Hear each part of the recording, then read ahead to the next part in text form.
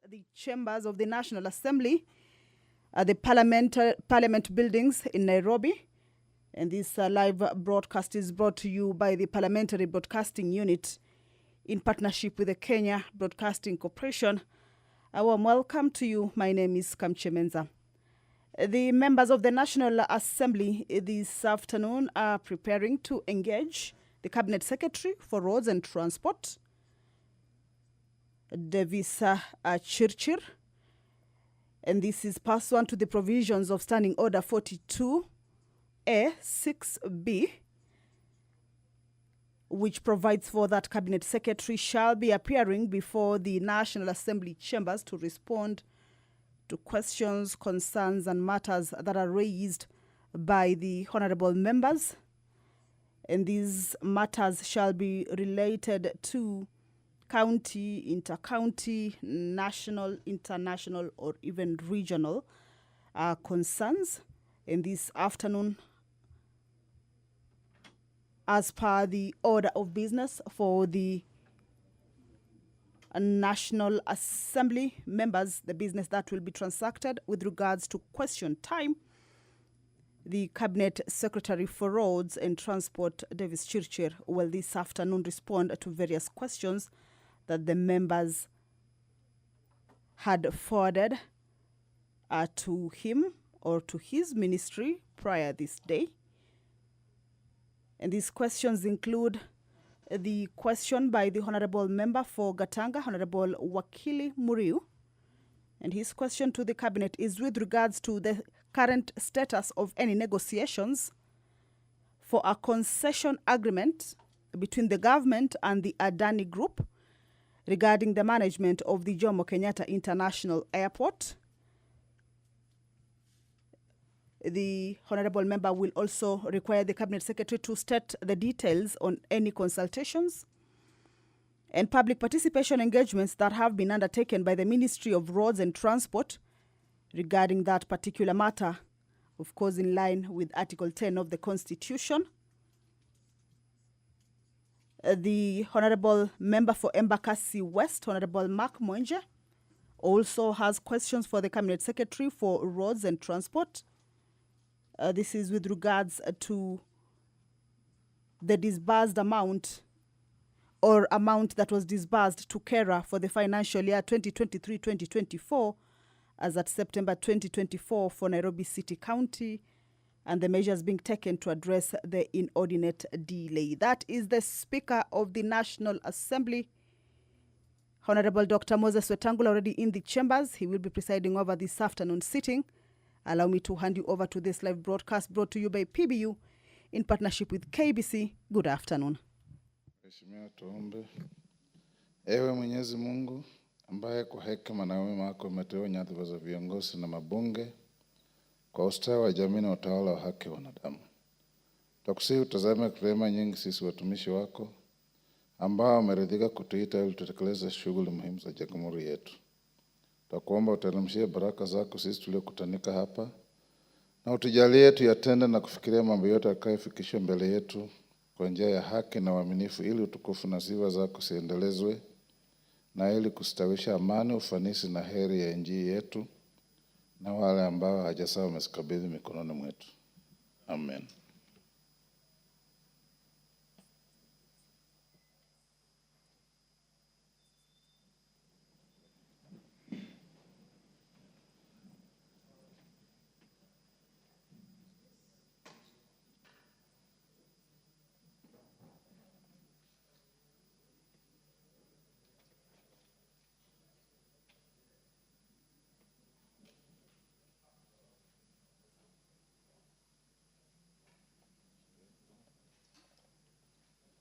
Sergeant, ring the quorum bell.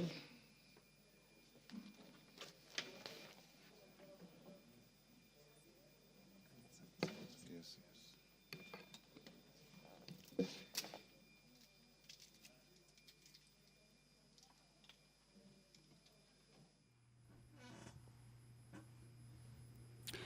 Well, earlier on, we just aired a recap of the debate by members of the National Assembly, a debate with regards to the challenges that are recently witnessed in the rollout of the National Health Insurance Fund, if you like SHIF, or the Social Health Authority, commonly referred to as SHA. It is a debate that took place on the Tuesday sitting with regards to the issues that need urgent attention to restore normalcy in the health sector. These were issues that were raised by the members of Parliament, and the recap was done by none other than the Parliamentary Media Relations Officer, Muremi Mwangi, which just aired before the commencement of the House business. But back to what the members will be transacting this afternoon, even as we wait for the quorum to be achieved. At least 50 members need to be inside the chambers,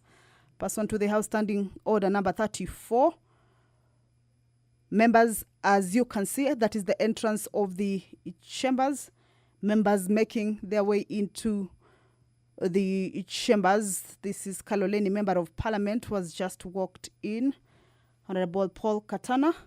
And of course, we are waiting to see more members. Remember, the prayer has been said and the chair has been taken. But if the House does not quorate, then that means that a quorum bell has to be rung, at least to give room for the members who may be within the precincts of Parliament, but yet to make their way into the chambers to do that for the House to commence its business. Earlier on, I had indicated to you that the members of National Assembly this afternoon are expecting to engage the Cabinet Secretary for Roads and Transport, Davis Chirchir. Before we go back to look at the questions that the members will be seeking responses to, pursuant to provisions of Standing Order 44, paragraph 2C, the ministry or the relevant ministry. So back to what the members this afternoon, if the Cabinet Secretary. All right, that is the Sergeant at Arms, and as is the tradition, once the quorum is achieved, that is just a signal to the clerk and the speaker that the quorum has been achieved. More members are still making their way into the chambers. So allow me to hand you over.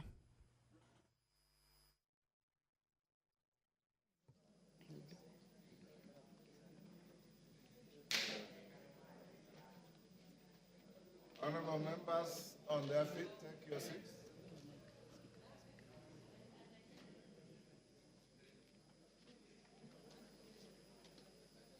Order, honorable members, take your seats.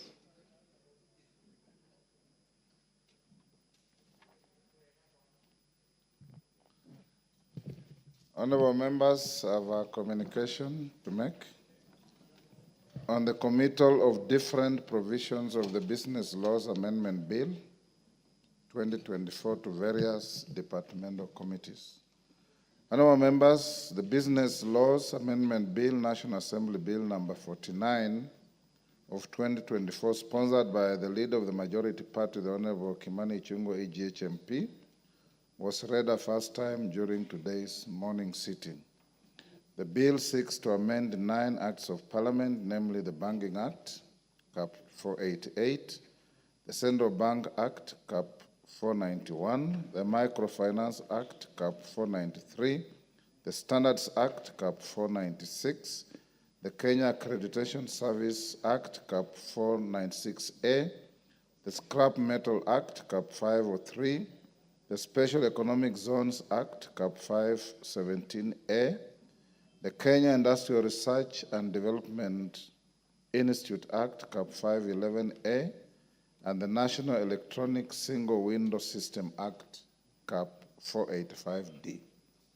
Honorable members, Standing Order 127.1 provides that a bill having been read a first time shall stand committed to the relevant departmental committee without question put. Despite the said provisions, Standing Order 127.1A provides, and I quote, "Save for a finance bill, the Speaker may refer various provisions of a bill proposing to amend more than one statute in its principal provisions to the relevant departmental committees in accordance with their mandates." Honorable members, I therefore direct that the various provisions of the bill stand committed to the departmental committees for consideration and public participation as follows. The Departmental Committee on Finance and National Planning will deal with the provisions of the bill relating to the Banking Act, Cap 488, the Central Bank Act, Cap 491, and the Microfinance Act, Cap 493C. The Departmental Committee on Trade, Industry, and Cooperatives will deal with the provisions of the bill relating to the Standards Act, Cap 496, the Kenya Accreditation Service Act, Cap 496A, the Scrap Metal Act, Cap 503, the Special Economic Zones Act, Cap 517A, the Kenya Industrial Research and Development Institute Act, Cap 511A, and the National Electronic Single Window System Act, Cap 485D. Honorable members, I further direct that the lead committee on this bill, for purposes of consolidating the portions, will be the Departmental Committee on Finance and National Planning. The two committees should move expeditiously and undertake public participation on their respective portions of the bill. Thereafter, the lead committee is expected to table a consolidated report in the House prior to commencement of second reading. Thank you. Next. Order number 3, messages. Honorable members, I have a message from His Excellency the President on nomination of persons for appointment to constitutional commissions and other state offices. Honorable members, pursuant to the provisions of Standing Order 42.1, I wish to report to the House that I've received 5 messages from His Excellency the President relating to nomination of the persons the following state offices. A, Chairperson and members of the Board of the Independent Policing Oversight Authority, IPOA. B, Chairperson and members of the Commission on Administration of Justice, CAJ. C, Chairperson and members of the Salaries and Remuneration Commission, SRC. D, Chairperson and a member of the National Gender and Equality Commission, NGEC. And E, Second Deputy Governor of the Central Bank of Kenya. In the first message, His Excellency the President conveys that in exercise of powers conferred under Section 115 of the Independent Policing Oversight Authority Act 2011, as read together with Section 3 and 5 of the Public Appointments Parliamentary Approval Act 2011, he nominates A, Mr. Ahmed Isaac Hassan CBS as the chairperson of the board of IPOA. B, the following as members of IPOA board: Ms. Anne Wanjiku Mwangi, Dr. Micah Onyego Nyakego, Mr. Boniface Kipkemboi Samati, Dr. Annette Mbogo, Honorable John Mushiri Nyaga, Mr. Ken Williams Nyakyomita, and Ms. Jacqueline Lukalo Mwenesi. Honorable members, the second message. In the second message, His Excellency the President conveys that in exercise of powers conferred by Article 250 of the Constitution and Section 116 of the Commission on Administration of Justice Act 2011, as read together with Section 3 and 5 of the Public Appointments Parliamentary Approval Act 2011, he nominates the following persons for appointment to the respective offices in the Commission on Administration of Justice: Mr. Charles Orinda Dulo, Chairperson; Honorable Charles Njagwa Kanyi, Member; Ms. Dorothy Jemator Kimengich, Member. In the third message, His Excellency the President conveys that in exercise of powers conferred by Article 230 and 250 of the Constitution and Section 710 of the Salaries and Remuneration Commission Act 2011, as read together with Section 3 and 5 of the Public Appointments Parliamentary Approval Act 2011, he nominates A. Sami Chepkwony as the chairperson of the Salaries and Remuneration Commission, and B. the following as members of the Salaries and Remuneration Commission to represent various institutions as indicated: Ms. Jane Gataka Njage a nominee of the Teacher Service Commission, Major General Retired Martin Kizito Ongoi, CBS, nominee of the Defense Council, Mr. Mohammed Aden Abdi, nominee of the Senate on behalf of county governments, Dr. Gilda Odera, nominee of the Federation of Kenya Employers, Dr. Geoffrey Apollo Omondi, nominee of the Central Organization of Trade Unions, COTU, and Mr. Leonid Ashindu, nominee of the Association of Professional Societies in East Africa, APSEA. In the fourth message, honorable members, His Excellency the President conveys that in exercise of powers conferred by Article 250 of the Constitution and Section 116 of the National Gender and Equality Commission Act 2012, as read together with Section 3 and 5 of the Public Appointments Parliamentary Approval Act 2011, he has nominated Honorable Rehema Dida Jaldesa and Mr. Michael Mbithuka Nzomo, PWD, for appointment as the chairperson and member of the National Gender and Equality Commission, respectively.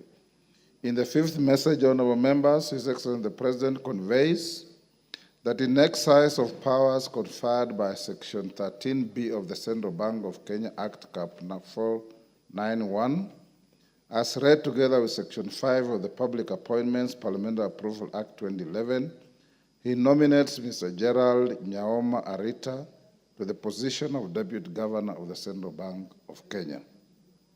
Honorable members, His Excellency the President now therefore seeks the approval of the House on the nominees for appointment to the aforementioned positions. Standing Order 45 provides that upon receipt of notification of nomination for appointments, such nomination shall stand committed to the relevant departmental committee of the House for consideration. In this regard, honorable members, I hereby refer the message from His Excellency the President together with the CVs, the reports of the respective selection panels, and that of the Public Service Commission for the case of the nominee to the position of Deputy Governor of the Central Bank on Administration and Internal Security. Chairperson and members of the Commission on Administrative Justice to the Committee on Justice and Legal Affairs. Chairperson and members of the Salaries and Remuneration Commission to the Committee on Labor. Chairperson and member of the National Gender and Equality Commission to the Committee on Social Protection. Deputy Governor of the Central Bank of Kenya, the Finance and National Planning Committee, joint consideration with the counterpart committee in the Senate. Honorable members, noting the need to expeditiously conclude the approval hearings and given the calendar of the House, I direct the committees to immediately commence the approval processes, notify the nominees and the general public of the time and place for holding the approval hearings, and thereafter, upon conclusion, table their respective reports on or before 26th of November 2024 to enable the House to consider the matter within the statutory timelines. I thank you. Next. Order number 4, petitions. Order number 5, papers. Majority Leader.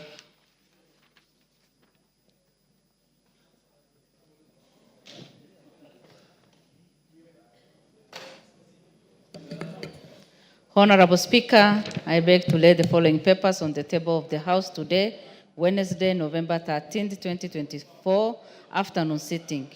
Reports of the Auditor General and Financial Statement for the year ended 30th June 2024 and the certificates therein respect of number 1, Affordable Housing Finance Project, IBRD, credit number 8958-KE, National Assembly. Number 2, Kenya Symbiosity Program, CEDA, number 51110060, Council of Governors. Number 3, ADB Africa Climate Summit Project, the National Treasury.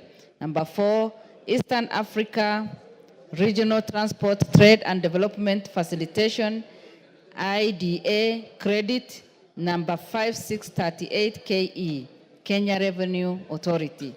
Number 5, Technical Support Program Financing Agreement number KE/FED/2009/2/021/421. Number KE/FED/023/733 and number KE/FED/037/941. National Treasury. Number 6, Microfinance Sector Support Credit Project, credit number CKE 300401E and CKE 601001E, National Treasury. And number 7, National Information Platform for Food Security and Nutrition Project, credit number food/2017/393/022, Kenya National Bureau of Statistics. Thank you, Honorable Speaker, and I beg to lay. Thank you. The Chair Labor. Chair Labor Karemba. Thank you, Honorable Speaker. Honorable Speaker, I beg to lay the following paper on the table of the House. Today, Wednesday, 13th November 2024. Report of the Departmental Committee on Labor on its consideration of the Salaries and Remuneration Commission Bill, National Assembly Bill number 21 of 2024. Thank you, Honorable Speaker.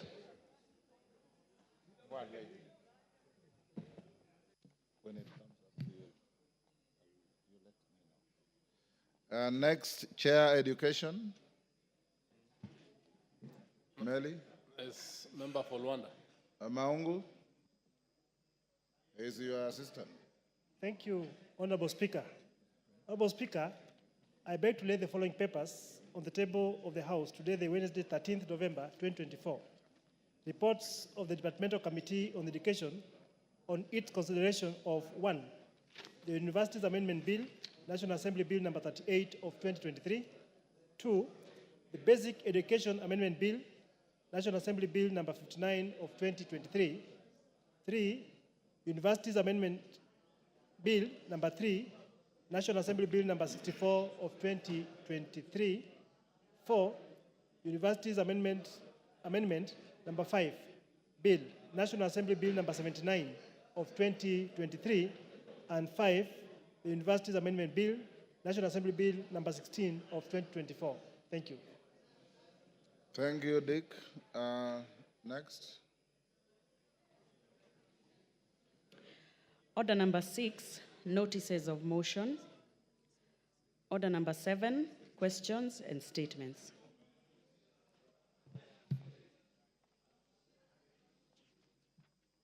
Majority Leader is the Minister for Roads coming this afternoon. Okay, before we get there, let's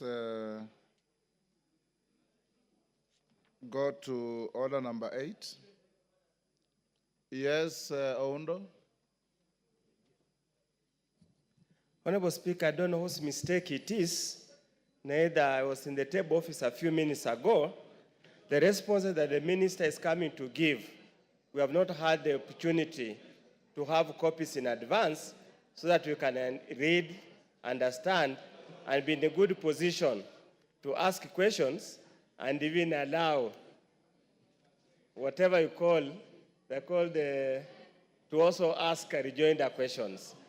Is it possible we could facilitate through our office, we get responses so that we can look at them before the minister takes the podium? We would request, we are requesting, Speaker. Okay, Clerk, I think, Honorable Oundo, we can deal with that on a need basis.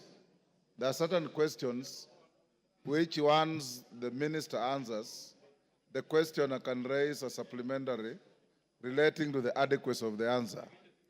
But if you need to get some written answer, the clerk will facilitate. You can see the clerk at the table. Order, honorable members, call out order number 8. Order number 8, motion, consideration of the mediated version of the National Rating Bill, National Assembly Bill number 55 of 2022. Question to be put. Order, honorable members on their feet, take your seats. Sirma, take your seat. Honorable Kaluma, take your seat.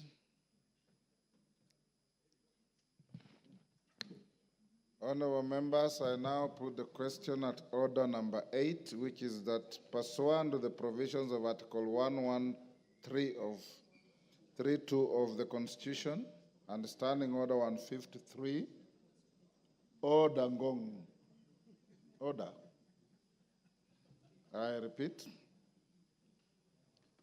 I put the question at order number 8, which is that pursuant to the provisions of Article 1132 of the Constitution and Standing Order 153, this House adopts the report of the Mediation Committee on the National Rating Bill, National Assembly Bill number 55 of 2022, laid on the table of the House on Tuesday, 5th November 2024, and approves the mediated version of the National Rating Bill, National Assembly Bill number 55 of 2022. As members of that opinion say aye. Aye. Those of the contrary opinion say nay. The ayes have it. We'll go back to questions. Do we have any request for statements? Yes. Honorable Namwar, you indicated that you're dropping your request for a statement, right? Most guided, Honorable Speaker. Okay, Majority Leader, Honorable Namwar tells me that the statement he was requesting was adequately dealt with by the visit of His Excellency the President to his county. So he's dropped it. Thank you for saving our time and acknowledging that your issues have been addressed. Let's go to questions now. Can you bring in the minister? Namwar. Yes? Thank you, Speaker. I have a pending statement that has not been resolved to date, Your Excellency, Your Honorable Speaker. See the clerks at the table or the table of office so that it can be put on the order paper tomorrow. There was a ruling that you had been able to make before regarding KWS issue with the fishermen in Sibiloi. You had resolved that we have a committee, some kind of a multi-sector committee to look at the issue, and up to date, the issue was brought in June. Up to now, when you had made a ruling, nothing has been able to be processed, Honorable Speaker. I advise you, Honorable Namwar, to see the clerk at the table so that they can bring to the attention of the Speaker the issue that you are raising.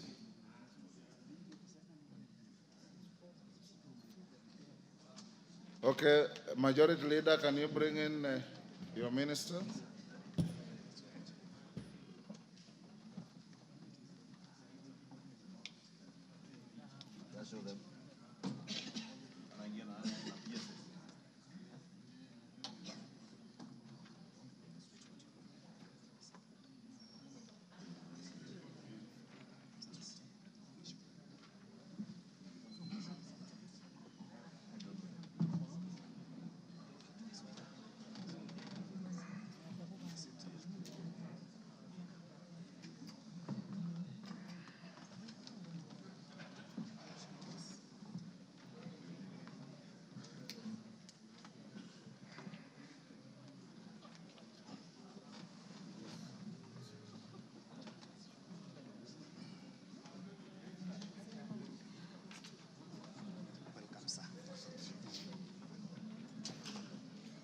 Honorable members, the CS for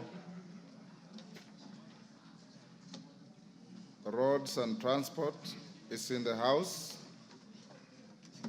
To respond to your questions, Clerk, I have received communication from two members, Honorable Kili Daniel Carrido, to defer his question, and Honorable Paul Musimi Zengu to defer their questions, so when we reach them, you skip them. Honorable Churchill, welcome to the House, and honorable members, as we always do, the questioner asks his or her question. I'll allow one joyrider to each question. Question 167 of 2023, member for Baringo Central, Joshua Kandie. Joshua Kandie is not in the House. Pardon? You cannot stand in for him unless there's a written request to the Speaker. Question deferred. Question 168 of 2023, member for Mwingi, that one is deferred.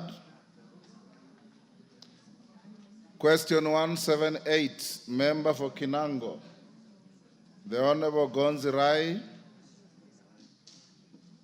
Go ahead. Mr. Speaker, I beg to ask question number 178, stock 2023. Hold there. I had skipped one page. We have two questions by private notice. The first one by Wakili Mureu. We'll start with the questions by private notice. Wakili Mureu, that is question 013 of 2024. Thank you, Mr. Speaker. I rise to seek for answer to question 13, so 2024. And I start with question number 1. Could the Cabinet Secretary provide the current status of any negotiations for a concession agreement between the government and the Adani Group regarding the management of Jomo Kenyatta International Airport? The second question, Speaker, state the details of any consultations and public participation engagements that have been undertaken by the Ministry of Roads and Transport regarding this matter in line with Article 10 of the Constitution. Number 3, clarify whether there is full compliance with provisions of Article 10(2) of the Constitution on the principles of governance, including but not limited to upholding good governance, integrity, transparency, and accountability in the discussions on the proposed transfer of management of JKA. And the fourth question, confirm that in accordance with provisions of Article 35 of the Constitution, publishing and publicization of all information relating to the proposed agreement between the government and Adani was affected. Thank you, Mr. Speaker. Minister.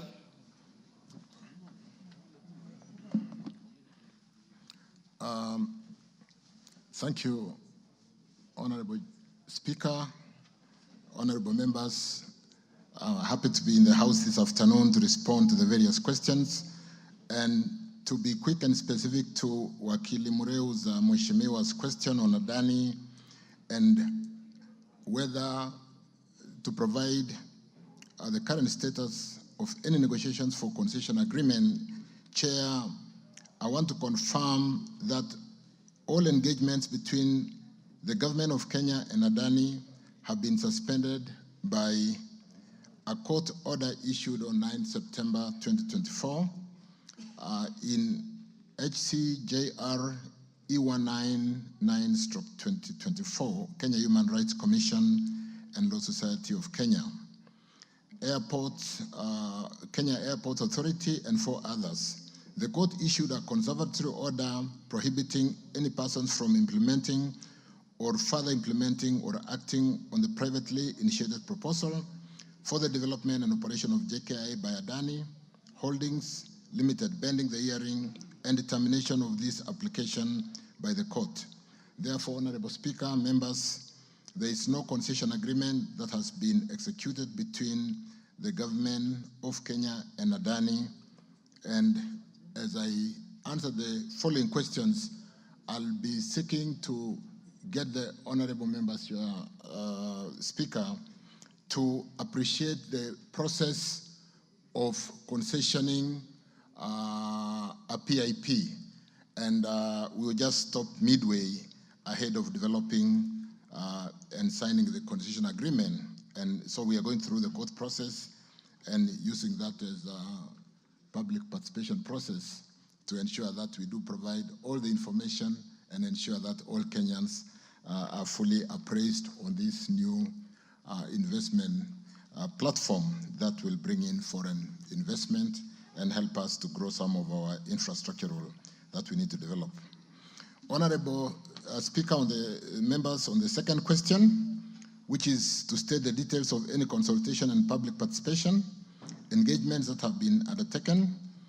At the time when we got the halt, we had a program of stakeholder engagement, and we had already had formal engagement with the Kenya Airports Authority senior management stakeholders on the 15th of August 2024 at JKIA head office boardroom, which was properly scheduled.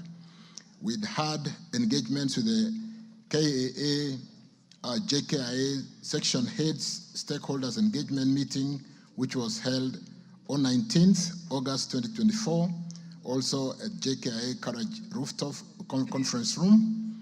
We had JKIA staff engagement meeting held on 20th August 2024 at JKIA Presidential Pavilion. We had held engagements with Kenya Aviation Workers Union, CAU stakeholders engagement meeting, which was held on 20th August 2024 at JKIA conference room. Kenya Civil Aviation Authority stakeholders engagement meeting, which we held on 26th August 2024 at KCAA headquarters. We'd also had engagements, Speaker, honorable members, at with the Kenya Airways stakeholders engagement meeting held on 26th August 2024 at Kenya Airways headquarters Pride Center, Embakasi. We had engagement with JKIA concessionaires, retailers, and all business owners engagements in a meeting we held on 28th August 2024 at Eka Hotel. We had engagement with Kenya Associations of Air Operators in a meeting held on 29th August 2024 at 4 Point by Sheraton Airport, Nairobi. And finally, with engagements with JKIA airline, air operators, ground handlers, GOK agencies, cargo engagement meetings, which was held on 30th August 2024 at Amara Ole Sereni. Honorable Speaker, the public participation plan was to be developed. However, this process, like I said, has been put on hold following the conservatory orders issued by the Honorable Court in judicial review case number HCJR/E199/2024, which has in turn suspended the implementation of the proposed project. And on the clarification on whether there is full compliance with the provision of Article 10(2) of the Constitution on the principles of governance, including but not limited to upholding good governance, integrity, transparency, accountability. In the discussions on the proposed transfer of management of JKIA, Honorable Speaker, there has been full compliance until we were stopped. The concessioning through a PIP is a process. It's not like the PPDA or the public procurement and disposal system. It's a whole process. And there has been, I want to confirm, compliance with Article 10.2 of the Constitution and strict adherence to the Public-Private Partnership Act and guidelines issued by the Public-Private Partnership Directorate and Committee. Good governance, Honorable Speaker, integrity, transparency, and accountability has been adhered to through the conduct of due diligence, which has revealed that, like we found out up to the time where we got the orders, that Adani has not been debarred by any country. There has not been engagement in acts of corruption that we so far found it on due diligence. Is not insolvent, is tax compliant in all jurisdictions in which it has local tax presence, is not a default on payment of social security and employment benefits, and its directors or officers have not been convicted of any criminal offense related to professional conduct within a period of 5 years preceding the submission of the proposal, and have not otherwise been disqualified pursuant to administrative suspension or debarment proceeding. Speaker, honorable members, furthermore, the privately initiated proposal has been subjected to evaluation and analysis by numerous government agencies, including the PPP Directorate, the National Treasury, and the Transaction Advisor duly qualified. Therefore, the process of considering the proposal by Adani at the point where we had reached has been rigorous and with strictly following the due process set by law. On the confirmation, Speaker, honorable members, that in accordance with the provision of Article 35 of the Constitution with respect to publishing and publication of all information relating to proposal and agreements between government and Adani, let me confirm, honorable members, Speaker, that all relevant information concerning the said project has been disclosed to almost all the stakeholders.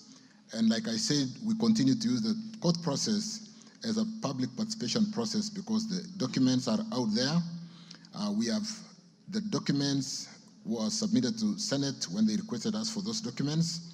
Disclosure of information is also being undertaken within the ambit of the existing case that has been filed in court, like I've mentioned. Speaker, honorable members, that is the response on the provision of information under Article 35. On the notice, on the question to provide a comprehensive report on the statistics, sorry, I think I'm done on the Adani, Speaker, thank you. Mr. Speaker, I extremely surprised by the Cabinet Secretary assertion that Adani has no corruption case anywhere in the world, has been compliant with taxes in where they have local jurisdiction of paying taxes. Because, Mr. Speaker, and there are documents which I can be able to submit before the House, Adani has been barred from doing business in Australia.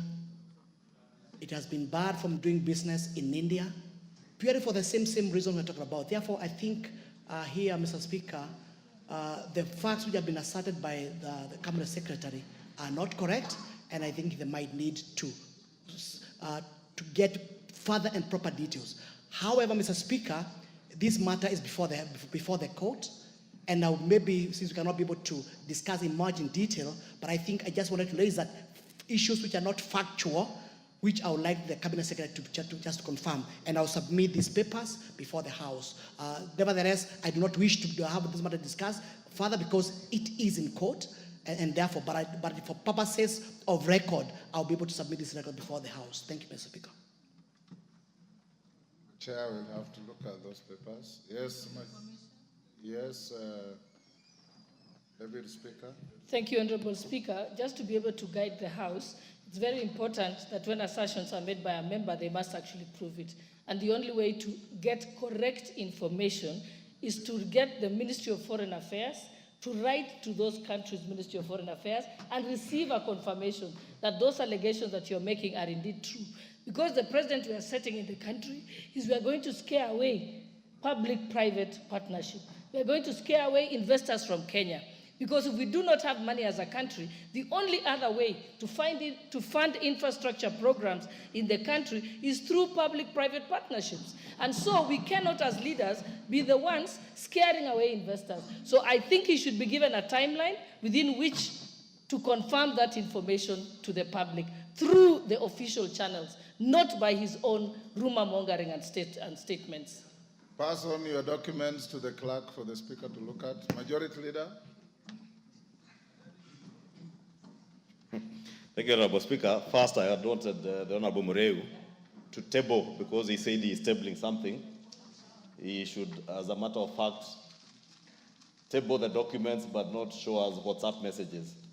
Because now what Honorable Speaker is referring are things I can see him just Googling from his phone.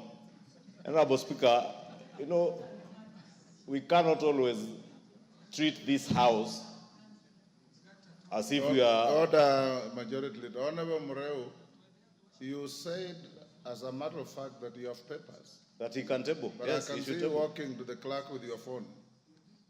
So which papers do you have to table? Because even what is on your phone can be printed and be... Thank you, Mr. Speaker. I think electronic documents, we are at the age of information.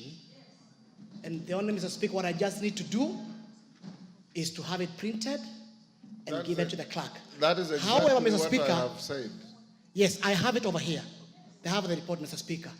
But, Mr. Speaker, I think it's important also, as you talk about the benefits of PPP, transparency is most important. This issue... Order, Honorable Mureu, you are now making a speech. I just told you, if you have documents, as you said you do have, if you have them electronically, go to the table office, print them, and table them for any member to look at. Yes, and it will not be at your cost at all. It's at the cost of Parliament. Yes. Majority Leader. Thank you, Honorable Speaker. And therefore, Honorable Speaker, beg that we either redact from the Hansard, because, Honorable Speaker, what the Honorable Mureu had said, that he has documents that he can table, because clearly he had no documents to table. Honorable Speaker, I was just telling Honorable Mureu here, no, it's different when you are discussing matters at Kirwara Market from the House. The House, you have to come and debate with facts, not the way we debate in our marketplaces. And Honorable Speaker, because what we tend to do many a times are to make political statements for the gallery. Because we know we are on national TV, we want to be quoted in the evening news that you have evidence, but you have not tabled any evidence, and therefore must be on the Hansard and in the records of this House that the Honorable Mureu has tabled no evidence of either Adani being debarred from doing business in Australia and all the other countries he named. But Honorable Speaker, back to my question to the Cabinet Secretary. And I had wished that's what Honorable Mureu would dwell on, because the questions in the minds of Kenyans is that Adani Group was said to have initiated a privately initiated PPP proposal. We would want to know, and Kenyans would want to know, are there other investors from any other part of the world that may have had other proposals that the Kenya Airports Authority was considering together with that of Adani? Because the questions Kenyans have been asking is whether there has been transparency, whether there has been openness in the manner in which the Kenya Airports Authority and the concerned ministry has dealt with this question of Adani. And I had hoped that the Honorable Mureu would take the Cabinet Secretary to task to explain to Kenyans what measures they took to inform Kenyans whether there have been other prior proposals from other countries, from other airline management companies, from any other part of the world. Ask your question. Honorable Speaker, therefore, I would want to see here whether the Cabinet Secretary can tell us, have there been other proposals that were being considered together with this one for Adani? Because what we have heard in the media is what probably you hear many people quote. But we would want to hear from you, are there other proposals that you have considered? And this Adani one that you tell us now is in court. how far had it gone in terms of your engagements with Adani? Had it moved to the point where you are now discussing a concession, or are you just considering the PIP proposal from Adani? Thank you, Honorable Speaker. Oundo. Honorable Speaker, let me direct my question to the Cabinet Secretary. We passed here the Framework Act, the Principal Act, and it has got very clear stages and steps to be taken before you implement a PP. Probably the Minister could be gracious enough to tell us whether the entire steps that were proposed and contemplated in the Act were ever followed to the letter, to a point they even go to the point of almost signing the agreement, and whether the law was followed as provided for in the law and the regulations. Thank you, Speaker. Yes, Minister.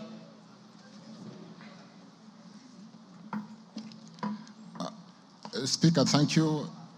Honorable Ichungwa's question is regarding whether we had another privately initiated proposal in respect to JKIA.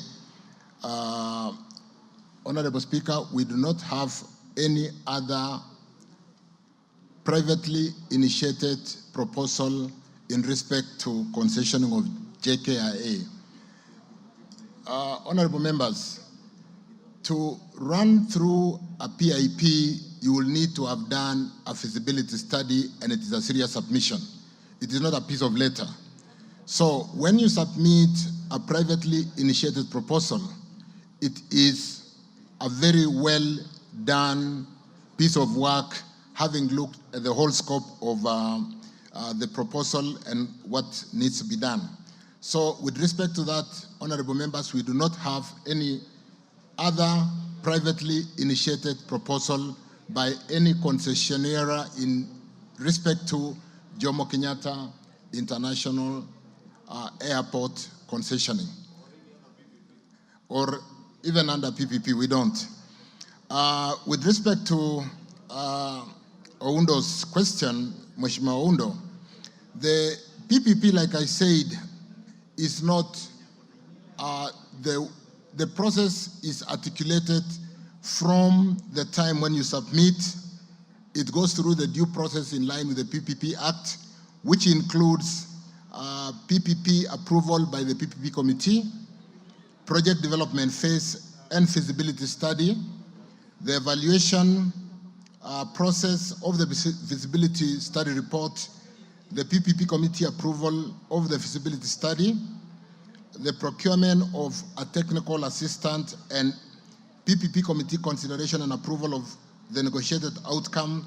And at the time when we got the court, when it went to court, we were at the time drafting and negotiating a concession agreement, looking at some of the technical issues like the return on equity, the debt equity ratio, the value for money, and so on and so forth. So that is where we were. But like I said, we had also gone through the due process and we were about to finalize the public engagement. So, honorable members, that is when we got the orders, and like I did indicate, we are using this time to ensure that we communicate and we do provide information to Kenyans. Thank you. Thank you. Yes, Basil. Thank you, Speaker. My supplementary is actually tied to what Oundo asked. Can the CS tell us whether JKI was operating at a loss for it to be considered for privatization?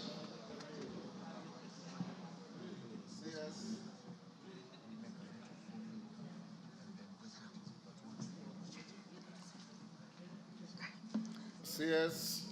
Thank you, honorable members. With respect to JKI in its audited accounts makes a profit of 4 billion annually. 4 billion annually.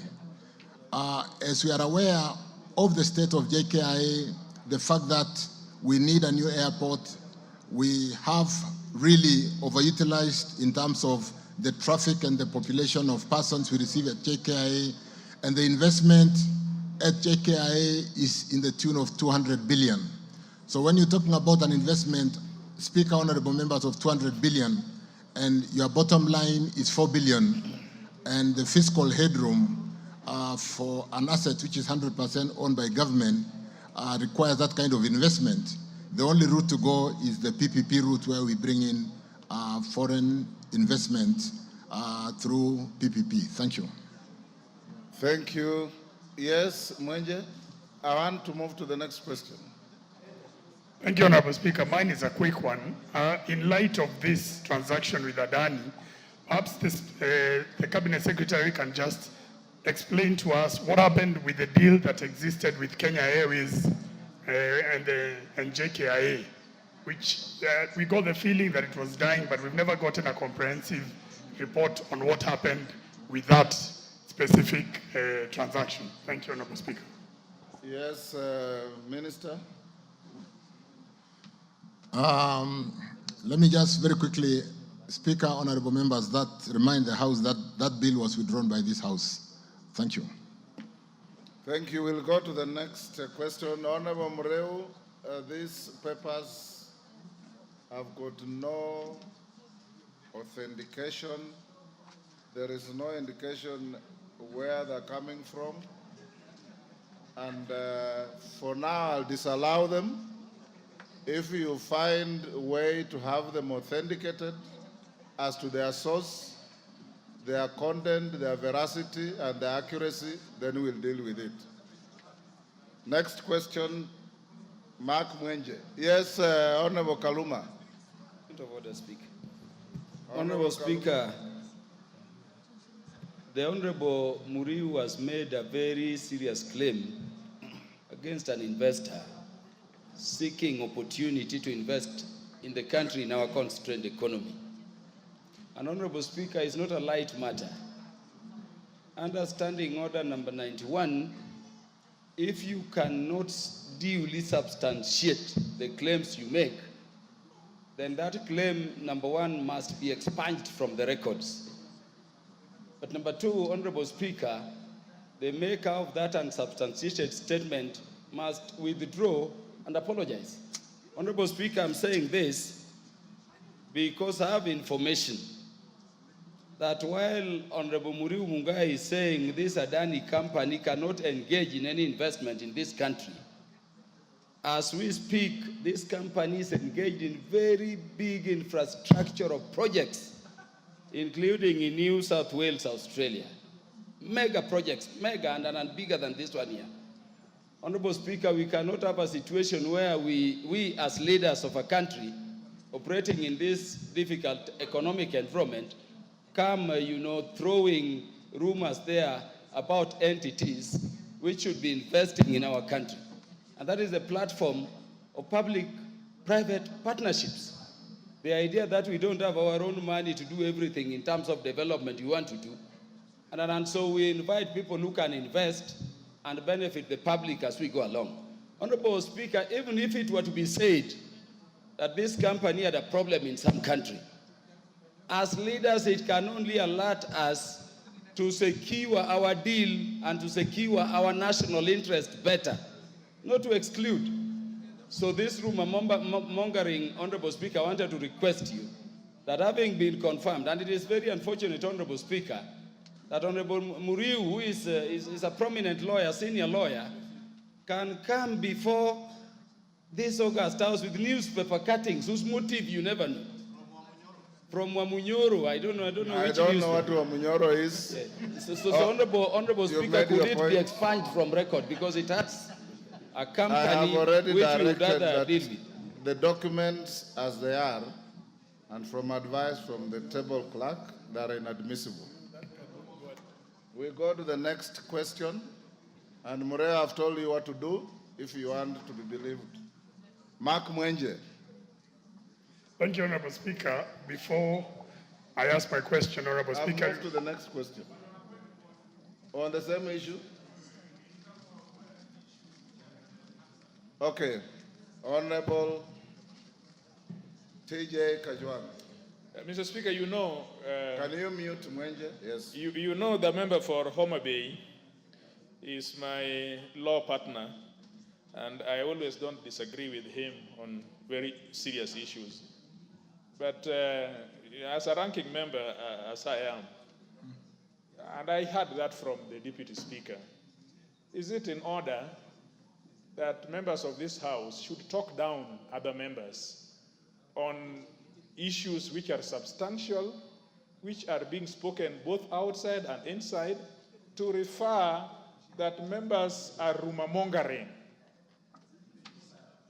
Whether it is a newspaper, no newspapers are allowed, if in Speaker's wisdom, Speaker may allow certain information, including newspaper reports. That is what I know about.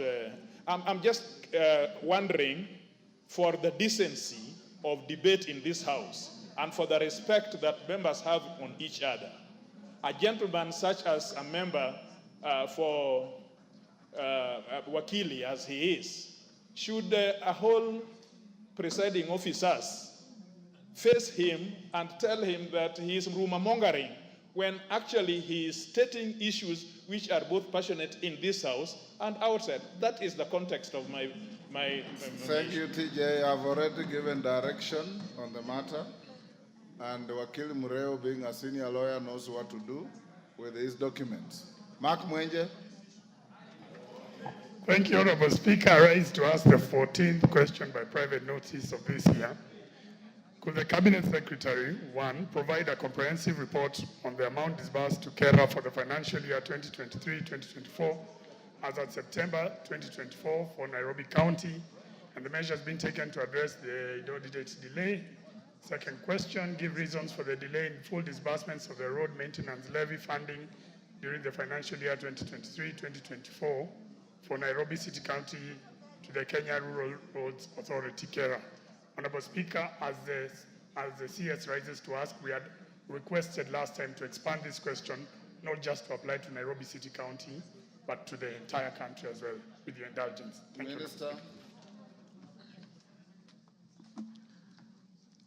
Honorable Speaker, allow me not to repeat the question, but to respond that Kenya Rural Roads Authority, Cara, received a total of 42,101,040 Kenya shillings per constituency, countrywide, under the 22% RMLF. That is the Road Maintenance Levy Fund, financing for the financial year 2023-24, including constituencies in Nairobi County, which of course totaled to 17. And when you compute what was received and dispersed to Nairobi, it totals to 715,717,680 Kenya shillings for that 22% RMLF. The amount, Speaker, honorable members, however, falls short of the initial budgeted amount of 44,522,070 shillings per constituency, as earlier guided by Kenya Roads Board, ceiling for the financial year 23-24. The variance arose due to actual RMLF collection falling short of the projected amounts by a margin of 5.4% per constituency, which totaled to 2,421,030 Kenya shillings. And of course, the shortfall, honorable members, Speaker, is due to the amount of petroleum products that was consumed in the country. Speaker, honorable members, I have shown a table that details the disbursement received in the reporting year 23-24 and how we tranche that money and the shortfall that I've talked about.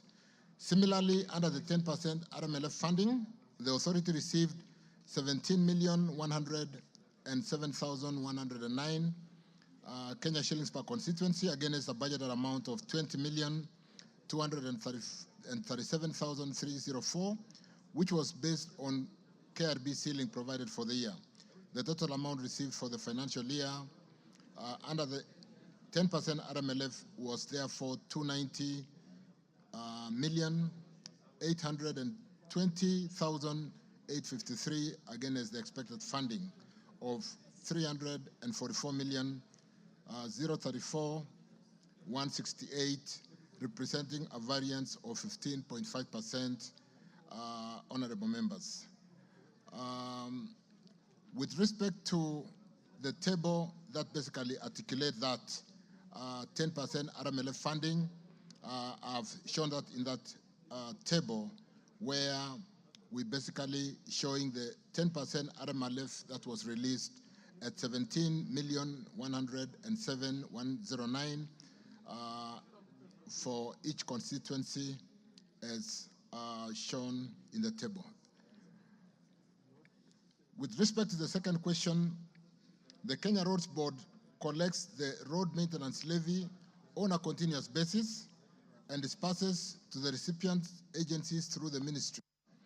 The disbursement for the various agencies were done in a timely manner, and I wish to clarify that Cara or Kenya Rural Roads Agency disperse funds on to the regional office based on what was received or what is received.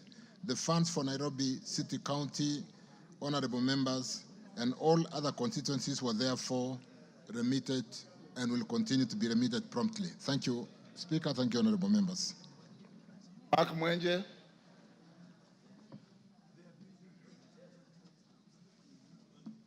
Thank you, Honorable Speaker, and I thank the Cabinet Secretary for his response. Honorable Speaker, my follow-up is basically that these amounts for Cara have consistently been reducing. The fact that our committees went to the ground and budgeted even for these savings that were going to occur. Honorable Speaker, then how can the Cabinet Secretary guarantee that this will not repeat itself in the subsequent financial years, especially considering that the reduction that occurred and the notice that came out gravely affected projects that were going, contracts who had already committed to certain projects, and that means they are incomplete works that will remain as a result of the reduction of funds caused by the revised ceilings. Thank you, Honorable Speaker.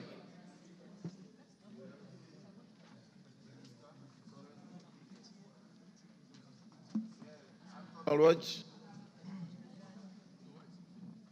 Member for Madare. Give Anton Lodge the mic. Thank you, Honorable Speaker. Let me make this follow-up question to the CS. What is the legal mechanism by which a ceiling which has already been committed to constituencies, work plans already done, and already some activities and advertisements being undertaken? How can the roads levy fund, based on alleged reduced earnings, then be able to ask constituencies that they will not be able to undertake these processes? I have a case in my constituency where, based on the savings that are now unremitted, we did a road up to 80% of it and is now at a standstill. Is there a legal mechanism by which you can be able to fall back and say that these were your ceilings, but we have now not collected enough? I think the minister should be able to come clean to avoid putting constituencies in roads that are being done to a certain extent and now will be left undone as white elephants. Thank you. Dr. Mutunga. Minister will take. Thank you, Honorable Speaker. Honorable Speaker, my supplementary question is around the same money committed to pay for contracts that had already been issued. Honorable Speaker, I have a case in my constituency where a road was estimated to be done at around 4 million, and only 3 million was available. Then I go back to the apportionment of the money and the decisions made when the reductions were done. Did the ministry not take into account that committed money is already incurring a debt and therefore make provisions for this even as the reductions were to go on? Was that taken into account, Honorable Speaker? Thank you. Owundo. Speaker, I think this issue of the 22% and 10% is now becoming a thorn in the flesh. Honorable Speaker, once the works are complete, assuming the entire disbursement was made, once the works are complete, there is what we call savings. Honorable Speaker, and I want to ask the CS to clarify, up to now, the so-called savings have not been remitted to the regional offices to enable us undertake and enable the CRC, that's the Constitutional Roads Committee, to undertake the other remaining works on the various roads. When is the savings going to be remitted to the regional offices to enable them complete the ongoing roads? Yes, Nyenze, let's take one more from Edith, then you answer. We got the next question. Thank you, Mr. Speaker, sir. Mine is a question, a supplementary question on Cara roads again. There was an advertisement which was done on the 22 and also 10% roads, I think about 2 weeks ago. Then after that, it was withdrawn. They say they have suspended that advertisement, and the advertisement which had gone out actually did not have the names of the constituencies. They did not even give us, as the members of parliament, the amount allocated. And in some instances, you are having a road which is touching on 2 constituencies. So you can't tell this belongs to my constituency or to the neighboring constituency. So my question is, why was this advert suspended? Thank you. Yes, ma'am.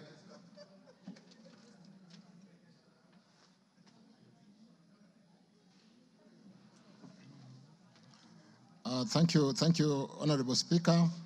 The supplementary question with respect to basically the works that had been advertised and on account of projected revenues, which was not met because of the shortfall on the 22% RMLF collection, which comes through the fuel collection. Honorable members, I was with the Committee on Roads and Transport last week, and this question was alive. And what we have done is to compute the savings on the actual contracts achieved vis-a-vis the budget that was allocated to every road.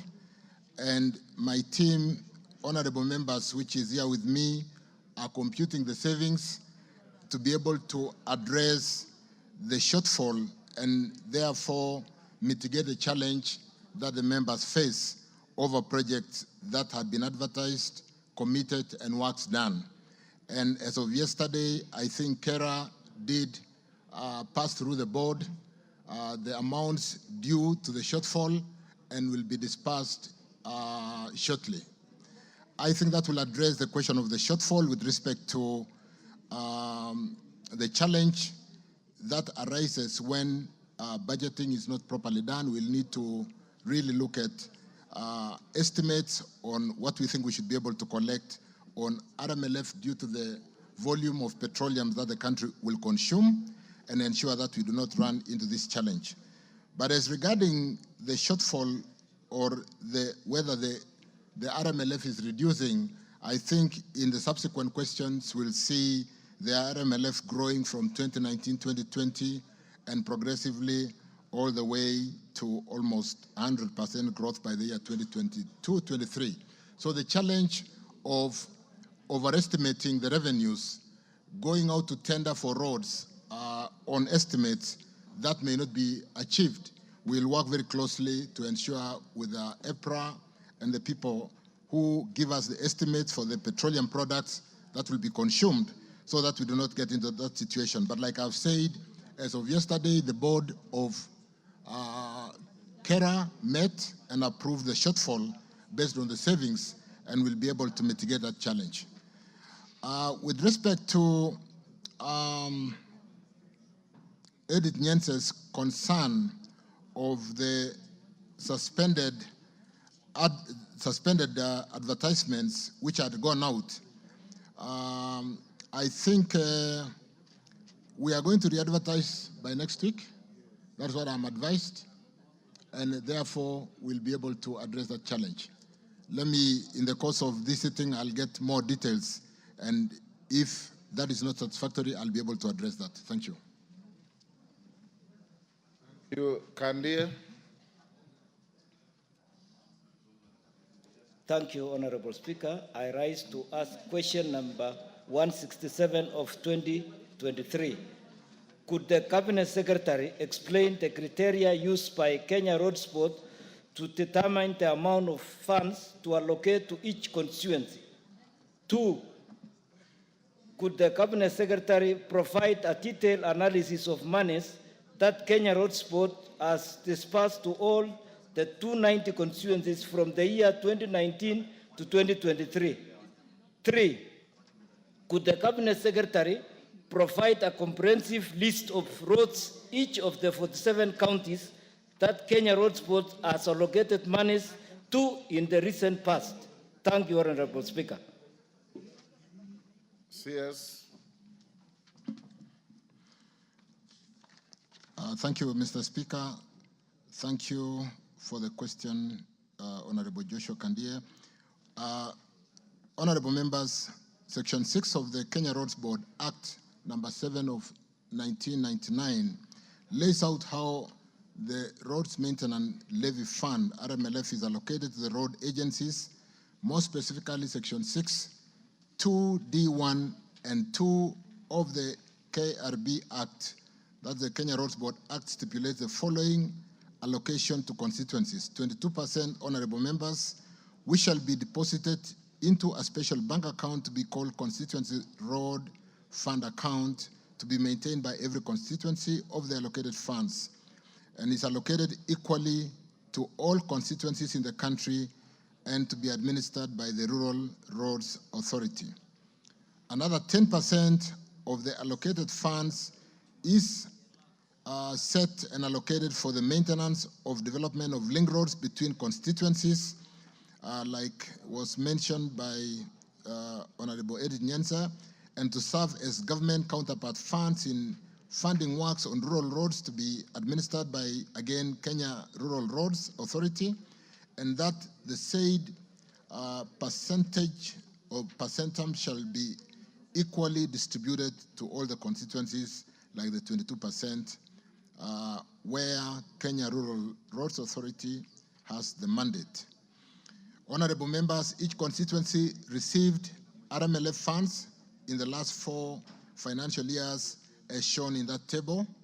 I hope, honorable members, with respect to 22%, for the year 2019-2020, it was every constituency received 21,564,277.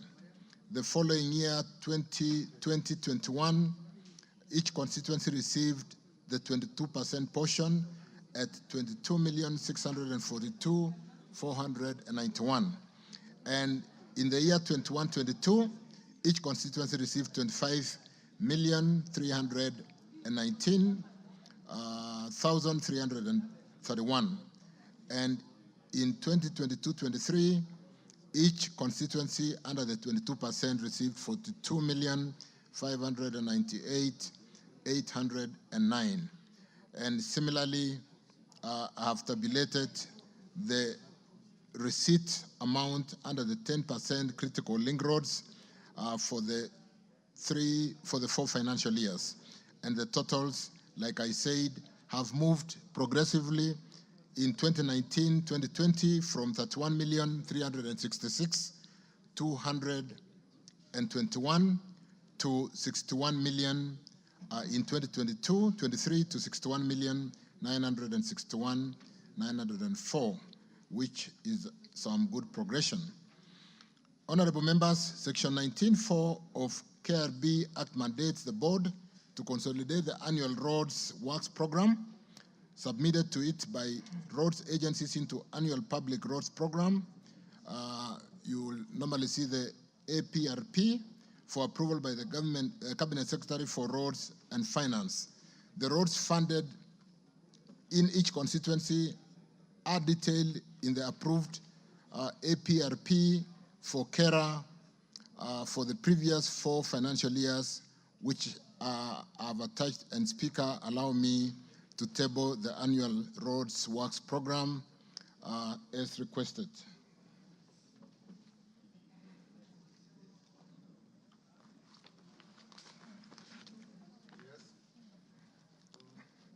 This is the annual roads program, both from the year 2021-22, 2019-2020, 2020-2021, 21-22, and 22-23, with all the annual work programs. Thank you.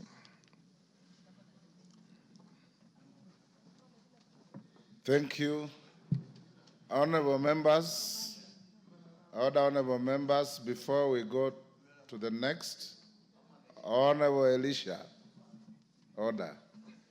Honorable members, allow me to acknowledge in the Speaker's gallery 2 very distinguished ladies from the East African region, the Speaker of the Parliament of Uganda, the Honorable Anita Among, otherwise known as Triple A, and the Honorable Speaker of the Parliament of the United Republic of Tanzania, Dr. Julia Acton, who is also the President of the IPU. The 2 speakers and speakers from other East African community states, Rwanda, Burundi, Republic of South Sudan, Somalia, and DRC are in Kenya attending a meeting of the Bureau of the Speakers of the East African Community, chaired by yours truly. And we have had a wonderful meeting this morning. Among other things is the expansion and integration of the people of the East African region in truly fostering free movement of people, goods, and services, moving towards monetary union, and broadening the integration of our region. On your behalf and on my behalf, I welcome the 2 speakers to the gallery of our Parliament. Yes, Millie Odhiambo, 1 minute. Thank you, Mr. Speaker. On behalf of the delegation of the IPU in Kenya, I just wish to congratulate our president. And Kenya played a very significant role in ensuring that she was elected. And also on behalf of the women of this parliament, we are very proud when we see women speakers.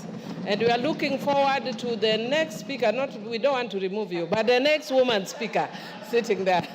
So we are very happy to have them, and welcome to Kenya. Thank you. Both of them are known to me, and I'm very happy to see them both.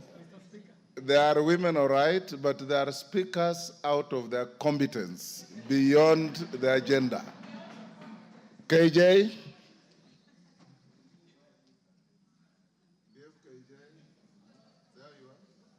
Honorable Speaker, I want to thank you for this opportunity. And because you have already welcomed the very esteemed speakers, I would want to only put in one word, Mr. Speaker. One is to congratulate the ladies for being able to ascend not only to the apex of their parliaments, but also for great leadership in the continent, identifying that the Honorable Tulia Ackson is our IPU president, and Kenya played a very big role in ensuring that she secured the seat. Myself and the Honorable Millie Odhiambo were her chief campaigners, ensuring that she secures that seat. And through you, Mr. Speaker, we would just like to request that when you're having the deliberations, maybe you might want to whisper to your counterparts that we have a candidate for the African Union Commission, maybe they might just get the message home that we are looking for that seat, and they might want to support us. Just kurudisha mkono, Mr. Speaker, and I thank you truly for this opportunity. Asante sana. For your information, in our bureau meeting, we acknowledged that we have a candidate for the African Union Commission, and we agreed that he is indeed a candidate from the East African region and shall enjoy the support of the East African region. Thank you. We'll go back to our questions. Mr. Speaker, sir, I am satisfied. However, I would allow If you are satisfied, there is no however. Let's go to the next question. The Honorable Gonzirai.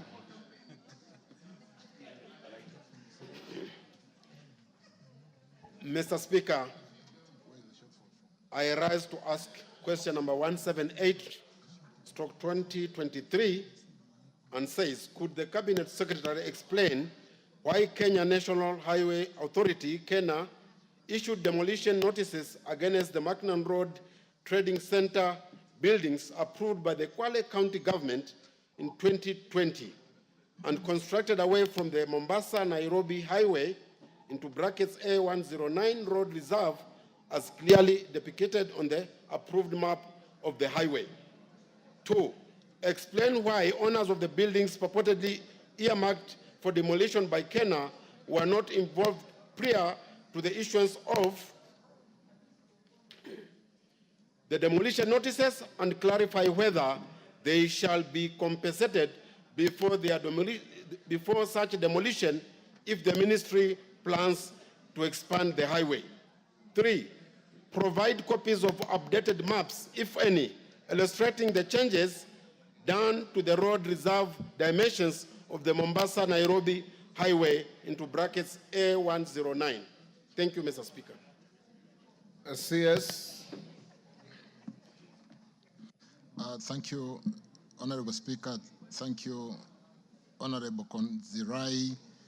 On this particular one, Honorable Speaker, Honorable members, the notices were issued because the buildings were within the road reserves as marked through the road reserve boundary posts that were installed in the year 2018. I have got prepared an appendix 2, which, like the Honorable Member Konzirai did request, which will show that we did indeed mark the road reserve area, and we have a document that I will table to basically confirm that. The markings were installed under the project for rehabilitation of Bajuma Gate, Majia Chumvi Road, which was completed on 28 February 2018. The notices, Honorable Member Speaker, of encroachment were issued to 58 entities at the Makinon Trading Center on 2nd February 2023. And there are no current plans to expand the highway. However, the road reserves have been marked using concrete boundary posts since 2018, and the owners have been aware of the boundary. The ministry does not compensate honorable members for demolition of structures that are encroaching on the road reserve. Since issuance of the notices, some entities have removed their structures while others continue to encroach. And in my appendix 2 also, I've shown one entity that, after engaging an advocate to contest the notice in writing, later to KENA for that matter, later demolished the encroaching building and put up a new building that observes the road reserve boundaries. That is also in a document that I will, wish to table to show those details as requested by Honorable Konzirai. On the third item, a planned and profile drawing for the project for rehabilitation of Bajuma Gate Majia Chumvi Road, indicating that at the time of design, a section of the building were identified to be within the road reserve has been provided for ease of reference. I thank you. allow me to table the annexure or appendix to basically assist us to appreciate. Go ahead. Thank you. Gonzirai. Mr. Speaker, what the minister is actually telling us could have some truth, but the question I'm asking is about Mnan Road, because the allegations about the houses which people actually removed the structures was in Taro. This road we are talking about is 57 kilometers. And I'm talking about Mnan Road Trading Center, where sometimes last year, I took the former Minister for Roads and Transport to that particular area. And he considered that there were no any consultation done actually with the owners. Because what the dispute is about the boundary. Because Kwale County in 2020 actually gave consent for the structures to be put. They are saying they did put their signs on 2018. And on 2020, Kwale County issued consent for the approval of the construction. So we are actually having a dispute in this matter. That's why we went to court. And one of the issues that they were supposed to give us was the historical information about that particular area, which has not been done up to now. So unless the minister confirms that he will become... Ask him a question. When can the minister actually confirm, or can he give an undertaking of coming to Mnan Road to confirm actually what is on the ground versus actually what is being said on paper in this particular house? Tungule, take one more. Okay, thank you so much, Mr. Speaker, for this opportunity. I'm asking a question on behalf of the people of Ganze, and it is with regard to the tarmacking of the road from Bamba to Ganze to Kilifi. This is a road that was launched in 2021, and it was a contract for 3 years. And the contract elapsed in November this year. But the problem is the contractor only did 5.6 kilometers of the 56 kilometers that he was required to do. And the project has stalled for the last almost 1.5 years for now. So my question to the CS is, when is the contractor going back to the ground to restart the construction, having in mind that now the contract period for 3 years is now elapsed and there's no activity that is happening on the ground as of now? Thank you, Mr. Speaker. Tuitum, this is a very narrow question about Mnan Road. Do you want to just hold on, Minister? Tuitum? Mr. Speaker, sir, this is not about Mnan Road, but I wanted to put a question concerning Kaelo Kamukunji Motuate Road. On 22nd April 2023, the President visited the area. There is a road that is installed since 2017. The President commissioned and gave an undertaking that the road should be completed in December 2023. Up to now, there is no contractor on site. And these are the things that are making this government to be unpopular. Mr. Minister, what are you doing to make sure that that road is completed? It's almost 2 years now after the President commissioned and gave an indication that through the ministry, that road should be completed. Why don't we have a contract on the road? And when is that road going to be completed? Minister. Thank you, Speaker. With respect to Mnan, let me confirm, Mheshimiwa, I can come to the ground. I'll be in Mombasa next week. If you'll be on the ground, we can visit Mnan and confirm.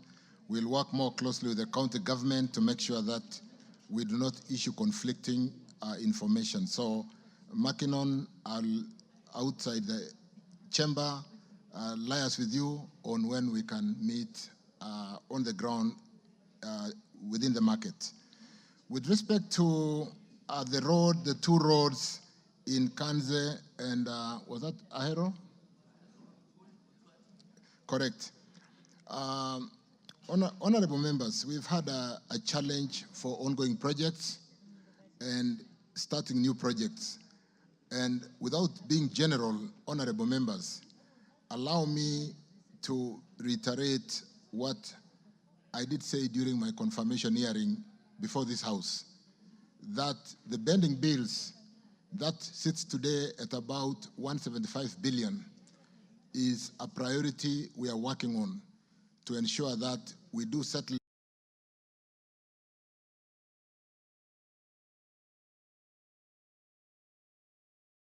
to this House for supporting us to raise the 7 shillings under the road main RMLF, which we are quite advanced in the process of securitization, and that will allow us to get all contractors back to work. I do know that in the many questions that will follow, the concern on contractors vacating works and abandoning sites is something of concern. And therefore, even as we work on the pending bills and getting back the contractors back to work in a very short while, I want to confirm that we also have to be very vigilant on how we bring in new projects. Because it's one thing to start a project and 10 years down the line, we are unable to pay for bills. Honorable members, we will work together more closely in really ensuring that the budgets, appropriation, and the printed estimates that you do give us do address some of those directives that are given by leadership so that together we can ensure that we develop this country and, more importantly, equitably. So let me confirm, honorable members, particularly with respect to those roads, that we can look at, let me look at the current, because there were supplementary questions, let me look at the printed estimate and see the provisioning on the printed estimate, how they have been covered. But even if they have not been covered, I would like to sit down with the 2 honorable members and look at those 2 particular roads. In light of the fact that there were directives from leadership, we should be able to see and find a way on how to accommodate. Thank you. Question 013 of 2024, Ojambo Undo. Thank you, Honorable Speaker. Allow me, I beg to ask the following question to the Cabinet Secretary for Roads and Transport. Could the Cabinet Secretary, number 1, provide the status of the Matayos Ganjala Nahasiko Nangina Road that was tendered under 10,000 kilometers low-volume sealed roads and was reported to be under procurement, adjudication, professional opinion as at the commencement of the financial year 2017-2018. Number 2, provide an update on the proposed Lake Victoria Ring Road project, and particularly the implementation of the Gazette Notice number 2056 of 25th February 2022. Thank you, Honorable Speaker. The Waziri. Thank you, Speaker. Thank you, honorable members again. The question from Honorable Dr. Oundo with respect to this road in Funyula, Matayos. Let me state as follows, honorable members, that the Matayos, Kanjala, Nakashiko, Nangina Road was among the roads tendered in the financial year 2017-2018 under the low-volume seal roads program. However, the road failed to attract bidders at that time, and the ministry through Cara was consequently unable to proceed with the proposed works. The road failed to receive budgetary allocation subsequently in the subsequent years to date. However, routine maintenance on the road to ensure it remain motorable is undertaken. The government is currently prioritizing completion of ongoing and incomplete projects, like I said in my previous statement, and settling of the significant pending bills to contractors from certified road works countrywide. And as a result, honorable members, the ministry shall prioritize the construction of this important road once the foregoing is achieved and funding is made available for its construction, following which the road shall be tendered afresh. But let me also just request the member that we can sit down. It doesn't look fair that a road had been tendered and subsequently not funded, and we can see how to prioritize that road. Honorable members, a list of projects affected person was submitted to the National Land Commission. The gazettement of notices of intention to acquire private land affected by the project on behalf of Kenya was completed through Gazette Notice number 2054 of 25th February 2022. However, issuance of notices of intention to acquire to persons affected by project or PUPs and inspections of the properties for valuation purpose has not been carried out. The ministry through Kenya is committed to executing the exercise as soon as funds are available. And again, let me undertake to follow up and ensure that this is done soonest. Thank you. I think it's as clear as that. Do you have a supplementary? Speaker, it is heartening for the minister to acknowledge that people of Matayos and Funyula constituency have been unfairly treated, unfairly and discriminated against by the subsequent regimes. And so it's encouraging to say that you look at it, and I hope when I saunter and go to his office, he will not lock me out and let me wait for 3 hours, yet I'm supposed to come and give quorum in this house. But Honorable Speaker, also I just want to draw his attention that at one time on 9th March 2021, the then Cabinet Secretary, Honorable James Macharia, clearly indicated the project will be prioritized in the financial year 2021-2022. It's again very unfortunate that again the goalpost has changed. Now the funds are not available, but I'm encouraged by the statement, and I will walk into his office now that truly, as Speaker, you are my witness. If the doors are not open, I'll come and stand on top of your desk to ensure that he opens for me his doors. Thank you, Honorable Speaker. Thank you. Next, those are just kind comments. Minister, you don't have to respond. Question 069 of 2024, member for Westlands. Thank you, Honorable Speaker. Honorable Speaker, I wish to ask the Cabinet Secretary the following questions. Could the Cabinet Secretary provide details of the approved design of Wayakwe, including the road profiles, all road signages, road lightings, service lanes, and pedestrian walkways and crossings, and clarify whether the ongoing construction works on the named road are being carried out in accordance with the approved designs. Question number 2, to state timelines for completion of the Kangemi and Ntumbuini overpasses and restoration of access roads destroyed during the constructions. Question number 3, to explain why there are no footbridges, pedestrian walkways, and road markings on the said road, and further explain why the provided pedestrian crossings are kilometers apart from each other, thereby escalating road accidents on the said road and disadvantaging school-going children, the elderly persons, persons with disabilities, and emergency response teams.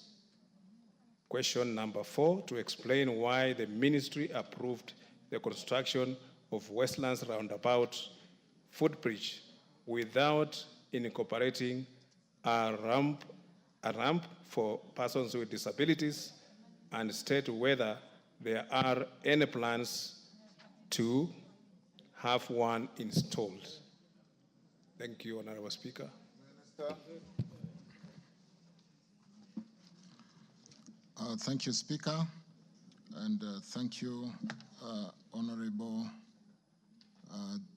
Timothy Wanyonyi. On this particular question, allow me again, honorable members, Speaker, to go straight to the answer to the question. And let me state that, Honorable Speaker, the design details for James Kishuru Rironi A8 Rehabilitation and Capacity Enhancement Project, Wayekwe, are, as indicated in my response, design details for James Kishuru Rironi Road, which is tabulated main road, kilometer 3 lanes, 25.346 kilometers roadworks program, and we have executed that works, and there is no outstanding works on that particular section. On the second area, which is the lanes on both sides, right and left-hand side, the 38 kilometers program, we have only executed and worked on 6.384 kilometers, and there is outstanding 31.616 kilometers. That is works outstanding at about 83%, still quite significant.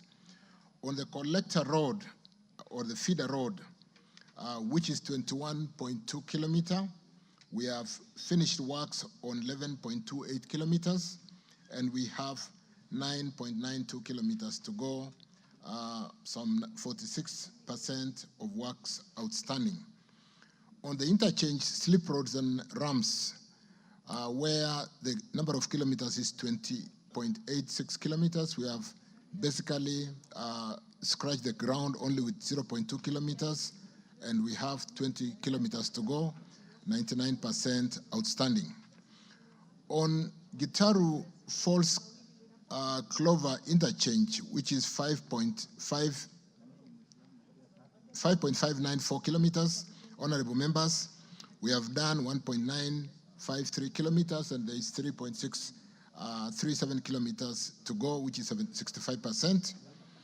On the NMT footpath, this is the non-motorized traffic lane, or the walkways, to ensure that we are pedestrian friendly, which is 50 kilometers, 50.69 kilometers. We have not started.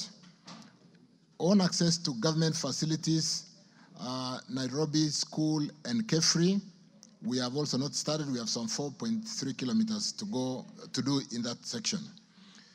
As regarding the structures, which include the bridges, the vernacular underpass, pedestrian underpass, pedestrian footbridges, retainer wall, and all the other structures, let me say as follows. Honorable Speaker, honorable members, and maybe we should invite Tim Wanyonyi to join us on Friday, because in a meeting that was chaired by leadership yesterday on working on the airport road, or Wayaki Way, all the way to the airport, will be meeting on Friday with Nairobi County government on the beautification, and particularly how to work, even as we work on these structures, to decongest the Westlands roundabout and ensure that we do this work very quickly, in agreement with the designs and the works that are also being done on the sites, restoring the bus stage, because that place is very congested, and we'll be meeting in my office with the Nairobi County government on Friday at 10 o'clock. So there's a lot of work we are doing on the Westlands space to ensure that we do open up and beautify that area, because it's currently very congested. Works are also being carried out in accordance with the proposed design, save for instances where works have not been fitted to site conditions. On the second question, the contractor is currently working at Gitaru Interchange as per the developed schedule of priority of works based on availability of funds. The contractor is, however, not working at full capacity due to delayed payments amounting to 3.3 billion. And once payments are made, and like I've indicated, this is a priority assignment we are undertaking to make sure that all contractors go back to work. Let me confirm that within that 2 months I've indicated, we'll ensure that the works in that Gitaru interchange is completed. As a matter of fact, after swearing in as the Minister for Roads and Transport, I did receive my handover credentials from Minister Murkomen at that Gitaru interchange. So I will ensure, Honorable Wanyanyi, that I push and ensure that we finish that interchange. The project is generally an access control highway with interchanges for vernacular access, crossing and turning at interchanges located situated at 2 to 3 kilometers. Similarly, as designs, there are pedestrian crossing facilities throughout the project at an interval of 500 meters. Honorable members, the design has provided for 23 in number footbridges, 6 in number pedestrian underpasses along the project road. 6 pedestrian underpasses are substantially complete as we speak and in use. 1 footbridge is currently completed and in use. The remaining 22 footbridges will be completed once the contractor resumes works. And like I said, we are working around the clock to make sure that we do make the funding available. The pedestrian footbridge in Westlands was constructed as a replacement to the footbridge previously installed at the St. Mark's Church slightly up the road that had been demolished to accommodate the viaduct for the expressway under the PPP project. On the 4th item, the pedestrian footbridges in Westlands was constructed as a replacement to the footbridge previously installed, like I said, at St. Mark's, that was demolished for that viaduct. The Westlands footbridge design could not accommodate ramp for persons living with disabilities due to the lateral constraint caused by limitation of space to the extent of the road reserve, which would have required the government to acquire additional land for construction of the footbridge ramps as additional land for use as way leaves for the relocation for relocated water and power utilities. However, honorable members, the authority is cognizant of the need for inclusivity and access for PWDs and is pursuing a possibility of constructing an underpass at Westlands that will cater for the needs of all users and ensure that our PWDs are also fully accommodated. Kenya is in the process of procuring a consultant for the feasibility studies, preliminary and detailed to Kisan Busia A2 Road. Proposals are scheduled to open on 15th November 2024. Thank you. Member for Thank you, Honorable Speaker, for the Minister providing the answer, although I could hardly hear him from where I sit. Mr. Speaker, behind here there is a lot of echo, and the microphone that Waziri is using is not audible. So I could hardly hear what he was saying. I heard him mention about inviting me to a meeting, but I don't know which one. Maybe if he could repeat that. And then I also want to ask about the Kangemi Bridge. I asked this question to the President yesterday, and he said they are undertaking to complete that bridge. This bridge is an ISO and is causing a lot of, it has disconnected Kangemi from Loresho. And this is a very important, this is a very critical road. So I would like to know if the Minister has any plans, the government has any plans to complete this bridge. And lastly, on the ongoing dwelling of the Lemur Road, just around Aga Khan Hospital and Aga Khan Primary School, there was a footbridge for the people crossing from one end to the other, especially school children at around that age, that place. And that bridge was removed. The road is almost complete, but there's no signs of putting back that bridge. Could the Minister state if there are plans to reinstate that bridge for the safety of the school children and the people crossing that road around that area on Lemur Road? Thank you, Mr. Speaker. Thank you. Minister, let's take KJ. Hold, Minister. KJ. Mr. Speaker, I thank you for this opportunity, and I also want to thank Waziri Chirchir for the attempt to address these issues. Mr. Speaker, the Honorable Minister has talked about the situation in Westlands. He has also given an assurance to the Leader of Majority that the work at Getaro Bridge shall be completed within 2 months. Sandwiched between these two constituencies is a constituency called Dagoretti South constituency. And we have a very precarious situation at Odero 87, the bridge that is crossing over Waiyaki Way, which is now a dangerous spot for motorable traffic, for borders and people on foot. In fact, the accidents that have been happening there are so gory. I hope they have been reported to the ministry. And the question, Mr. Speaker, is the ministry in the interim having any plans for any mitigation works as we await the mega works to one, make the bridge motorable so that it can depopulate the traffic coming all the way from Karen and the traffic that is coming from Gong Road? And secondly, when do we expect to see the proper completion of this bridge at Odero 87? The second question, Mr. Speaker, has to do with the works on Naivasha Road, which are also connecting to this work. The works that are the interchange at Agoreti Corner and the dualing of Naivasha Road. What plans does the ministry have on these very critical projects that would help decongest Ngong Road and connect all the traffic that does not have to go into the city to be able to offload onto Naivasha Road and connect onto the Waiyaki Highway? Mr. Speaker, I truly thank you.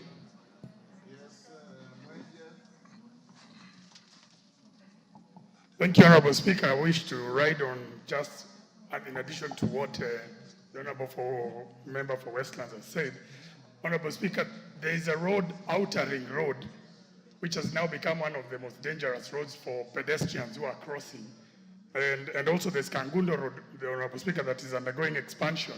And you have Mama Lucy Hospital that is on one side, but you have people and children crossing from the other side. So, Honorable Speaker, my question is, what measures would the ministry be willing to undertake to mitigate before they do the footbridges, especially on Kangundo Road? And if they would consider using PBC contracts and put traffic marshals who can help get these sick people who are crossing into Mama Lucy, get some of the children who are crossing to the other side. And for Outer Ring Road, Honorable Speaker, while the footbridges are there, the lighting is the issue. So you have vandals who actually come and intentionally vandalize those lights. But we've tried to engage Kura and the ministry to tell them we have to come up with innovative ways of lighting these bridges and also still using PBC to put some security on those footbridges so that people can stop crossing on the road at night and end up getting hit. Thank you, Honorable Speaker. Can you answer those?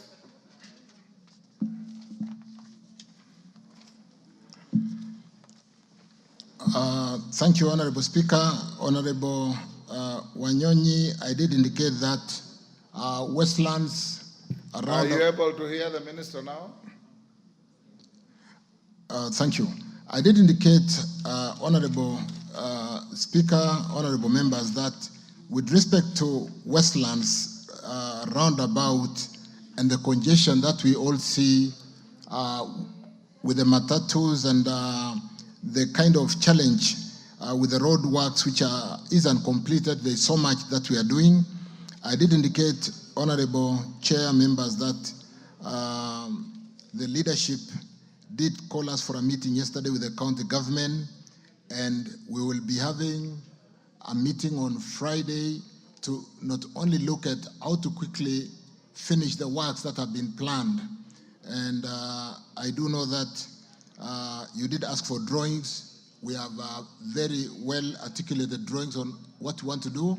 We need to harmonize with Nairobi County government on Friday and see how to quickly decongest that place, including the beautification and even putting grown trees that we are going to transplant to make sure that we restore Westlands, as it were.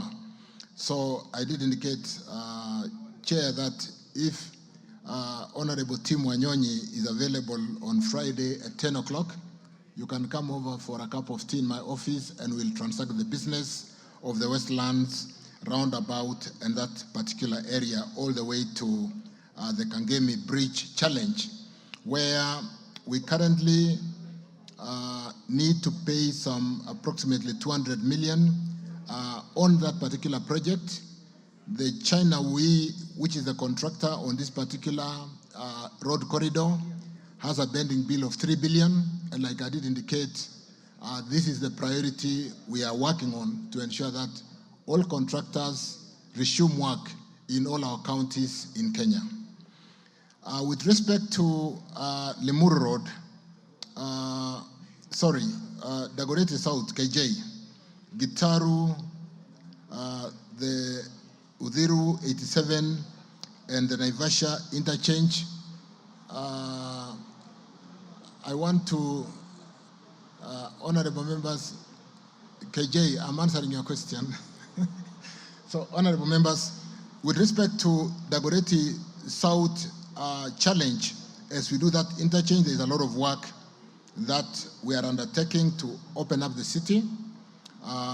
We have just almost closed the Northern Pipers facility.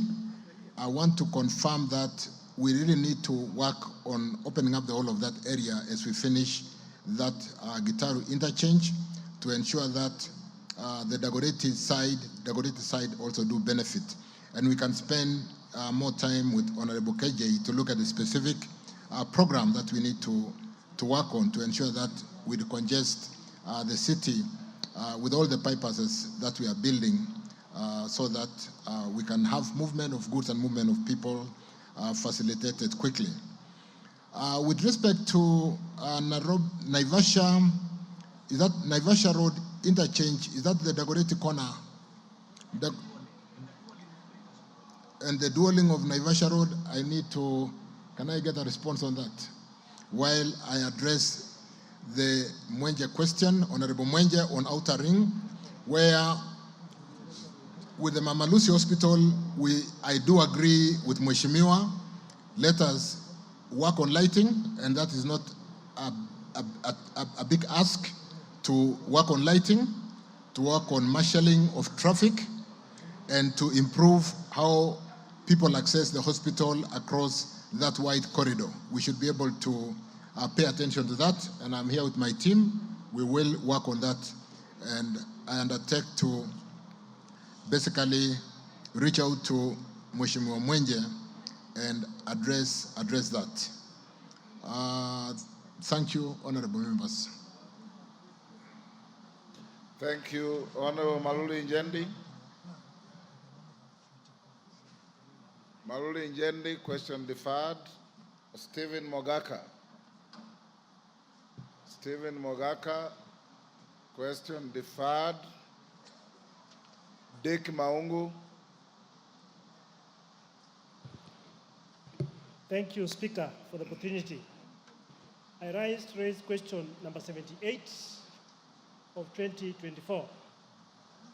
Could the Cabinet Secretary explain reasons for the delays by the contractor in upgrading of Maseno-Coma Road to bitumen standards, given the deplorable and impassable condition of the 5.1-kilometer stretch from Maseno to Opasi in Luanda constituency?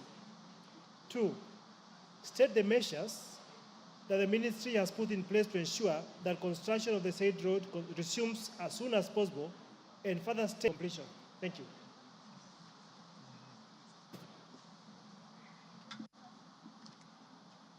I'm told that question relates to the same road as the question 142 by James Nyikal. I'll allow him to ask so that you answer them together. James Nyikal.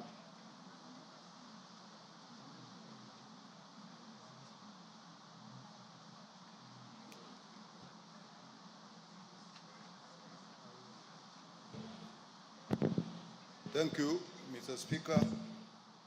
I'd like to ask question number 142 to the Honorable Minister. to state the reason for the delay in completion of construction works for upgrading to bitumen standard of Maseno-Coma Road, RWC 119, since its commencement way back in 2016. And two, Mr. Kandamini state when the Ministry of Roads and Transport intends to commence works on the said road as it has stalled and when it is expected to be completed. Mr. Speaker, this is the same road that at one end, on honorable members, it has stalled, and then at the other end, in my constituency, it has stalled. Thank you, Mr. Speaker. Thank you, Speaker, for guiding that question number 78 and 142.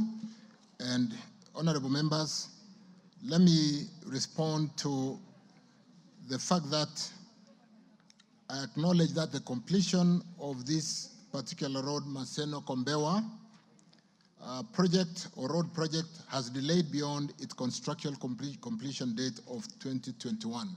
It was supposed to be completed in May 2021 for the subcontract. This arose mainly out of the financial constraints facing the main contractor of the project, Heya Bishan Singh and Sons Limited, who commenced work in 2016 and constructed 12 kilometers of tarmac before pulling out of the project. In the interest of completing the project, the contractor requested approval to assign sections of the works to a suitable assignee. The ministry granted this request, and the works were initially assigned to MS Agrimac Consortium LLP, who commenced work on 14th February 2019. However, the assignee also faced financial challenge and decided site after achieving only 2.64% physical progress in 8 months. The project was then subcontracted to MS China Railway Number 10 Engineering Group Company Limited, who commenced work on 4th of December 2019. An additional 12 kilometers has been achieved under the subcontractor, who has also slowed progress considerably, citing non-payment of certified works. The contractor currently has an outstanding payment in what we are calling pending bills on this particular road of 114,858,231. The contractor is currently installing cross culverts along the 5.1 kilometer stretch from Maseno to Opasi in Luanda constituency to ensure it remains passable ahead of the main works, which was assigned to MS China Railway Number 10 Engineering, like I mentioned.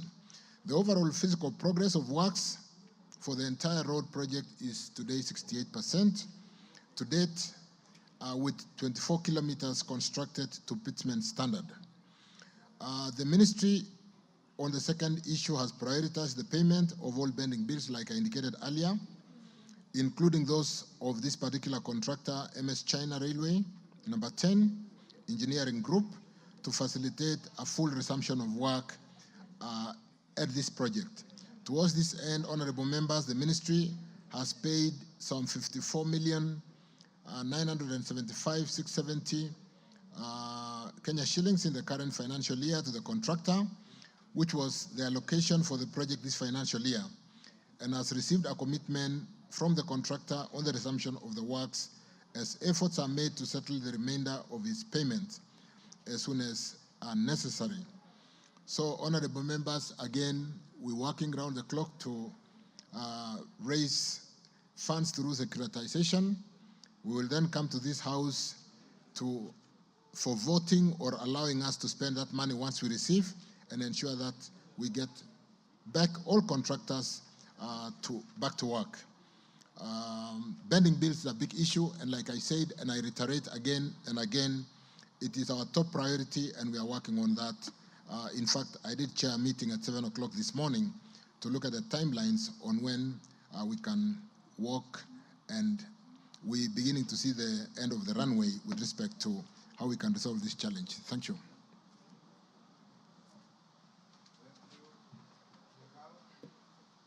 Maungo, then Nyikal. Thank you, Speaker, for the opportunity once again. Indeed, what the Minister has captured is true that this road began in 2016. The Speaker has well captured this road has been assigned twice to contractors who vacated sites. And as you know, that a road under development or construction cannot be maintained under the normal maintenance, meaning that today that road is impassable. That road is orphaned, Mr. Speaker. I would wish the Cabinet Secretary to help us understand what remedies we are putting in place to ensure that this road is motorable. As we speak today, it is true that China, the contractor was back some 2 weeks ago to put the pipes, the culverts. But the road is impassable and cannot be accessed. Mr. Speaker, that road that we're talking about touches Luanda constituency, goes through Seme, all the way to Rarieda. It is a very important corridor for the people of Luanda and the Western Circuit. So the Minister would really be kind, if the Minister would be kind to tell us what strategies he's put in place to ensure that this road is passable. I'm sure he has some emergency funds under the 10% CS allocation, which can cater for that, Mr. Speaker. Thank you. As the honorable member said, my colleague has said, this road, 2016 up to now, has been assigned 3 times.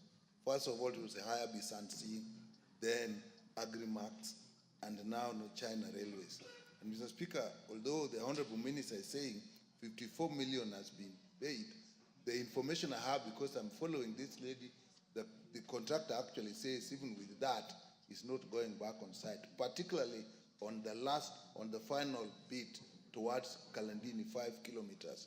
In fact, Hayabi Singh kind of stuck on the first bit, which is a honorable member side, and is actually doing those culverts. And Mr. Speaker, if you look at the kind of work, last 2 months ago, I actually lost my temper. If you look at they're using some equipment that are being pulled by hand so that they can do the road.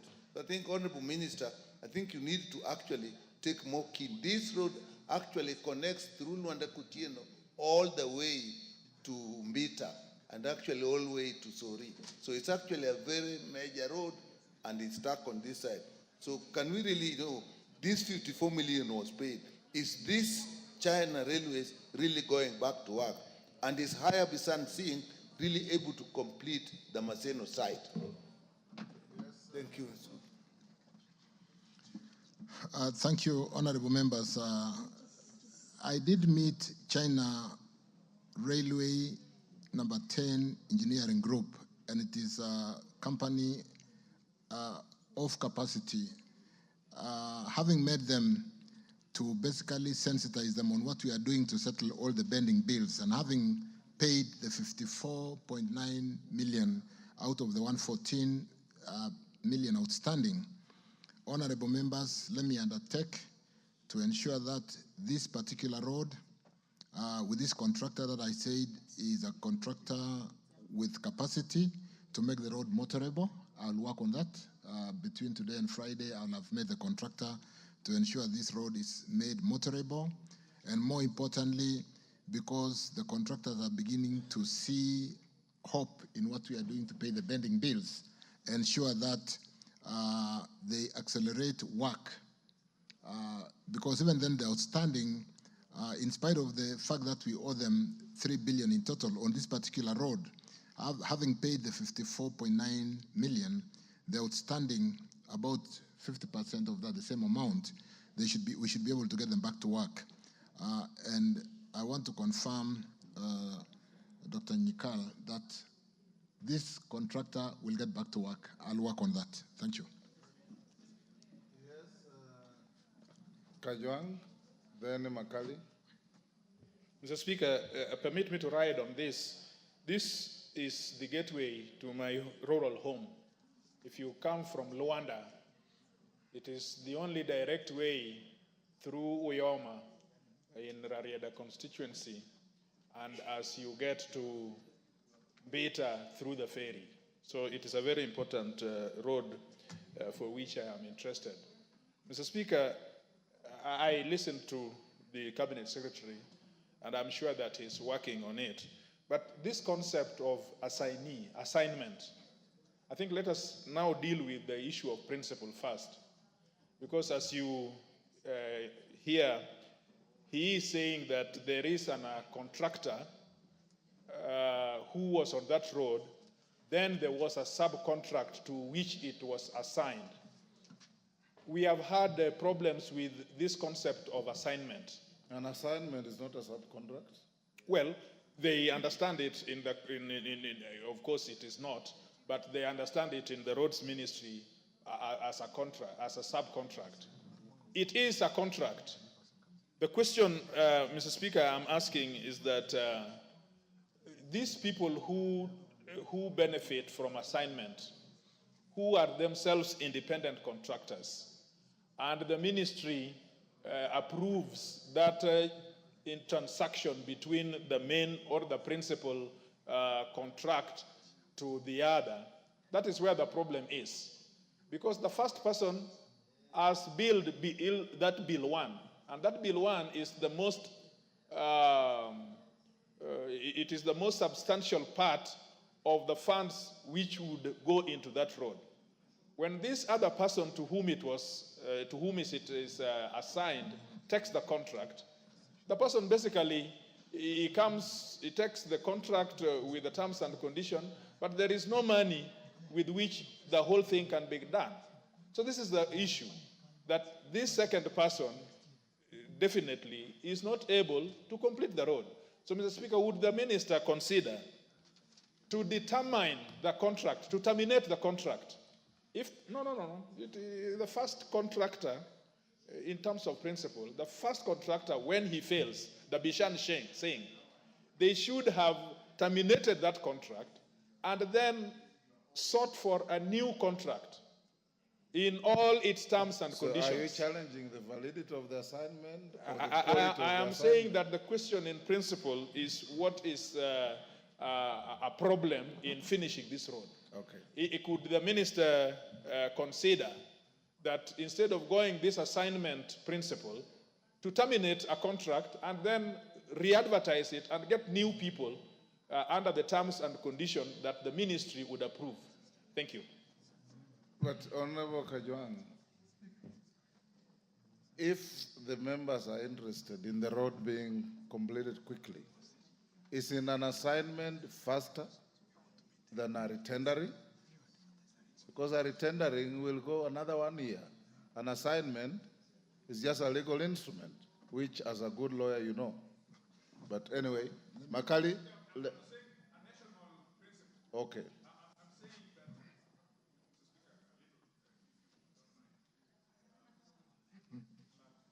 Give him. Mr. Speaker, when this debate ensued, it came to my mind that probably going forward, the ministry should adopt a national policy that this assignment where a contractor leaves for the other is really the problem that is hindering the completion of roads. We hear you. Makali? Thank you. Take that. Thank you, Honorable Speaker, for giving me the opportunity to ask this supplementary question. Honorable Speaker, there is this road that links Kakamega County and Bungoma County. The Navaholo, Dorofu, Sangalo, Maseno-Coma Road that was abandoned way back in 2017. His predecessor, I think, was in this house and assured us that they were going to advertise the road. The road was re-advertised. Can the Cabinet Secretary confirm to this house and the people of Kandui that, one, the tendering process as a result of the re-advertisement is now complete, and when do we expect the contractor on the road so that I cease these endless visits to the Office of the Director General and the anxiety the people who stay in that particular place are having, because that road has remained like that from 2017 and is totally not motorable at all. Thank you.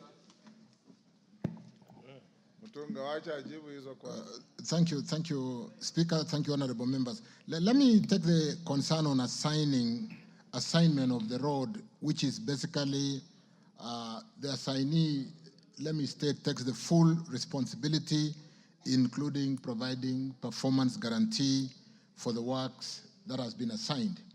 And why do we assign, honorable members? If we were to go through a tendering process, of course, we take time.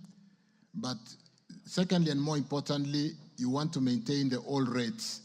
You know that if a road was awarded in 2017, if you assign, we assign with the same terms. If we retender in 2024, it will come with the attendant cost of today.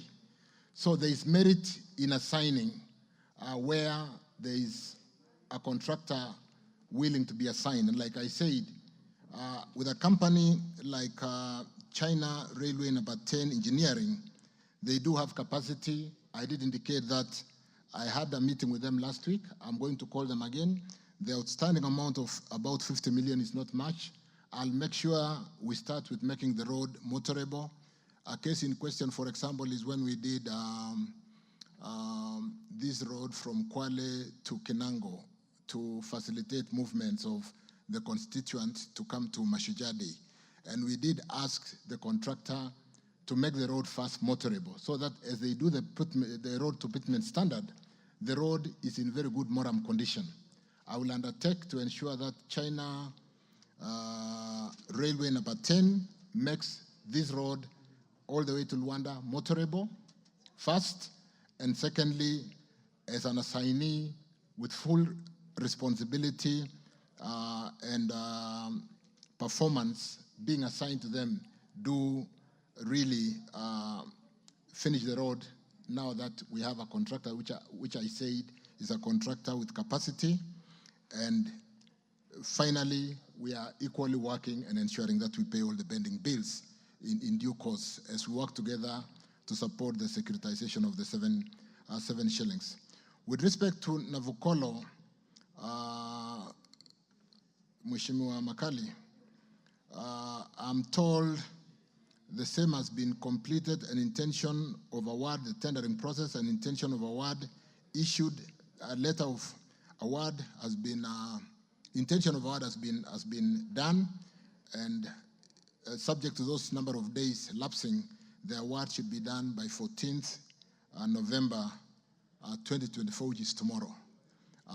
Again, we will continue to pursue to ensure that the challenge that really runs across most of the counties we address, particularly through the securitization and ensuring that we pay the pending bills. Thank you. Thank you. Basil. Thank you, Mr. Speaker. I rise to ask question 79 of 2024 to the CS Road and Transport. Can the CS explain why there has been significant delay in the completion of constructing Matuya Kalakara Kivandini Road to Chasioni Road in Yata constituency? Question number 2, can the CS provide an update on the expected timeline for the tamaking of the Katangi to Matu Road and the Ndalani to Makuyu Road? Thank you, Mr. Speaker. Minister. Mr. Speaker, sir, I wish to respond as follows. The upgrading to pitment standard and maintenance of Matu, Kalakala, Kakuku, and Junction A3, Kathulani, Junction C439 roads were awarded to Quito Civil Engineering and Company Limited on 24th February 2017, following a competitive tendering process at a tender sum of 1.268 billion and a performance-based routine maintenance of 130,363,027 Kenya shillings. The contract agreement was signed on 5th May 2017, and the contractor given the commencement order on 21st July 2017.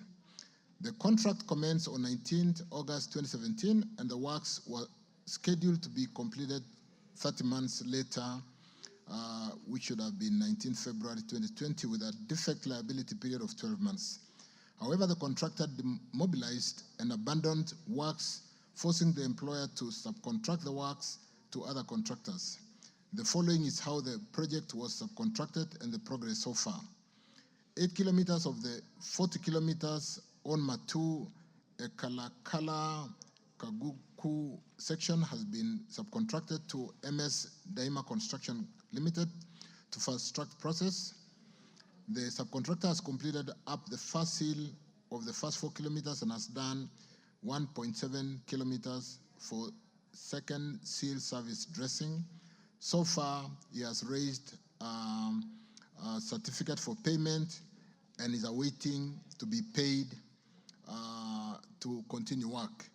What we do, honorable members, we do segment the road into many segments, and as you finish the particular section and issue work certificate, upon inspection, you due for payment, but that is outstanding in line with the challenge that we have all talked about over and over again with bending bills. Another 12 kilometers, honorable members, of the 40 kilometers of work has been subcontracted to MS Uso Ngiro Contractors Limited. The contractor is working from 0 kilometers to 10 kilometers, junction C439 on Sioni section in accordance to provision of clause 4.1 of the condition of the contract. The subcontractor has completed the first seal service dressing for the first 4 kilometers of his section. On 30th July 2021, MS Sifel Construction Company was subcontracted 12 kilometers of Matue-Kala road section from kilometer 8 to kilometer 20. The subcontractor has completed the first and second milestones up to the second seal service dressing.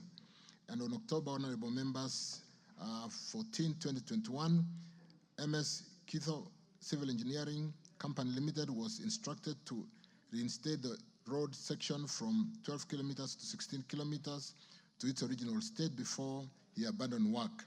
After completion of the reinstatement, MS Kitho was then allowed to complete the road section on 12 November 2021 up to a blacktop or tarmac as per the contract. The main purpose of this process was to fast-track the work progress. The contractor has managed to complete 4 kilometers of the blacktop on the first seal dressing. On 7th December 2021, Litho Supplies and General Traders Limited was awarded the subcontract for 8 kilometer Kalakala to Kaguku section. Currently is ongoing with earthworks, and he has managed to complete about 2.5 kilometers of top subgrade. The subcontractor has also done a cross culvert within the first 2 kilometers. To date, honorable members, 79 months, 263% of the contract has elapsed against an overall progress of approximately 54.3%. Currently, Speaker, honorable members, there are no plans for tarmacking Katangi to Matu Road and the Ndalani to Makuyu Road due to insufficient budgetary allocation.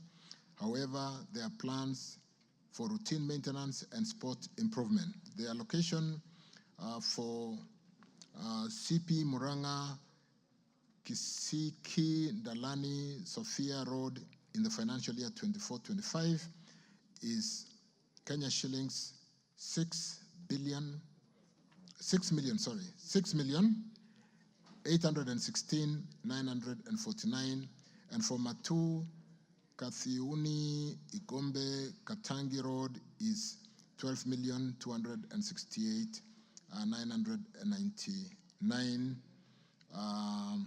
respectively. Those are the amounts which are available for maintenance in the printed estimates 2024-25. Thank you, honorable members. Basil.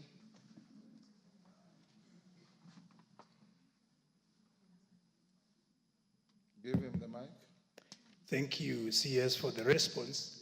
If you look at the road from Matu to Ekalakala, there are so many potholes, yet the road has never been completed.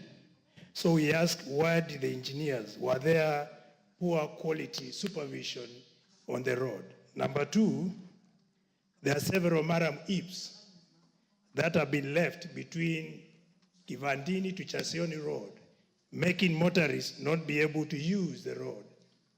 Number three, they skipped Mbembani to Kivingoni Market, that section which is within Yata constituency, and actually my constituents have been asking why was it skipped, and so many local suppliers were never paid. So we request the CS to look into that and to respond. Thank you. Thank you. Women Rep Tarakaniti.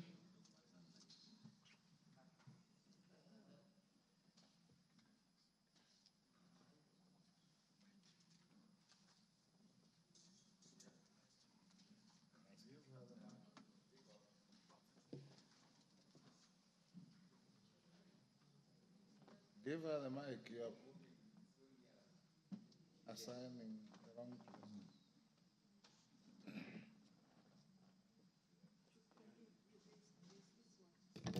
person. There you are. Okay, thank you, Mr. Speaker. Mr. Speaker, sir, my question goes to an issue that is so disturbing, an issue that is disturbing the people of Tharaka-Nithi County, the neighboring counties, the entire country and the world. The Killer Nithi Bridge.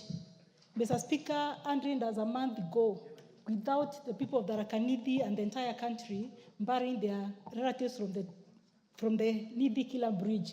Mr. Speaker, sir, many have acquired disabilities from the Killer Bridge. And that's why, Mr. Speaker, I'm asking the minister, what action has the ministry undertaken or is undertaking towards redesign, rerouting, or erection of permanent accident arrest interventions at the Nithi Bridge black spot? Thank you, Mr. Speaker. Thank you.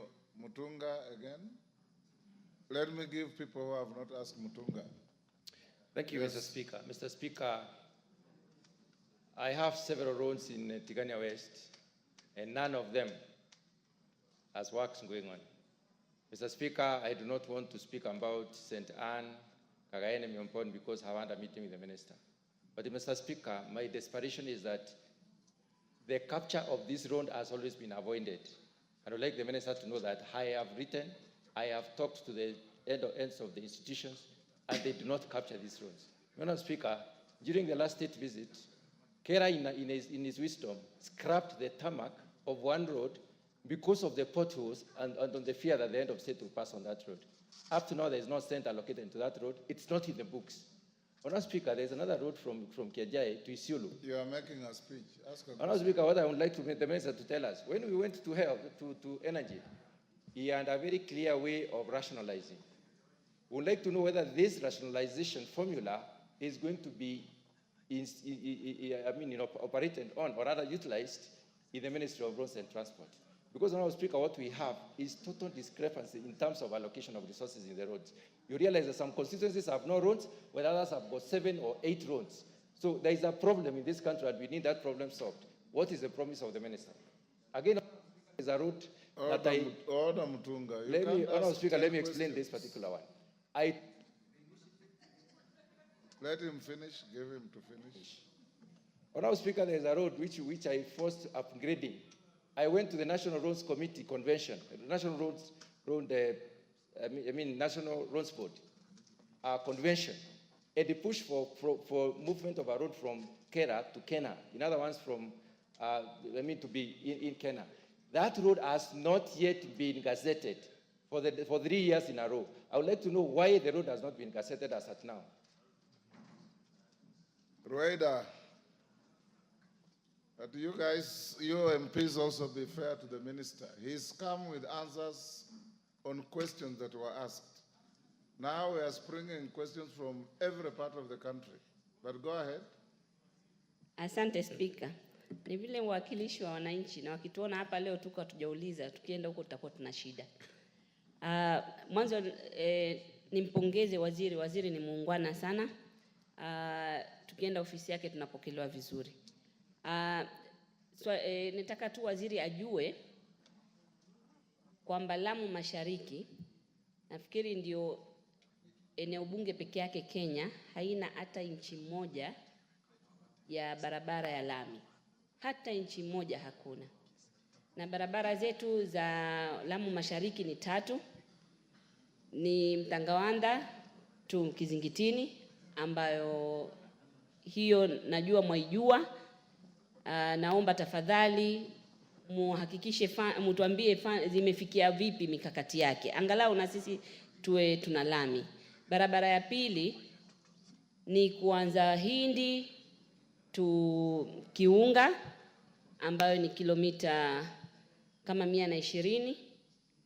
Hiyo barabara sahihi haipitiki kabisa kwa sababu ya wale wahalifu wanaweka IDs. Sasa imefungwa kabisa ward 2 Lamu Mashariki, huwezi kupitia hiyo barabara mpaka upitie bahari. Sasa imefungwa, imekuwa lazima uende na boat, na saa nyingine bahari ni shida sana. Kwa hivyo naomba tu waziri alifikirie, kama hana majibu lakini afikirie hata pale pabaya tu kutengeneze kidogo ili barabara ifunguke. Nasikia pesa ilipewa Mchina iko, atafute tu, na kama insecurity si shida, KDF wako tayari, wanafanya kazi vizuri, wanapeana security. Kama imeshindikana kwa ministry, wapewe KDF wafanye ili barabara ifunguke. Asante sana.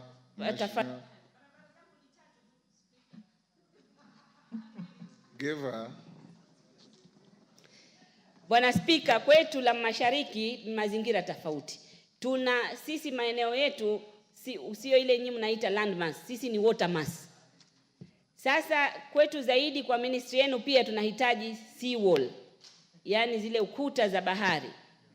Sasa kuna kijiji kinaitwa Mbwajumali, karibu kinabebwa na bahari chote, watoto wanabebwa, na kilijengwa kidogo, contractor hakumaliza kakimbia. Tafadhali, iko pia kwa ministry yako, mtu angalilie. Asante bwana. Aichumu. Gichemu.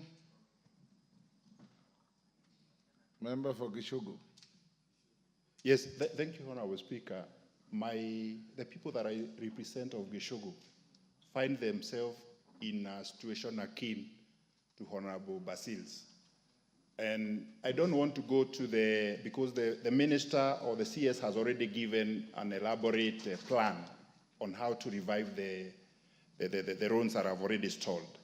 But my question is, are those roads that have already been contracted, are you able, just like many other areas that you've said, in Gishugu, to see to it that they are also motorable by grading and marraming? Because when these matters are scheduled for tarmacking through the normal Cara funds, mostly they are omitted because they've already been contracted for tarmacking. So actually, it's an area that you need to talk to the contractor. And if you have these plans and you are saying soon, why don't you then talk to the contractors to go back on site, have an agreement with them that in 10 or 5 or whatever period you'll be able to start paying them so that they can resume work, and our constituencies will actually benefit from these roads that have stalled for many years. Thank you.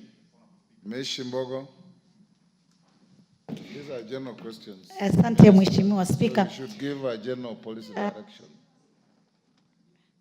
Mheshimiwa Spika, napenda kumpongeza waziri na nimuulize swali la kivuko cha feri ya Mtongwe. Kivuko cha feri ya Mtongwe kiliweza kusitishwa kufanya huduma zake kwa wakazi wa Likoni. Na hivi sasa tukiangalia kivuko cha Likoni kumekuwa na msongamano mkubwa sana, hata kumekuwa na hatari kubwa sana za maajali. Ukiangalia Mheshimiwa Spika, hivi sasa tutakuwa na michezo ile ya Yala ambayo inakuja katika sehemu ya Mombasa. Namuuliza waziri, ni mikakati gani ambayo tutaweka ili tuweze kupunguza ule msongamano, kwa sababu kivuko cha Mtongwe kilikuwa kinapunguza msongamano wa abiria na kilikuwa kinasaidia sana. Na wakati kulikuwa na kile kivuko cha kuolea, kile tulikuwa tunaita Kiingereza floating bridge, pia kilikuwa kinasaidia. Na hivyo vyote vimeondolewa, na hivi sasa kumekuwa na shida na kumekuwa na msongamano mbaya sana mpaka kuleta hatari za ajali nyingi.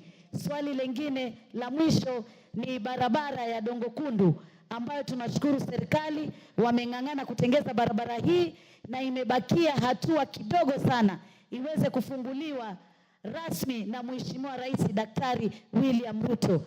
Lakini katika barabara hiyo kuna hatari, kuna mwanya ambao umewachwa wazi, na juzi tumempoteza kijana aliweza kutumbukia kwa sababu barabara hiyo iko juu na chini ni bahari. Kijana alitumbukia na kuweza kupoteza maisha yake. Tunakuomba waziri uangalie swala hilo ili hii barabara iweze kumalizwa, rais afungue rasmi na zile athari za kupoteza maisha ya wale wanaotumia barabara hiyo iweze kuzingatiwa. Asante sana Mheshimiwa Waziri. Thank you, Mr. Speaker. Mr. Speaker, I was actually not going to ask a question because I thought that when there are questions, you respond to the very specific one. Nonetheless, because I'm seeing that the questions are also taking on policy direction. Justem generis. Thank you. I do appreciate, Mr. Speaker, because I think you understand, having served in the House, that members have needs in the constituency.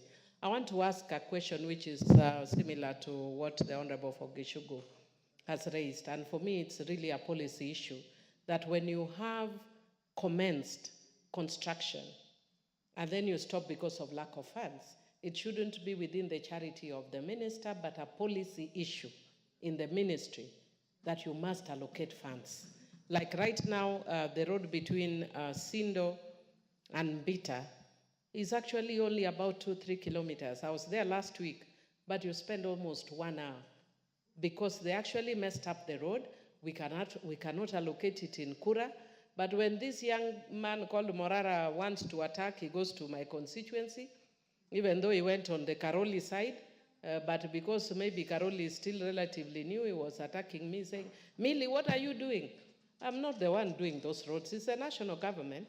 But because we are not assigning money for routine maintenance, what is the policy of the ministry?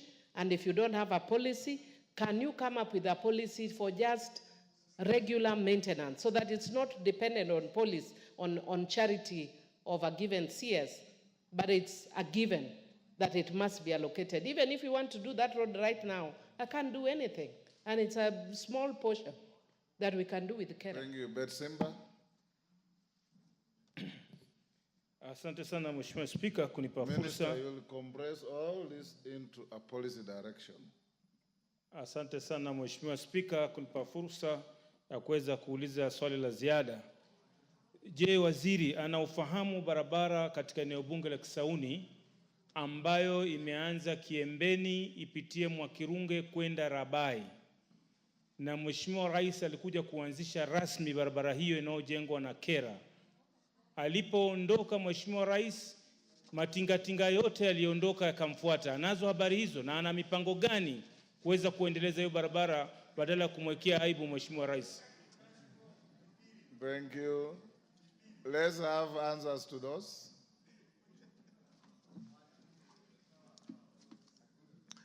Thank you, Speaker. Thank you, honorable members.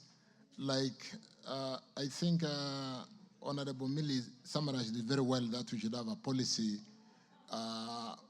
framework on how to deal with roads which have been contracted and ensure that we do allocate funds so that those roads are not stranded, even for the purpose of motorability. I want to state here, honorable members, that I'll work very closely with the House to ensure that when we run our budgets, we do ensure that we give priority to ongoing projects. We do some parity and equitable distribution of resources, and that with the kind of data that is available in roads, we should be able to do that together. With respect to really the challenge that we've had for a long time on bending bills,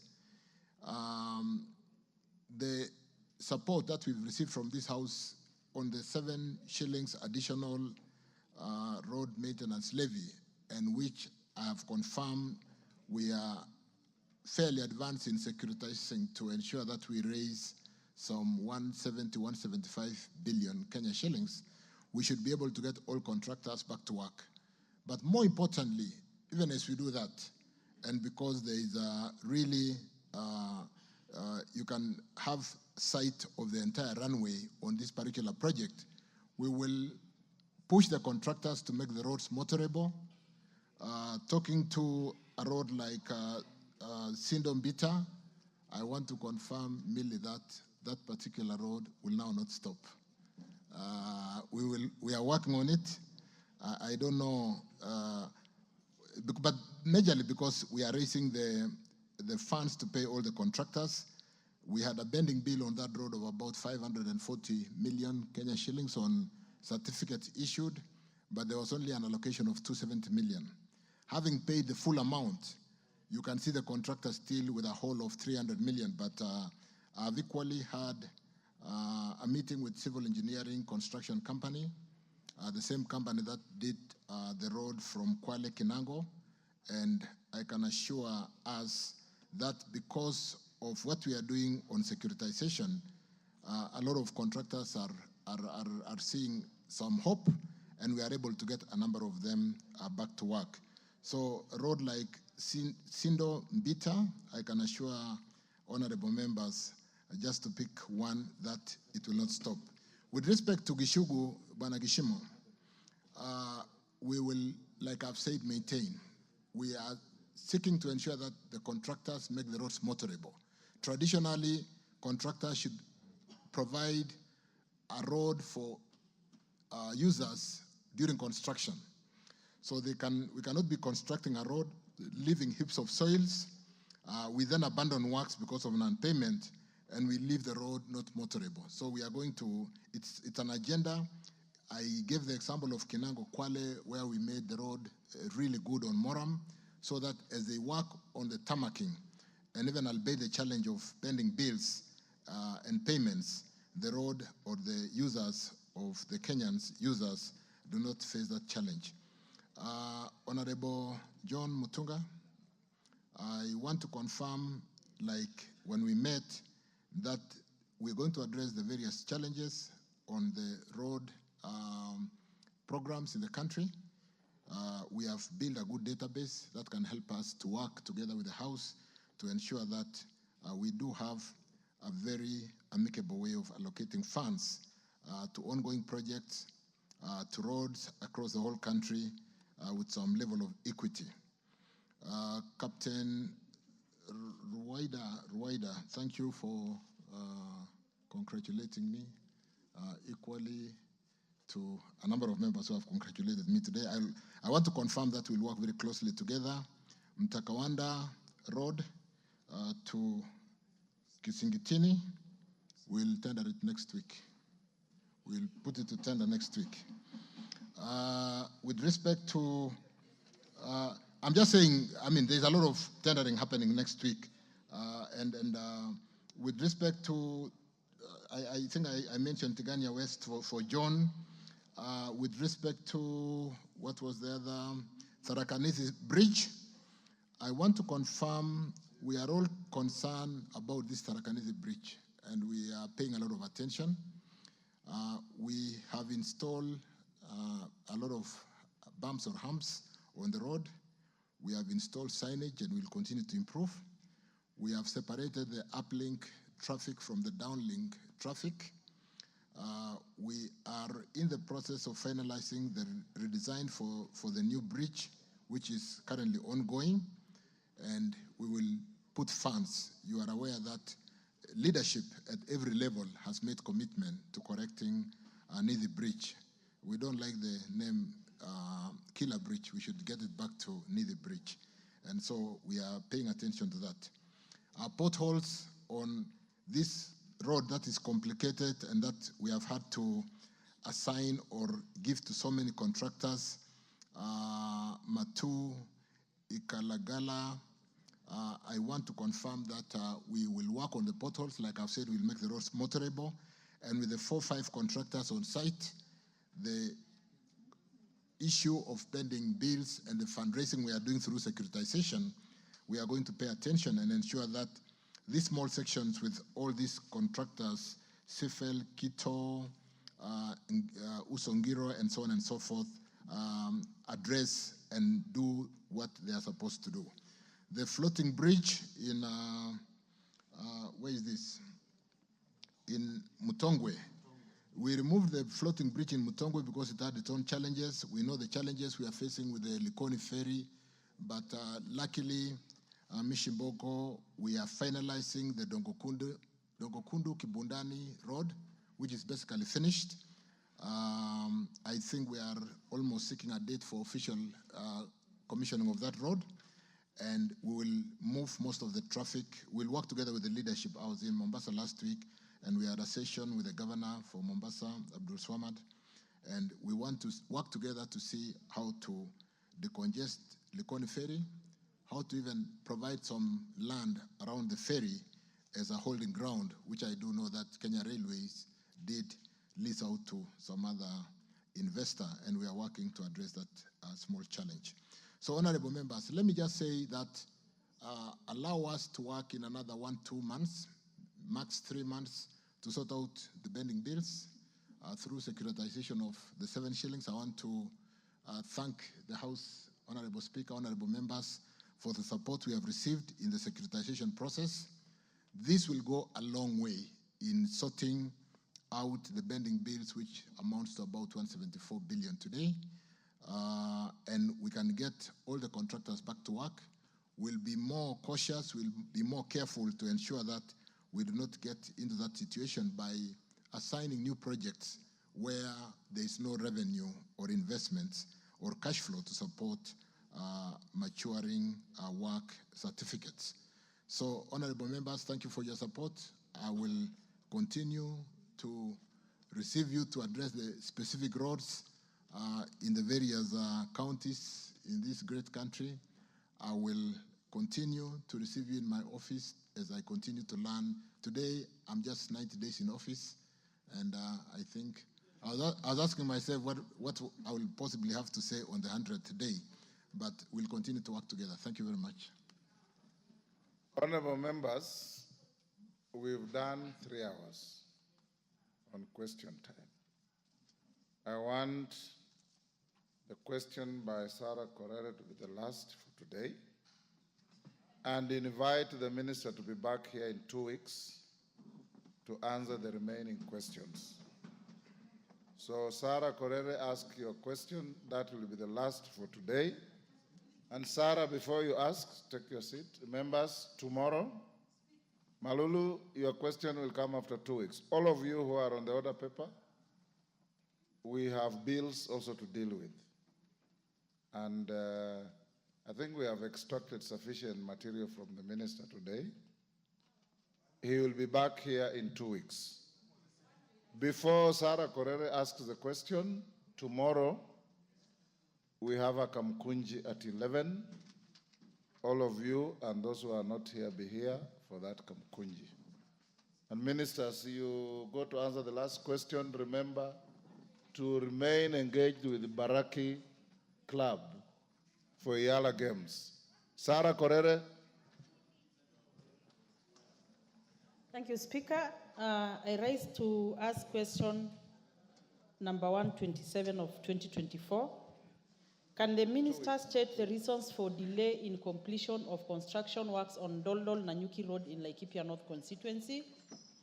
Number 2, state when the ministry intends to complete construction works. And 3, provide details of the outstanding payments, if any, to the constructor on the scope of works for construction on the said road. Minister.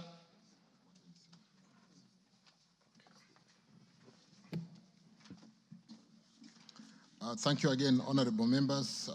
Thank you, Mheshimiwa Correa. Let me go straight to and acknowledge the delay in completion of the road, of the said road, Doldol Nanyuki, in Laikipia constituency, which has been caused by non-performance by the contractor who was engaged to do the works.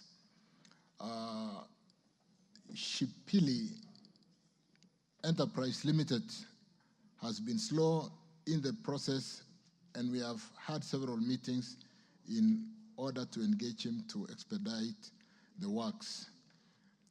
Honorable members, I did have a meeting about this with Sarah Correa, and we are working on how to ensure that we accelerate that work and even provide enough funds to address the pending bill that we did see on this particular road. 2 management meetings have been held with the contractor in which they were asked to go back to site and resume works. However, they have not heeded the call, and so the employer will seek recourse on the next step of action according to the contract terms.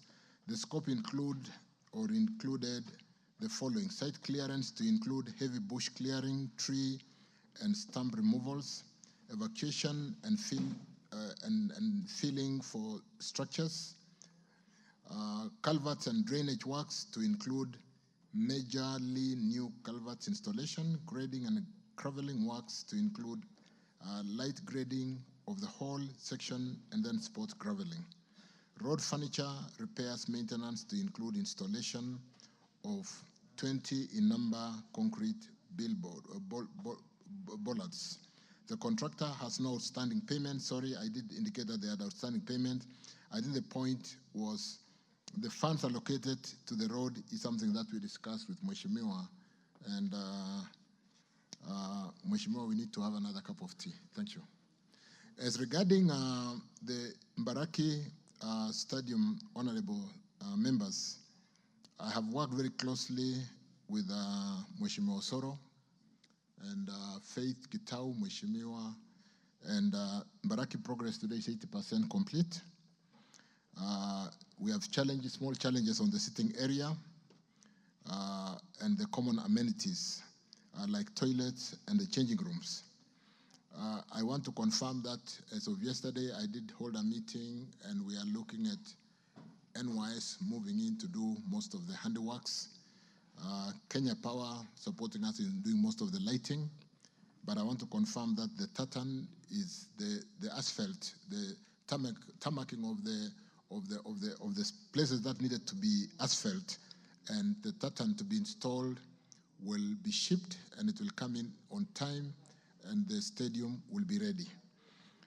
We are also looking at the other gymnasium stadium to ensure where the other indoor games will be, and we did yesterday give an indicative budget approval to ensure that we are able to run through the coming 3 weeks and make the facility ready so that our parliament can host the East Africa Legislative Assemblies with a better dignity than we have been hosted in the other countries.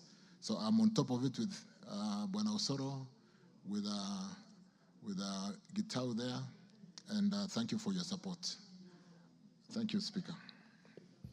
Thank you, Honorable Sarah Korere. Do you have a supplementary? Thank you, Speaker.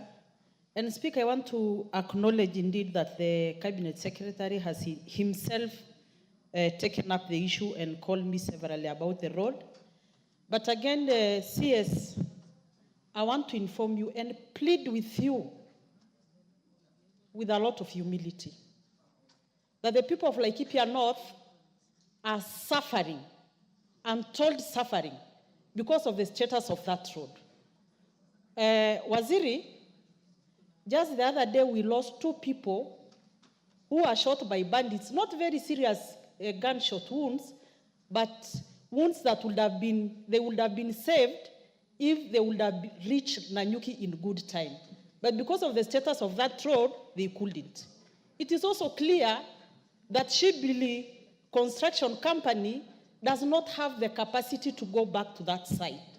So the earlier you expedite the process of bringing an alternative person, the better for us. Again, on the 0 kilometer of that road, because that contract, I think, covers 15 kilometers, there is a place that Kenya is taking care of. And they brought on site a company called Nexotech, which was supposed to do some emergency works. That contractor reported for 3 days and disappeared. So you wonder what emergency work is when there is no emergency work. Actually, the people, the road users, took it upon themselves to construct that road using their own resources, their own hands, while we know Kenya has given somebody a contract and that contractor has disappeared. I've called the regional engineer for Upper Eastern several times, and he himself confesses to me that the contractor cannot even pick his calls. So, you know, we are just left as lame ducks.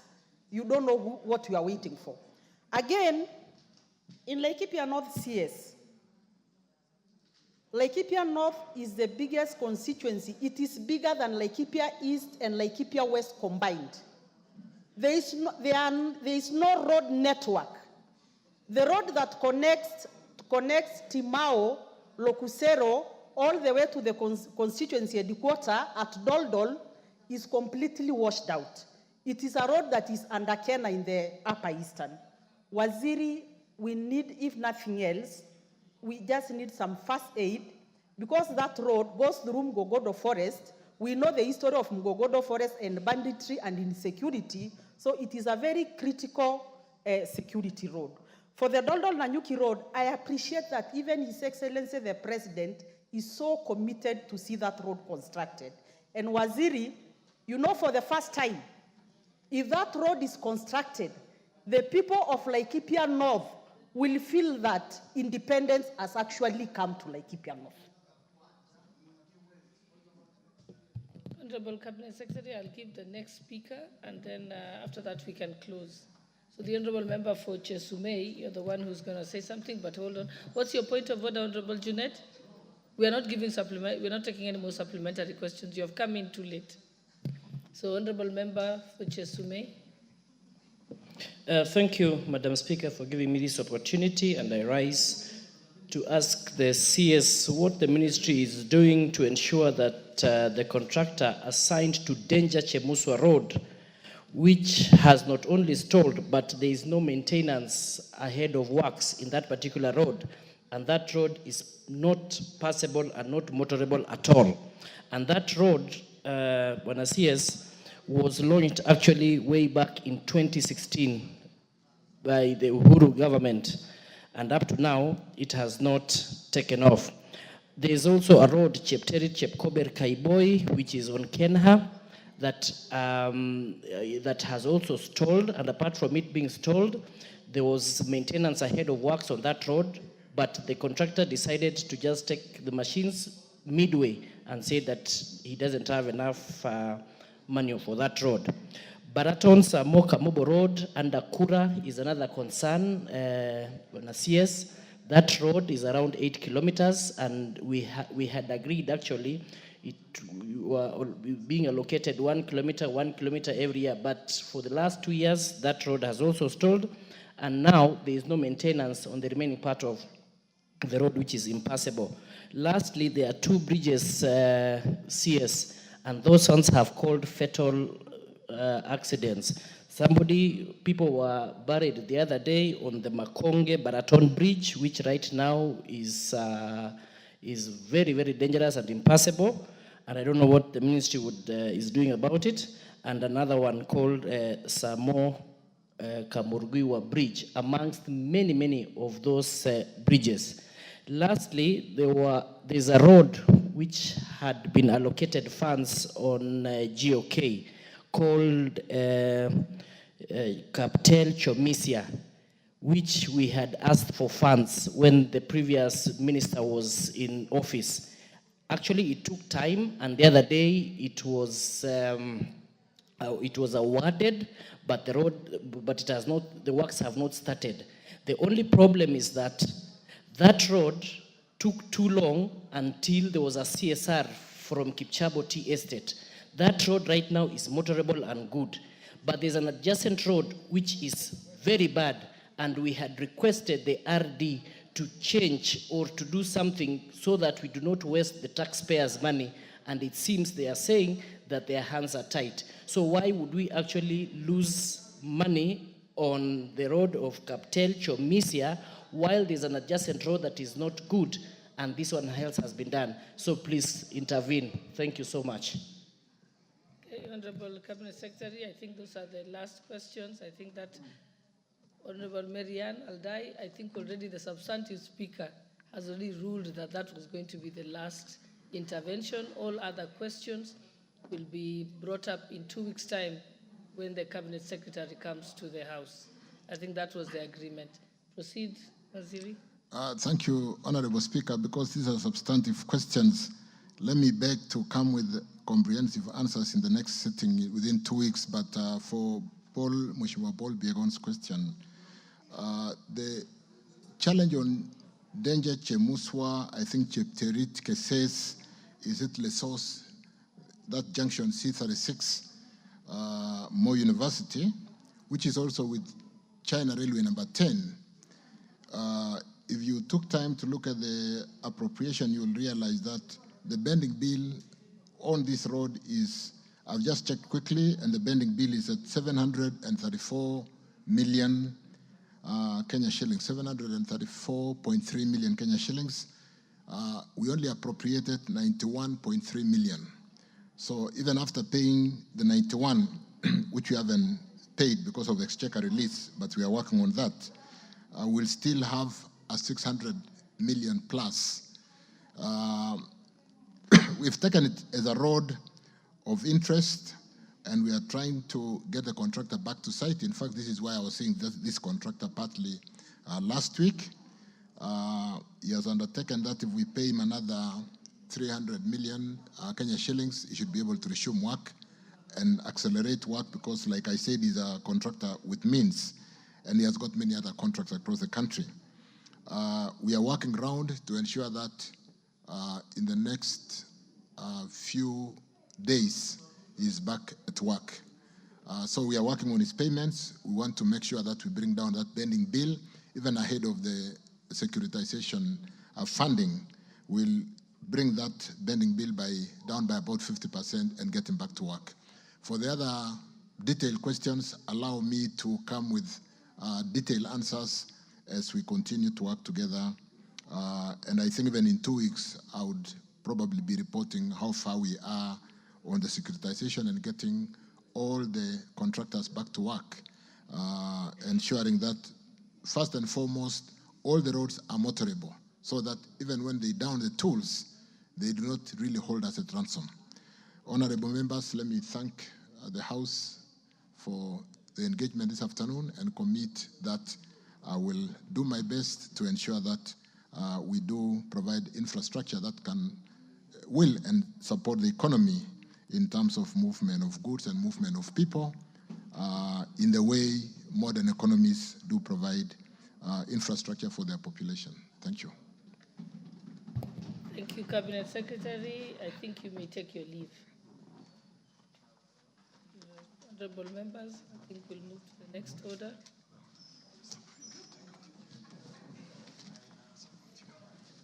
Order number 9, the Cooperatives Bill, National Assembly Bill number 7 of 2024, second reading.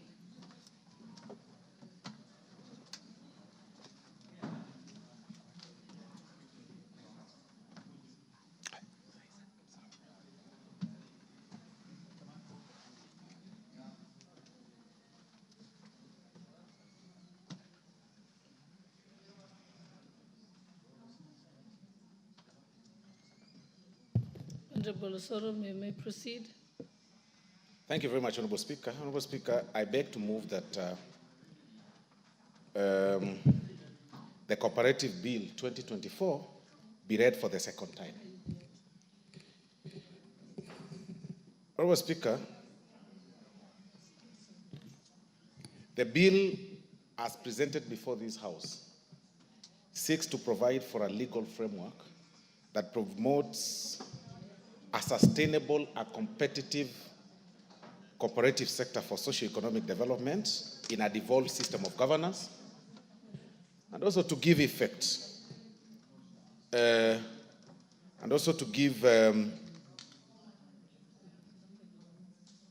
effect to Article 186 and the 4th schedule to the Constitution.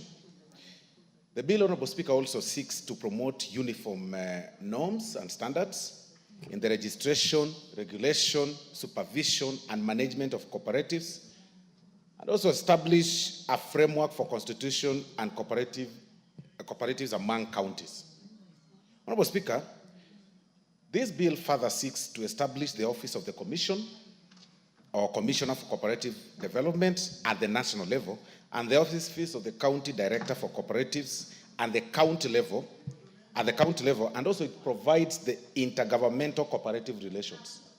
Honorable Speaker, the Office of the Commissioner for Cooperative Development will be responsible for the promotion, registration, and regulation of cooperatives, and provide for the intergovernmental cooperative relations. Honorable Speaker, this bill further seeks to introduce the cooperatives' four-tier structure that composes of A, the cooperative, the primary cooperatives, B, the secondary cooperatives, C, the cooperative federations, and D, apex cooperative, Honorable Speaker. Honorable Speaker, as you are aware, the cooperative sector is very critical in the societal or socio-economic development in the country and the realization of the government's objective of bringing down the cost of living, eradicating hunger, creating jobs, expanding the tax base, improving foreign exchange and balance, and inclusive growth. Honorable Speaker, the significant benefits that have accrued to Kenyans through the cooperatives include employment and wealth creation. And besides, the traditional areas of agriculture production, processing and marketing, the strength of cooperatives is currently felt in several areas, Honorable Speaker, and they include the finance, the real estate, the value addition, education, health, transport. You all see circles and cooperative societies in the matatu industry, mining, and several other commercial activities. Honorable Speaker, as we move this, it's important to also highlight the content of the bill as drafted, Honorable Speaker. The bill has 168 clauses that are divided into 17 parts and 3 schedules. Part 1 of the bill, which of course comprises of clause 1 to 5 of the bill,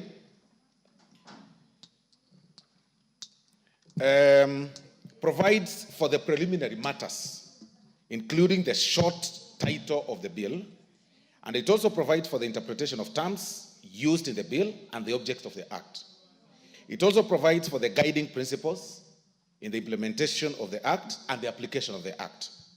Part 2, Honorable Speaker, which starts from clause 6 to 18 of the bill, provides for the establishment of the offices and administration of the act. It establishes offices in 3 divisions, Honorable Speaker. Division 1 relates to the national government offices, wherein it establishes the office of the Commissioner for Cooperative Development and provides for the staff of the office of the Commissioner. It also makes provision for a vacancy in the office of the Commissioner, the functions of the Commissioner, and provides for annual reports by the Commissioner.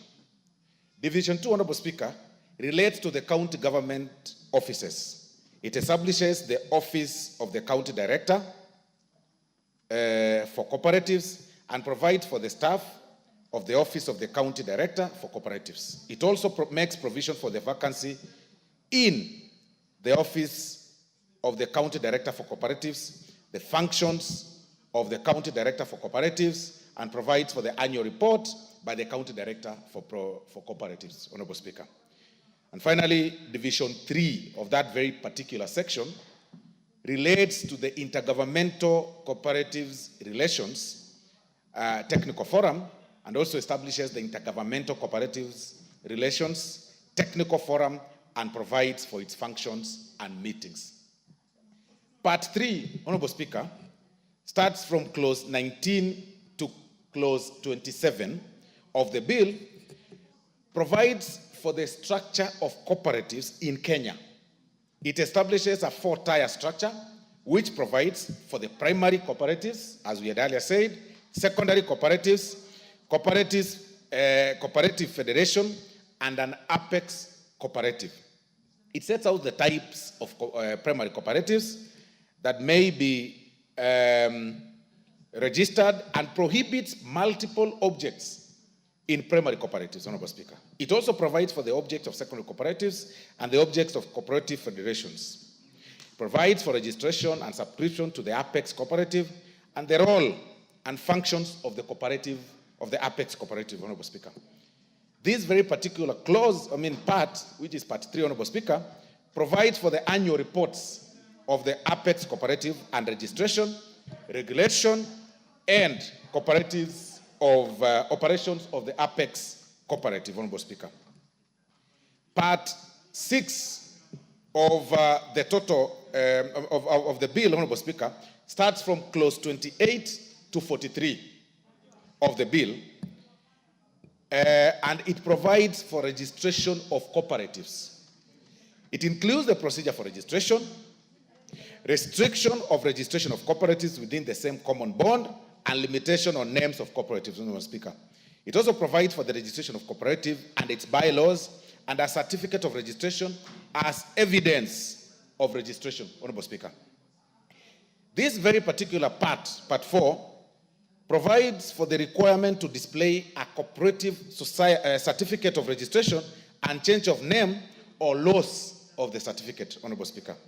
It further makes provision for the deeming of a cooperative as a body, corporate, and prohibition against dual registration as well as amendment of bylaws. Provides for the binding effects of the bylaws of a particular of a cooperative and for appeals against refusal to register. This part 4, Honorable Speaker, further provides for the presumption of the signature by the commissioner, the protection of cooperative identity, and for the protection and restriction on the use of the name SACCO. It also provides for the mandatory uses of names in certain cooperatives. Part 5, Honorable Speaker, has clause 44, starts from clause 44 to clause 51, Honorable Speaker. It provides for the rights and liabilities of members, Honorable Speaker. This includes qualification for membership, who qualifies to be a member, limitation of holding share capital, exercise of members' rights, limitation of membership to producer cooperatives, voting rights of members, transfer of shares, rights of members, and the obligation of a member, Honorable Speaker. Part 6, Honorable Speaker, comprises or starts from clause 52 to 56 of the bill, and it provides for the duties of cooperatives. It requires that every cooperative to have a registered address in Kenya and to also keep a copy of the Act and the bylaws at its registered office, Honorable Speaker. It also provides for estimates of income expenditure, accounts and audits, and production of books and other documents by the cooperatives, Honorable Speaker. Part 7, Honorable Speaker, starts or has with Part 7 of the bill, Honorable Speaker, which starts from clause 57 to 66, provides for governance of cooperatives, Honorable Speaker. It includes provisions on general meetings, special general meetings, presiding at general meetings, the use of physical or virtual or hybrid general meetings, and the delegate system of representation. This very part, Honorable Speaker, also provides for membership and powers of the board, eligibility for the creation of a supervisory board, and its duties as well as the nomination committee, Honorable Speaker. Part 8, Honorable Speaker, which starts from clause 67 to 68 of the bill, provides for the amalgamation and division of cooperatives. This part outlines the procedures for the amalgamation, generally, and the division of cooperatives, Honorable Speaker. Part 9 of this bill, Honorable Speaker, starts from clause 69 to 80, Honorable Speaker, of the bill. And what it does, Honorable Speaker, it provides for the rights and obligations of the cooperatives, Honorable Speaker, and permits a cooperative to enter into a charge of a member's produce and to fine a member for violation of bylaws. It also provides for first charge over debts and assets of a member and the first charge over member shares. This is usually, a very important clause, Honorable Speaker, because it provides for the first charge over debts and assets of a member and first charge over member shares. It also makes provision for an employer's failure to remit the sum deducted from an employee. Honorable Speaker, it also provides for prohibition against attachment of member shares, the rights of withdrawing from membership, and the liability of past and deceased members. Honorable Speaker, it further provides for the transfer of shares or interest of deceased members and the evidence of members' interest in cooperatives and restriction of cooperation on production of cooperative books. Honorable Speaker. Part 10 of this particular bill, Honorable Speaker, starts from clause 81 to 89 of the bill, and it provides for property and funds of cooperatives, Honorable Speaker. It provides for how the property and the funds of, of our cooperatives are to be applied. It also provides for the restriction on giving loans and borrowing, as well as an investment of our cooperatives funds, Honorable Speaker. This particular part, Honorable Speaker, makes provision declaration and payment of bonuses, the maintenance of a reserve fund, and the distribution of net balance. And it also provides for investment in non-core activities and investment in companies, Honorable Speaker. Part 11 of this particular bill, Honorable Speaker, starts from clause 90 to 98. Clause 90 to 98 of the bill, and it provides for changes by cooperatives. Charges by cooperatives. It provides for the creation of charges over cooperative property, compliance of charges with applicable law, the registration of charges by the commissioner, and for the register of charges. It also makes provision for the issuance of satisfaction of charges and for the requirement for the receiver to give notice of appointment to the commissioner, Honorable Speaker.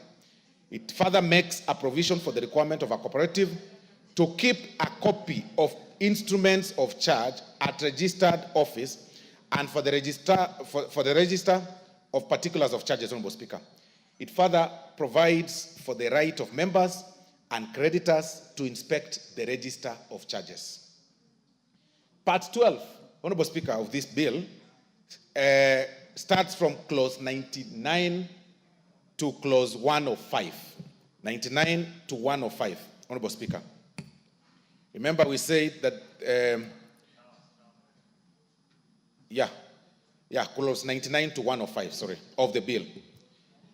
It provides, Honorable Speaker, this particular part provides for inquiry, inspection, and surcharges. Honorable Speaker. It provides for, this bill, Honorable Speaker, further provides for the power to surcharge officers of a cooperative, appeal against a surcharge order, and the recovery of a surcharge, Honorable Speaker. It further provides for the inspection of books of an indebted cooperative, the expenses of, I hope we are safe, Honorable Speaker. I hope I am safe. I don't know whether. Yeah, you're safe. So far, so good. You're safe. Don't worry. Don't worry. Don't worry about the third and whatever fell in there. Yeah, I thought it's not anything that should worry you. Okay, thank you very much, Honorable Speaker. Thank you. Yeah. So this particular part 12, Honorable Speaker, further provides for the inspection of books of an indebted cooperative, the expenses of inquiry and inspection and routine inspection, Honorable Speaker. Part 13, Honorable Speaker, starts from clause 106 to 117, Honorable Speaker. And it provides for the dissolution of cooperatives. This includes the procedure for dissolution, the cancellation of registration, effects of cancellation, and it makes provision for the liquidation of a cooperative society, of a cooperative whose registration is cancelled, Honorable Speaker. It also makes provision for the appointment of a liquidator in case of such matters arising, and the qualification of a liquidator, the powers of a liquidator, and the making of a liquidation account of cooperatives, Honorable Speaker. It sets out the powers of the commissioner during liquidation. It further, Honorable Speaker, provides for appeals against an order of the liquidator or commissioner, enforcement of orders, and outlines offenses relating to liquidation of a cooperative, Honorable Speaker. Honorable Speaker, Part 14 of the bill, remember I had, Part 14 starts from clause 118 to 123. As I said earlier, the bill has 168 clauses. So Part 14 has clause 118 to 123, and it provides for special powers of the Cooperative Tribunal to set aside certain transactions. It provides for the power of the Cooperative Tribunal to set aside transactions that are undervalued, the power to void preference, and provides the meaning of the term relevance, and the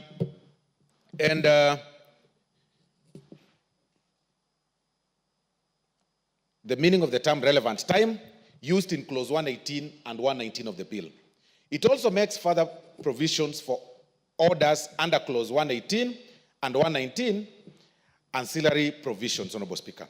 It further provides for the power of the Cooperative Tribunal to set aside certain extortionate transactions and outline the circumstances in which a floating charge on a cooperative undertaking or property may be invalid, Honorable Speaker. Part 15 of this bill, Honorable Speaker, provides for starts from clause 124 to 146 of the 168 clauses.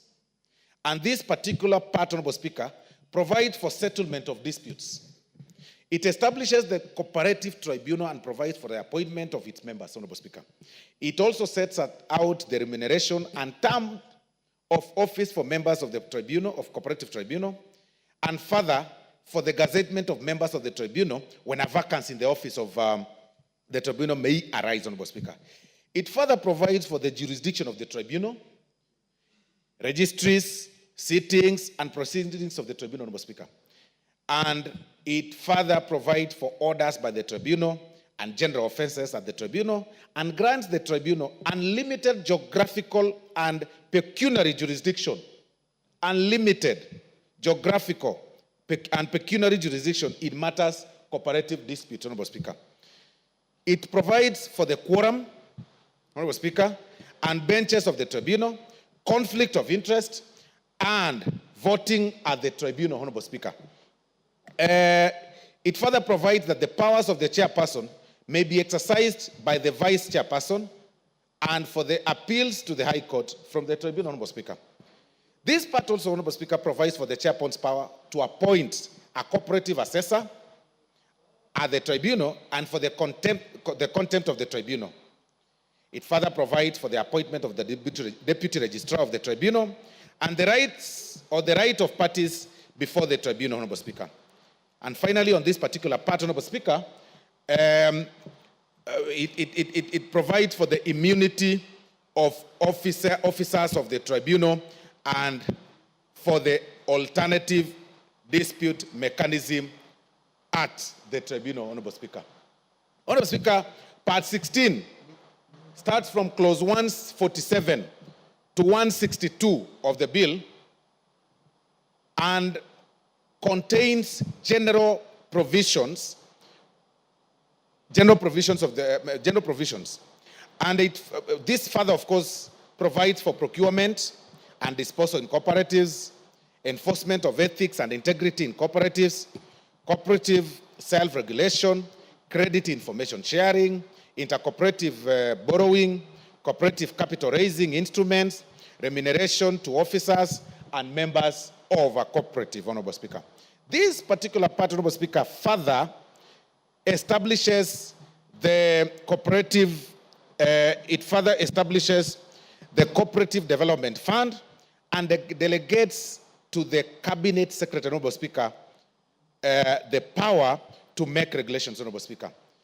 This particular bill or this particular part, Honorable Speaker, further provides for the powers of the cabinet secretary and the county executive committee member, other powers of the commissioner, and the powers of the county director for cooperatives, Honorable Speaker. It further outlines the offenses, then provides for the distinction of cooperatives from trade unions, and sets out a general penalty for offenses, Honorable Speaker. The final part of this bill, Honorable Speaker, is part 17, Honorable Speaker, which starts from clauses 163 to 168, Honorable Speaker, of the bill, and it provides for transitional provisions. It proposes the repeal of the Cooperative Societies Act, which is number 12 of 1997, and the amendment of the Public Officer Ethics Regulation of 2003, number 6 of 2003, Honorable Speaker. It also provides for transition to the office of the Commissioner and County Director for Cooperatives and the enactment of County Assembly legislation, Honorable Speaker. It provides for the transition of the members of and proceeding before the Cooperative Tribunal, as well as the transition of notices, the orders, directions, and appointments, Honorable Speaker. And then finally, Honorable Speaker, we get to the schedule. The schedule, Honorable Speaker, the first schedule outlines the procedure of liquidation of cooperatives under Clause 109.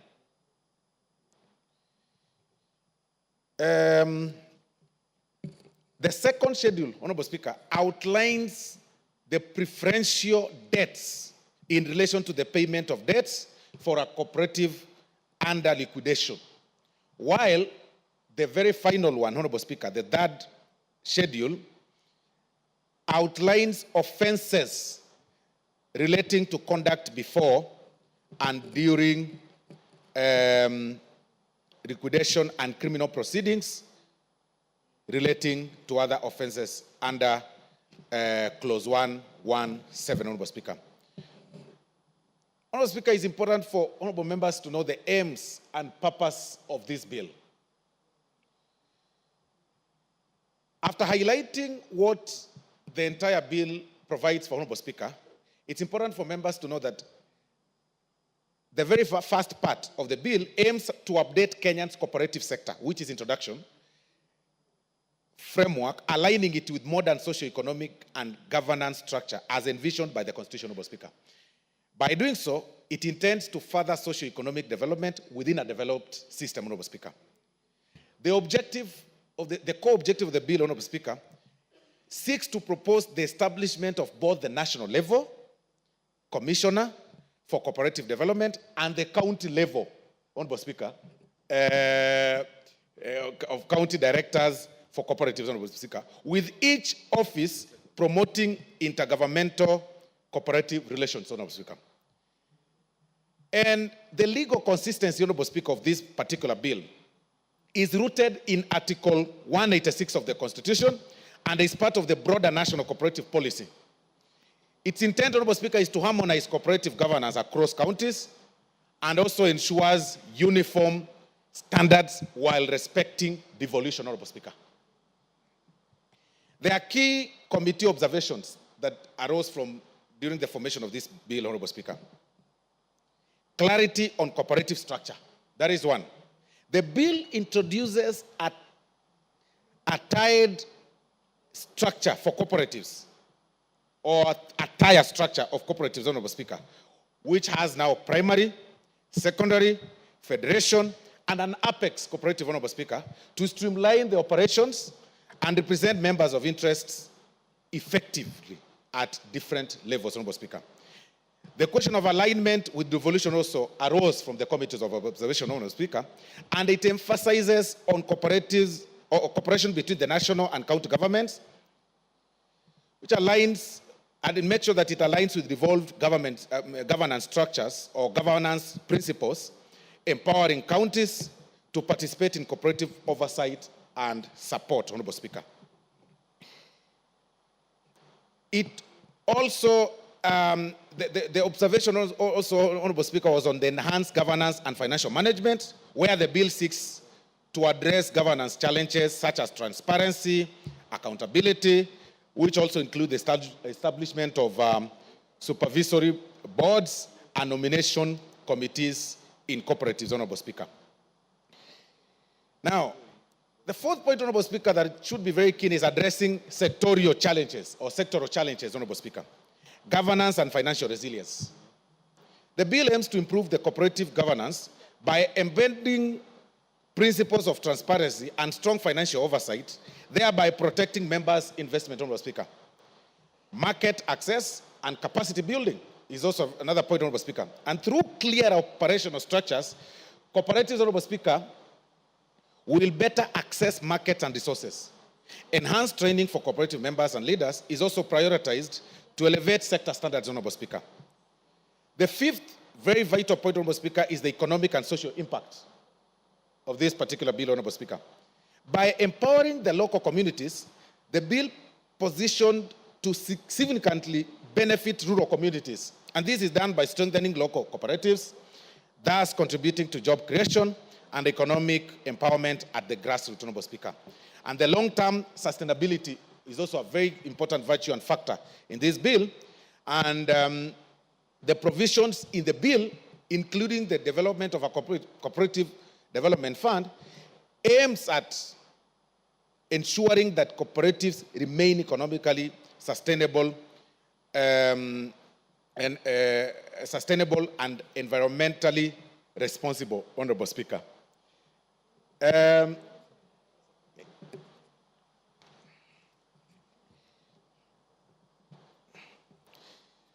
In conclusion, Honorable Speaker, as I conclude, Honorable Speaker, it's important to inform members and notify members that the bill is very crucial for sustainable, competitive cooperative sector aligned with the national cooperative policy.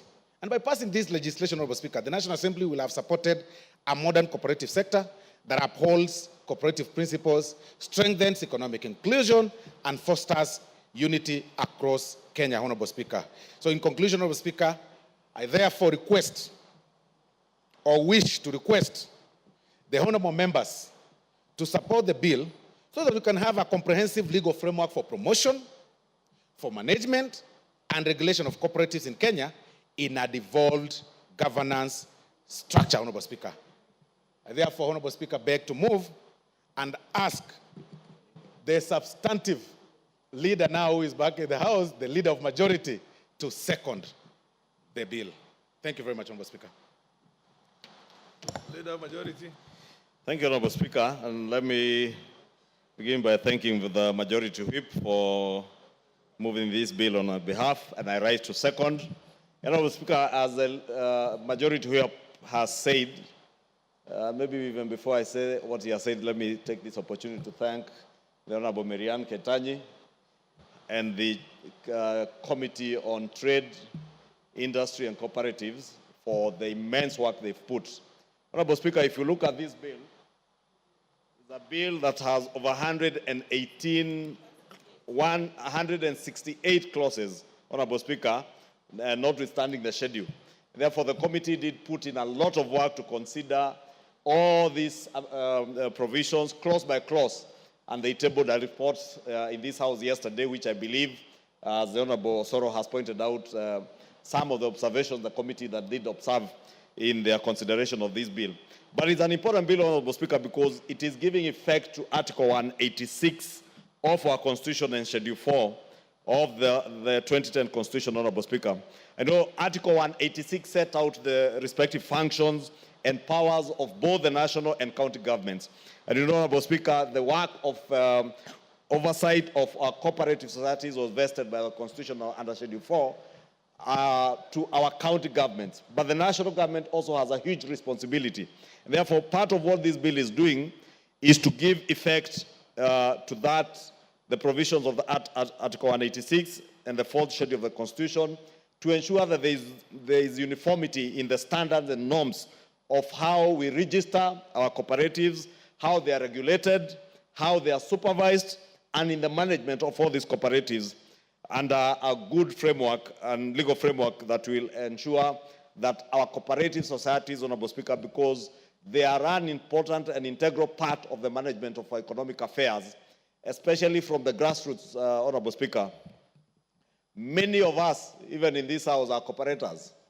In fact, this morning, Honorable Speaker, I had the opportunity over lunch to dash to Kitengela to see part of the good work being done by the Parliamentary Cooperative Society, PACOSO. And I know Bunge Sacco is also doing some good work. But that is a Sacco or a cooperative society by members of Parliament, the lawmakers. And I know many members are also members of cooperative societies back in our villages, whether they are producer cooperative societies, whether they are consumer cooperative societies. Many of us are members, and indeed we are confronted severally by constituents who have issues with the management and the running of their cooperative societies.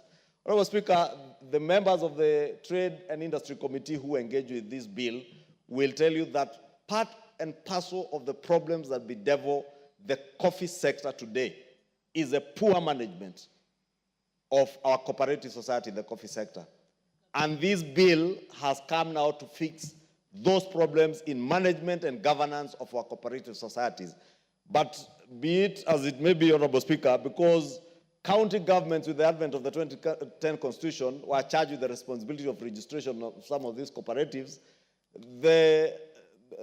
many of them have allowed all manner of people to run cooperative societies, register cooperative societies. We have seen people being swindled of their hard earnings by societies that purport to be cooperative societies or SACCOs, and they are not, Honorable Speaker, because they lack a clear framework, a legal framework that would tell us how and who do you register to manage a cooperative society, what governance structures will be there to manage the cooperative societies. This bill is coming to give effect to all those provisions, that the days of Ekeza Sacco will be forgotten, Honorable Speaker. We saw people in Kiambu and across the country being conned by someone calling himself a bishop, and he would use a church to mobilize people to join a Sacco called Ekeza, and eventually took off with their money. It was being sold as a saving society. At one point, it was a housing cooperative. It was a land buying cooperative. This bill, Honorable Speaker, now is categorizing the 4 tiers of cooperative societies that will be there, and who will license, who will register, how will they be managed. It's not just anybody who has a collar and calls himself a bishop, who will now mobilize church people and tell them this is a cooperative for the church. There must be a legal framework that will stipulate how you register that cooperative, how it will be managed, and the governance structures that must be adhered to. And you have 4 tiers of cooperative societies, being primary cooperatives, secondary cooperatives, the cooperative federations, because again we've seen a number of cooperatives coming together and forming a federation, and purporting is a federation of cooperatives. And again, taking off at some point, the small cooperatives, officials of small cooperatives come together, they form a purported confederation of cooperatives, and the officials now swindle from the primary cooperatives. Now it will not be possible to do that, Honorable Speaker, if and when this bill becomes an act of parliament and the law becomes operational. Then we have apex cooperatives, and the bill goes into length, and the members will be able to see, and Kenyans will be able to read the contents of this bill and be able to see how are they categorized, who can be a member of a primary cooperative, who can join as a secondary cooperative, who are the membership, or what is the membership of cooperative federations, and even the apex cooperative societies. Honorable Speaker, the bill also creates offices, the Office of the Commissioner for Cooperative Development at the national level, but also provides, Honorable Speaker, for offices at the county level. And this is clear, Honorable Speaker, now in this proposed legislation, because in the past it was not clear whether the Commissioner of Cooperatives is the one supervising the cooperatives right at the county level, or if it is a cooperative officers who are seconded from the the defunct Ministry of Cooperatives, Honorable Speaker, who are seconded to our county governments, and many of them are not even resourced by our county governors, and therefore they lack the capacity even to be able to train cooperators on how to run their circles and whether they are even able to supervise whether these cooperatives, Honorable Speaker, are adhering to the law as it were before. Honorable Speaker, I will say part 4 of this bill also provides for the registration of cooperatives that I spoke to, and it includes the procedure for registration, restriction of registration of cooperatives within the same common bond, and limitation on names of cooperatives. And this, Honorable Speaker, is critical. We have seen, for instance, the Parliamentarians Cooperative Society, PACOSO, is the acronym for PACOSO. And at times you would do your check, and instead of writing Parliamentarians Cooperative Society, you draw the check in favor of PACOSO. An ingenious person registers PACOSO Cooperative or PACOSO Society, and they steal checks belonging to the Parliamentarians Cooperative Society, and they are banked in PACOSO Society, Honorable Speaker. And we have seen that, and many Kenyans have been swindled, and many cooperative societies have been swindled through such ingenuity of criminal elements. Therefore, there will be limitation even on the names that you can register. You cannot be allowed to register a name that is strikingly similar to another name. And this is the sort of regulation, Honorable Speaker, that happens in the banking sector and even in the insurance industry.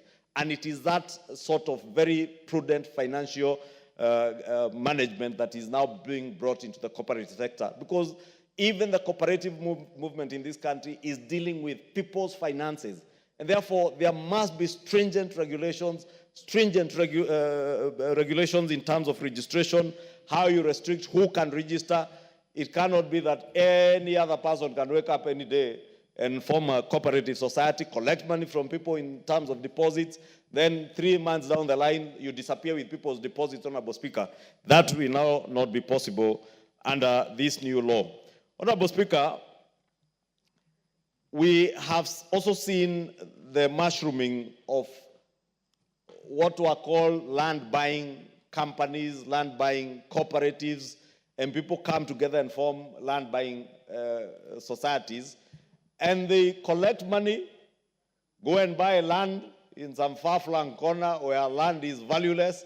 Honorable Speaker, and I know I see some people smiling who have been victims of some of these swindlers. Because people go and buy land that is often overpriced.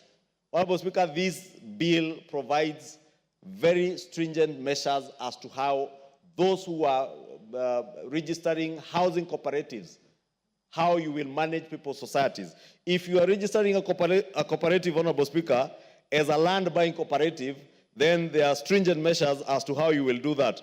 Because there will not just be the categorization, as I said, of primary, secondary, and cooperative federations and apex cooperatives, but also breaking down the cooperatives into the manner of cooperatives that you can register, right from consumer cooperatives, Honorable Speaker.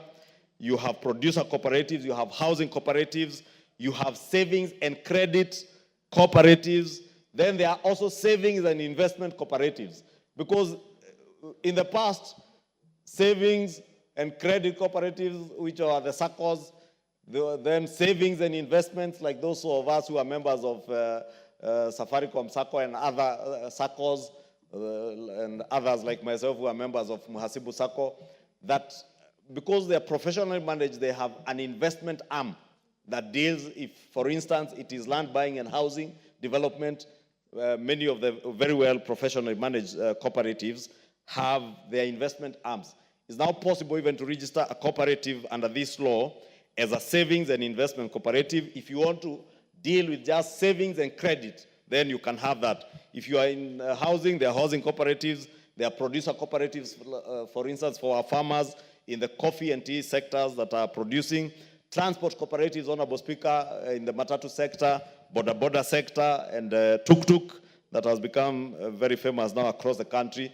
I saw in Kitangala today a whole street full of tuk-tuks. And we want to organize those tuk-tuk owners to join cooperatives so that they are able to manage their societies better. Also, consumer cooperatives, Honorable Speaker, it's important to have consumers form their own cooperatives to be able to access cheaper commodities from producers. Therefore, Honorable Speaker, I do not want to belabor a lot of the things that the mover of the motion, the Honorable Majority Whip, has stipulated. But, Honorable Speaker, allow me to mention, if you look at the rights and liabilities of members under Part 5 of the bill, and actually Clause 45 of this bill, it says that a member other than a cooperative shall not hold more than 1/5 of the paid-up share capital of any cooperative registered in Kenya. Honorable Speaker, this, to me, when I went through this bill, was a very important element of this bill. Because, Honorable Speaker, we've also seen people, individuals, who form cooperative societies and they contribute their own capital. They probably own 30–40% of the paid-up capital or the share capital of that cooperative. Then they invite other people to own about 60%. But the 60% own probably one share, but the majority share capital holder becomes like a majority shareholder in a company.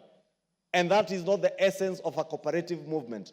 A cooperative movement, cooperators are supposed to be equal, to have equal votes when they are voting. And therefore, we've seen instances where people are able to micromanage the management and governance structures within a cooperative society because of the level of shareholding that they have in terms of the share, paid-up share capital. It will now not be possible to hold more than 1/5 of the paid-up share capital of any cooperative society. If a cooperative society has 100,000 Kenya shillings paid-up share capital, then 1/5 of that is 20,000 shares. You cannot hold more than that. Therefore, even those of us who are old members in this House, Honorable Speaker, who are members of Bunge Sacco and Pakoso, we must be careful. And now Mr. Muita, who manages our Pakoso Sacco, must ensure that even yourself, Honorable Speaker, who has been in this House for quite some time, you do not subscribe to more share capital that beyond 1/5. And if that happens, they will be given time to rectify, and therefore you can allow either you increase the paid-up share capital of those cooperative societies or convert part of that paid-up share capital into member deposits so that no single member holds more than that. And that is the same spirit, Honorable Speaker. In the insurance industry, in the banking sector, people are not allowed to hold beyond, I think, 20 or 25% shareholding in banks and our insurance companies to ensure that there is proper governance within the finance sector. And as I said, the cooperative movement is also part of our very critical finance sector in this country. And therefore, there is need for that restriction. With those few remarks, can I second? Yeah, go ahead. Allow me to second, and I therefore beg to second and plead with members to support this bill and have it become law, because the realization of this bill into law will in a very big way sort out the myriad of problems that bedevil our transport sector, and more importantly for me, the coffee sector, because we are going to be considering, without anticipating debate, the Committee of the Whole House on the coffee bill tomorrow afternoon, and it will be very good if these two bills, the coffee bill and this cooperative bill, become a reality before the end of this year and they become acts of parliament to help us in the governance of our cooperative movements and our producers, not just in the tea, coffee, but also in the milk sector. And I believe even fishermen from Honorable Oundo's constituency in Funyula are cooperators, and they need this bill to become an act of parliament for them to be able to govern their fishing cooperative societies better. I beg to second. Ordinarily, I should have said even the camel herders and the camel businessmen can create their own. Honorable members, I now propose the question that the Cooperatives Bill, National Assembly Bill number 7 of 2024, be now read a second time. The Honorable Gichimu Gidinji. Thank you so much, Honorable Speaker. Let me say that I'm one of the members of the Trade, Industry and Cooperatives Committee who have really worked very, very hard to bring this bill to this level. Actually, it's one of the biggest, or actually the most voluminous bills that we have in this House, having 168 clauses and 3 detailed schedules. And this is all done and sponsored. This is a bill that is government sponsored, and that shows that this government is very keen in addressing the issues that have bedeviled the cooperative sector in this country. And let me first of all start by thanking the members of the committee, because we've had to sit even long hours, very, very many meetings, going close by close, and also considering the numerous submissions that have been given or submitted by members of the public during the public participation that we did across the country. We divided ourselves into various groups, and I led one of the groups that went to Mount Kenya, and the response by the cooperators was very encouraging, and they really need this law like yesterday. And I also thank the team from the ministry led by P.S. Kelemi, and of course the CS who also came in, also joined, and they used even to attend our meetings during the consideration of this this bill. And that shows the commitment that this government has given into addressing the issues of cooperators in this country.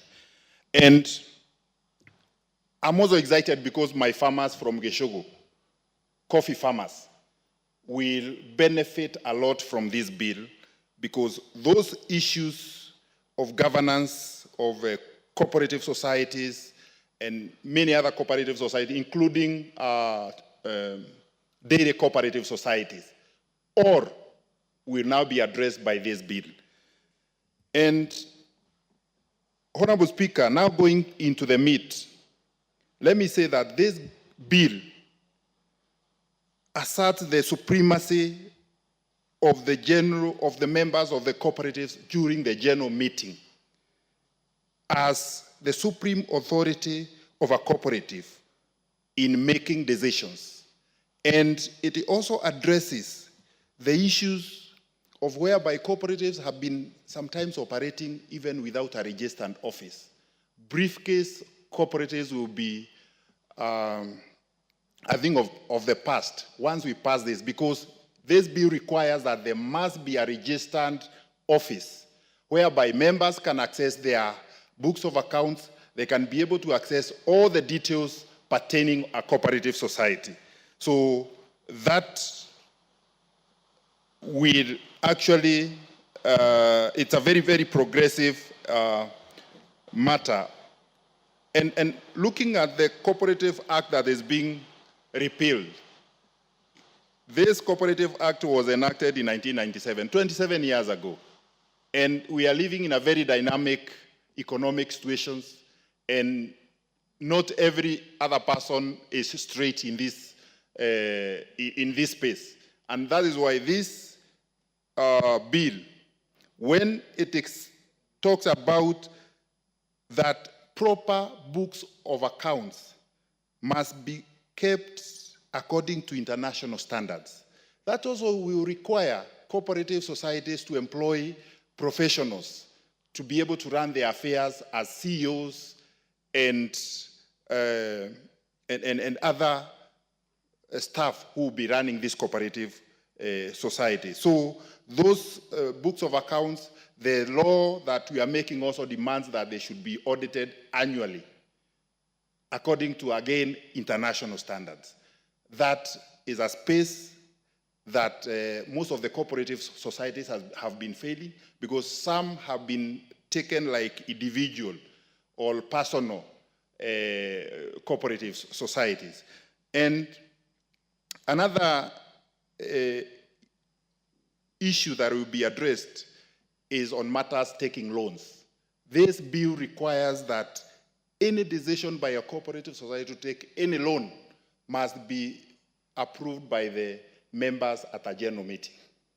We have seen so many cooperative societies collapse by just taking loans haphazardly without even consulting the membership, or even giving out loans to people that might not even be members of the cooperative society, or even taking any amount of the loans, especially the leadership of these cooperative societies. And that makes most of the cooperative societies to collapse. And also, we, as a committee, we also looked at the issue of the tribunal, which is also being addressed by this bill. And it is our feeling, and I believe members will also support us, that this tribunal should be, the membership should be increased to 9, so that this tribunal can have a quorum of 3 and can split into 3 and move across the country and address all the issues that have been, the issues or the issues that, or the cases that may come across and in a very effective and a very fast manner, so that cooperators will not be waiting for their cases, and some of the cases are very small. So we want to make it as easy as possible for the disputes that will arise out of in the cooperative movement to be sorted very easily. And in this case, we have proposed that the chairman should be deputized by 2 deputies, so that a chair can head one quorum, another deputy can head another one, and the other one can head another, because there is a requirement that both the chair and the deputy should be lawyers. So how else can we achieve this? So this is a proposal that we will be seeking without anticipating debate during the committee of the whole for the House to agree with us and support. So, Chair, Honorable Speaker, since a lot has already been explained by the mover and also the seconder, I don't want, let me also allow as many members who are around to be able to contribute by posing at that point, but there's a lot and a lot for the cooperators of this country to benefit out of this bill. And let me defray or say that this House has been committed about this bill. There have been outbursts out there that the House, the leadership, and the government is not committed. This is an assertion that this House, the government at large, is committed to sort out all the issues of the cooperators in this country, and we will do it for the benefit of our people and for the progress of the cooperative movement in this country. Thank you, Honorable Speaker. Before I give the Honorable Kaitani, I would want to give an opportunity to the Deputy Speaker to contribute on that. Honorable Mary Kaitani, you take a pause a little bit, and you're next, undoubtedly, being the chair of the committee. But let's allow our Deputy Speaker. Okay. Thank you very much, Honorable Speaker, for this opportunity. First, I want to thank the Committee on Cooperative Trade for the immense work they have done together with the ministry in making sure that we get this law. This law is extremely important. And yes, this law has covered many of the areas that are a challenge, challenges of governance, challenges of management, challenges of naming, and all the loopholes that existed in the cooperative sector. But even as we do this, I will definitely be bringing in amendments to this bill. Some of the amendments will be to undertake a complete vetting of all the county commissioners of cooperatives across the country and all the ministry staff that have been dealing with cooperatives. Because as we talk about the problem we have had before, where there was mismanagement of cooperatives, there was lack of transparency, there was loss of public money, it could not have been possible without the collusion of those crooks in the cooperative sector. If they were colluding with the ministry officials. And this is a fact. So even if we change the law and we don't change those corrupt officials in the Ministry of Cooperatives, nothing is going to change. And I can say this without fear of contradiction. We had a crisis in the last 3-4 years in Uasin Gishu County with the Keyo Housing Cooperative, where a bunch of 4 persons decided that they had the power to even alienate the building that belonged to Keyo Cooperative Housing.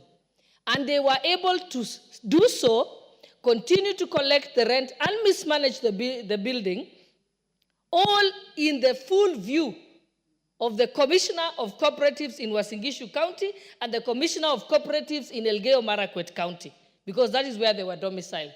I, in fact, still have messages that I exchanged with Commissioner Obonyo here in Nairobi, because he was part of it. When we told him that these people had been voted out by the members of the cooperative, he refused to supervise the transfer of the officials from the crooked officials that the members had rejected to give to the new officials that had been elected. It took the intervention of the former cabinet secretary, Chelugui, whom I went to see together with the members of the cooperative to beg them to save their hard-earned investment, which was invested by as far back as my grandfather. And at that time, it was only with the intervention of the minister and the intervention of the then PS, I don't know if he's still the PS, Kilemi. They were the only 2 who eventually reined in on their rogue commissioners. So even if we have a fantastic law, and Commissioner Obonyo is still in office. Please give a little bit more time to the Honorable. Please. What happened? Thank you. Give her an additional so as 3 minutes. even if we pass a good law, and the same crooks are the ones still working in that department in the ministry, nothing is going to change. We must undertake vetting, just the way we had a radical surgery of the judiciary during the time after the new constitution. It's the same way we must undertake vetting of all the officials that deal with the cooperatives. If you are supervising cooperatives in a certain county and they eventually collapsed from mismanagement, what were you doing as the person who is tasked to do that?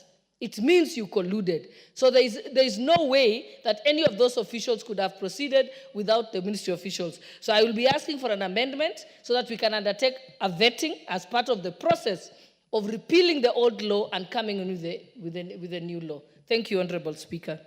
The Honorable Mary Kaitani. Thank you, Honorable Speaker. As I stand to support, allow me to state right from the onset that these amendments to the Cooperatives Bill couldn't have come at a better time. And why do I say so? The last time this bill was ever amended was in the year 2004. That is about 20 years ago. And that is way, way, way before the 2010 Constitution came. And if you know, and we know that the cooperatives is a devolved function. So there was a requirement that the bill be amended to conform with the 2010 Constitution. I think history will not let us down in terms of knowing what has happened to cooperatives in the past. And key examples could be the old KPCU, I think the Kenya Planters Cooperative Union, and the birth of the new KPCU was as a result of the mismanagement of the cooperative union, which was the KPCU. Another good example is KCC. And at some point, the farmers almost lost their incomes and their revenues because of the collapsed KCC. And we know the birth of the new KCC is as a result of, again, mismanagement at the cooperative level. Some of the other notable cooperatives that I've seen that have had issues are farmer cooperatives, more specifically in the milk sector, in the sugar sector, in the coffee sector, I can give many examples of cooperatives, and as we speak today, government is going to put about 7 billion Kenya shillings to finance cooperatives in the cooperative sector, in the coffee sector, because of mismanagement that was done in previous cooperatives. The sugar sector has not been left behind, and I think there's about 2 billion or 1.7 billion that is being put by government just because of mismanagement that has come out of cooperatives, and this is because there are flaws or there are issues in the Cooperatives Act that the directors or the managers of the cooperatives took advantage of and actually misused the cooperatives that they had been entrusted to do. This bill first came in, for the first reading in April of 2024 and was committed to the Departmental Committee of Trade, Industry and Cooperatives, pursuant to Standing Order number 127, and an advert was placed in the media for public participation. Public participation was done in 8 counties, representing the 8 regions we have in our country, that is in Siaya, in Vihiga, in Kericho, in Mombasa, in Machakos, Isiolo, and in Kirinyaga. And we also had submissions from various stakeholders, including the ministry, the Council of Governors, who had a great interest in this bill, and very many other stakeholders and cooperators. Many cooperators came in with their, to give their views on the bill. And I think a lot of the things that we have brought in as amendments to this bill will go a long way to helping the very farmers and the very Kenyans who are cooperators. Some of these amendments, for example, could be on shares and the transfer of shares, especially when you have the principal who has died. And what has been happening is that those shares are transferred to AFA, and the beneficiaries try following those shares and they are unable to get. So these amendments have actually come up to allow or show how transfer of shares can happen from the principal perhaps to beneficiaries in case of death or in case a member wants to exit a cooperative. Some of the issues also that have come up is that the chairs and the board members of cooperatives have always become members who live there year in, year out. The cooperative and them as members have been one and the same people. So the amendments that we have brought in will actually say that a member can, a board member can only be a member not more than 3 times, and 3 years, sorry. And that then will allow the vibrancy in these committees.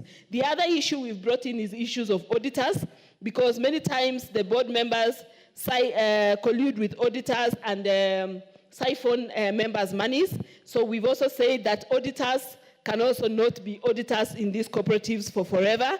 In terms of dividends, we find instances where cooperatives take away dividend or borrow money from banks to pay dividends because they have already misused members' monies. And therefore, we have said that any dividends to be borrowed will not come or will not arise out of borrowings from a bank.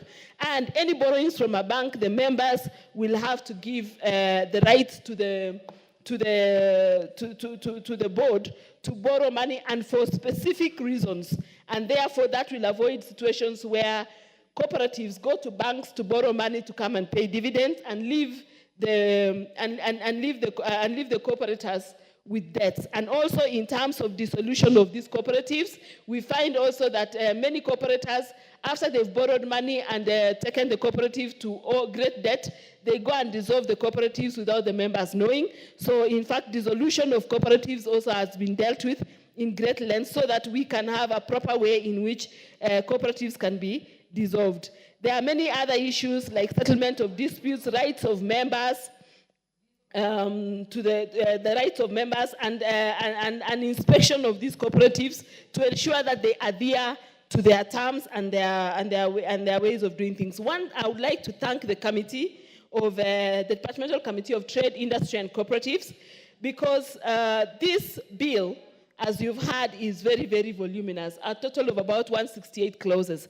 And this bill took us very many days and nights. We had to stay until wee hours of the morning trying to go through clause by clause of this bill. And the members in the Trade, Industry and Cooperatives Committee were very, very committed and very supportive to this bill.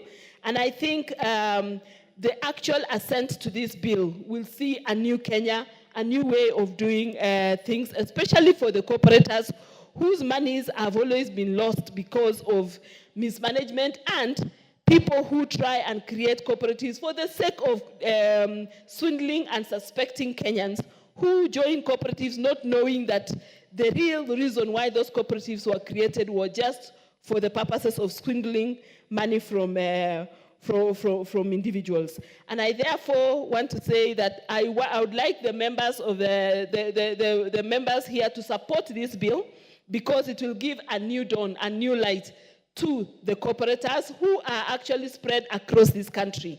I will give, for example, the tea farmers in my constituency have formed a factory and their money is running that particular factory. This bill, once assented, will help this farmer know that their money, which is now running a tea factory, will ensure that that tea factory is run at above board, and their hard-earned cash will actually be secured.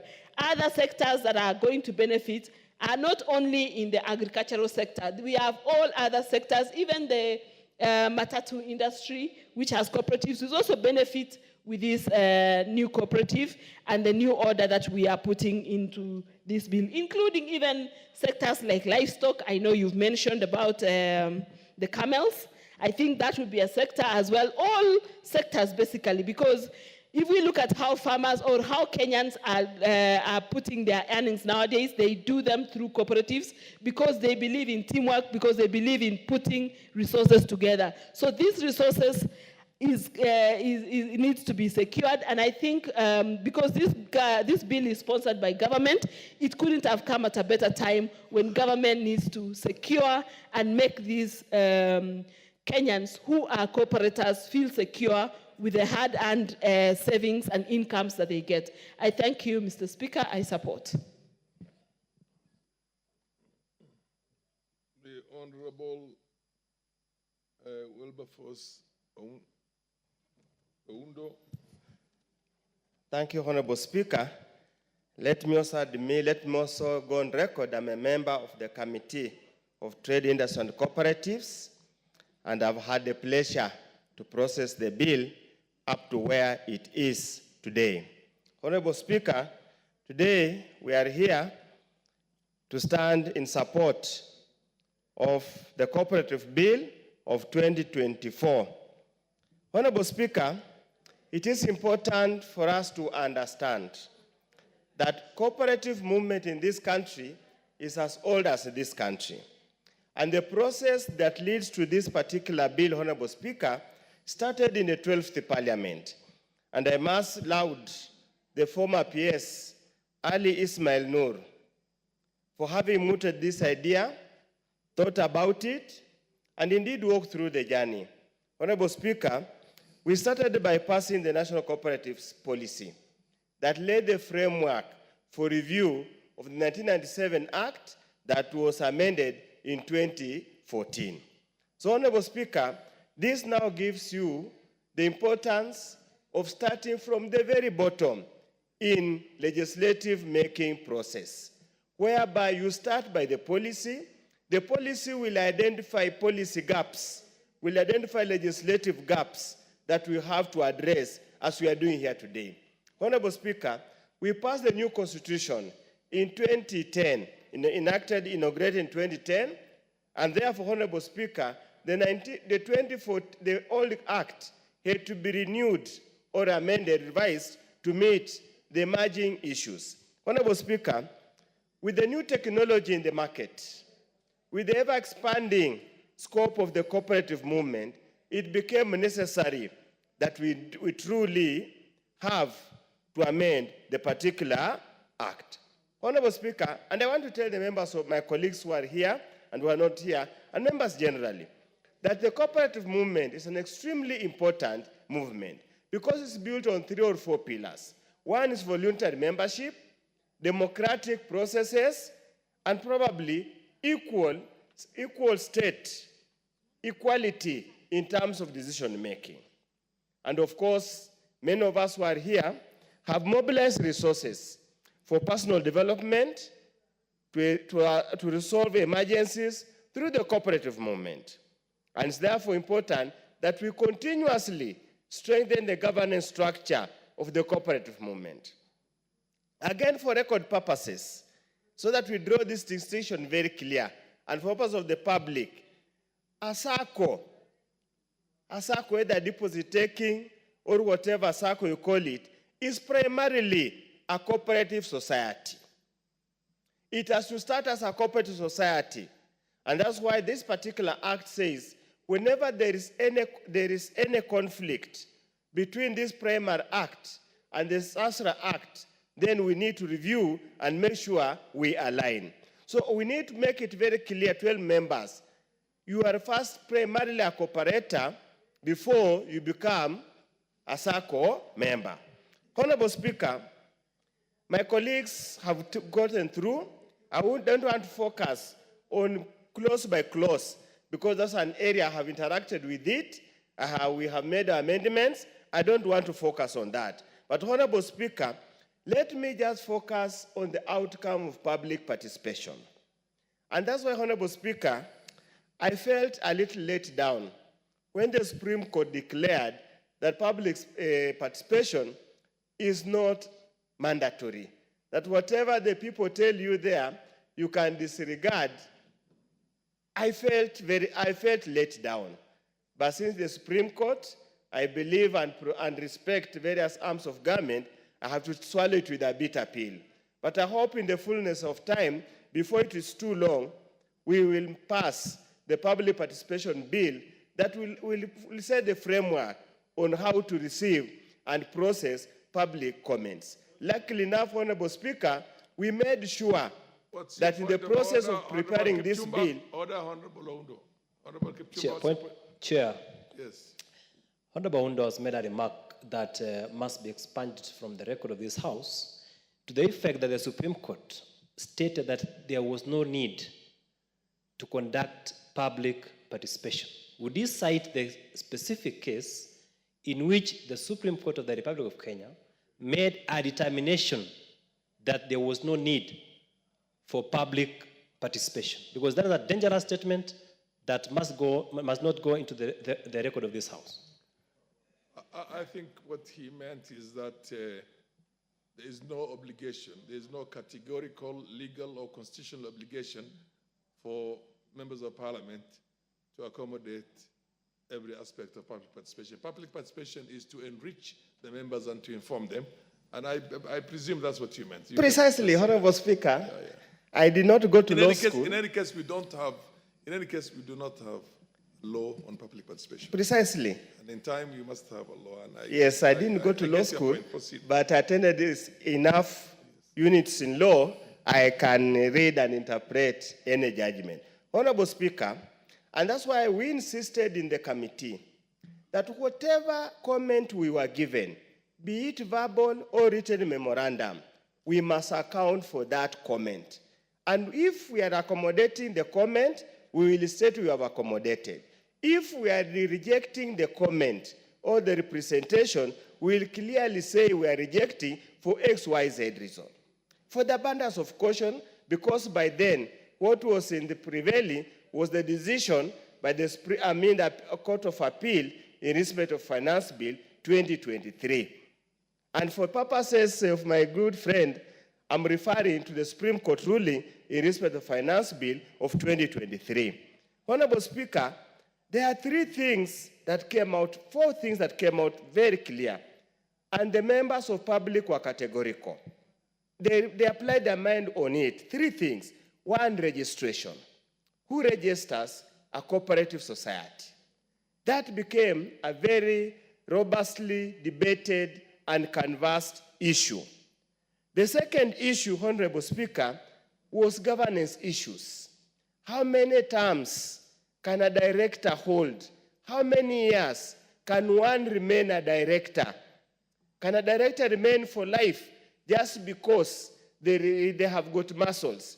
Honorable Speaker, when we were in Kericho, during public participation, Honorable Speaker, all the directors were fairly aged senior citizens.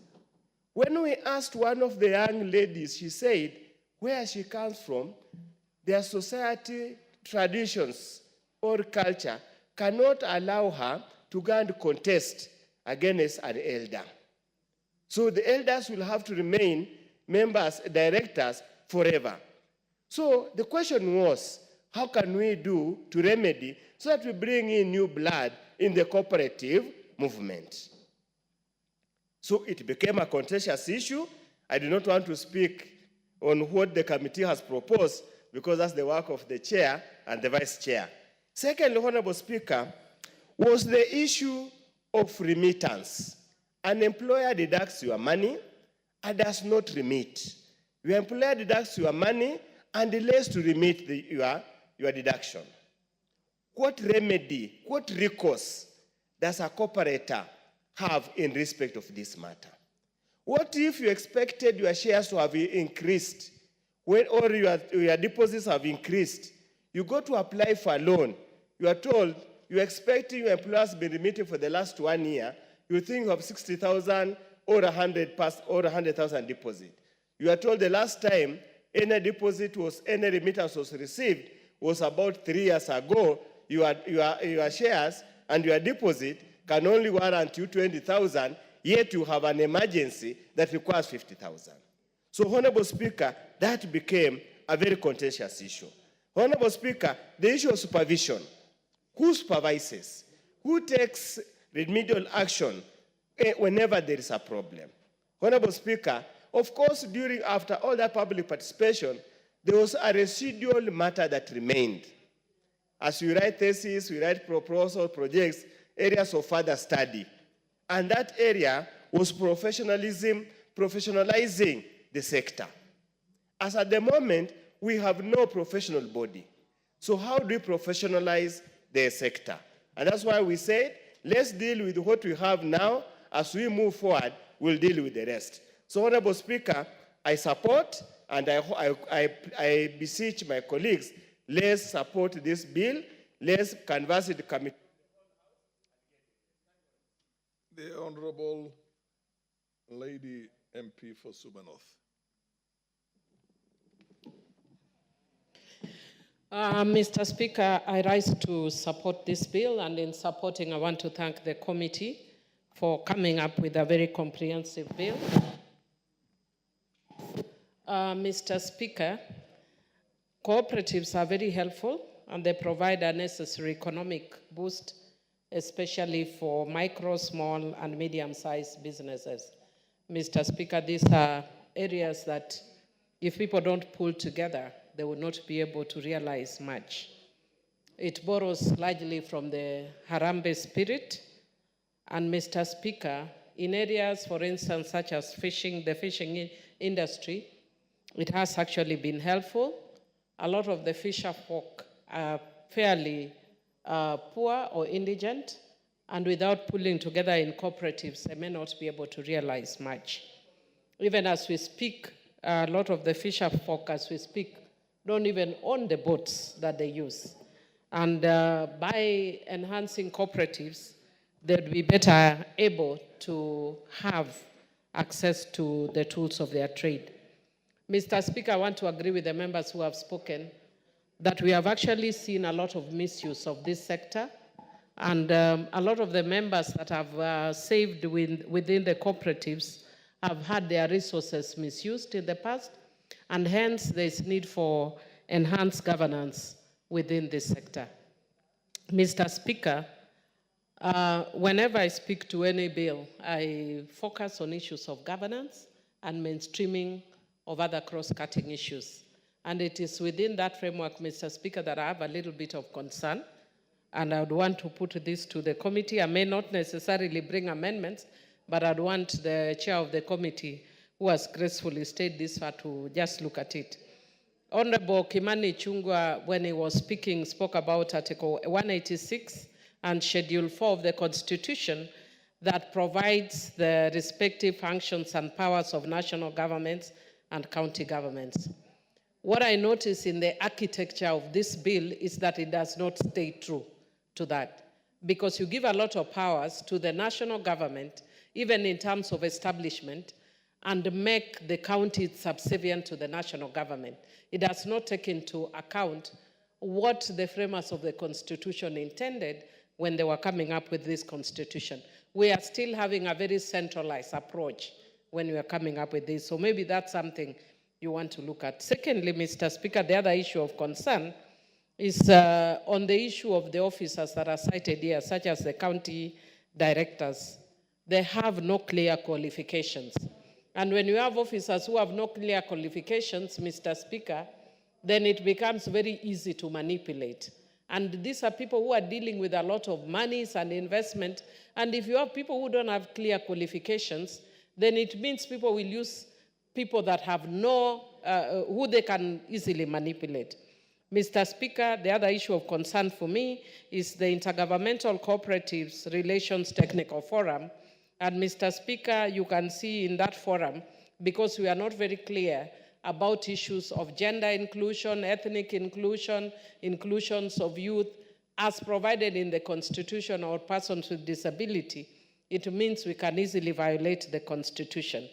Again, I'd want us to relook at clause 20, and because we are talking about the transport sector and other sector, whether it would be also necessary to include fisheries under primary cooperatives. Perhaps in your response, you can explain why you thought that fisheries does not qualify to be under there.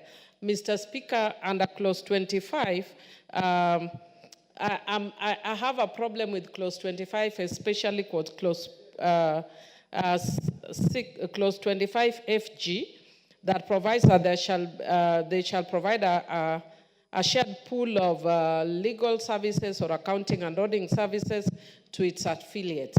And even though it is made subject to Accounting Act and the Advocates Act, I'm just wondering whether this does not then provide or create monopoly and can make it a subject to litigation for discriminatory practices.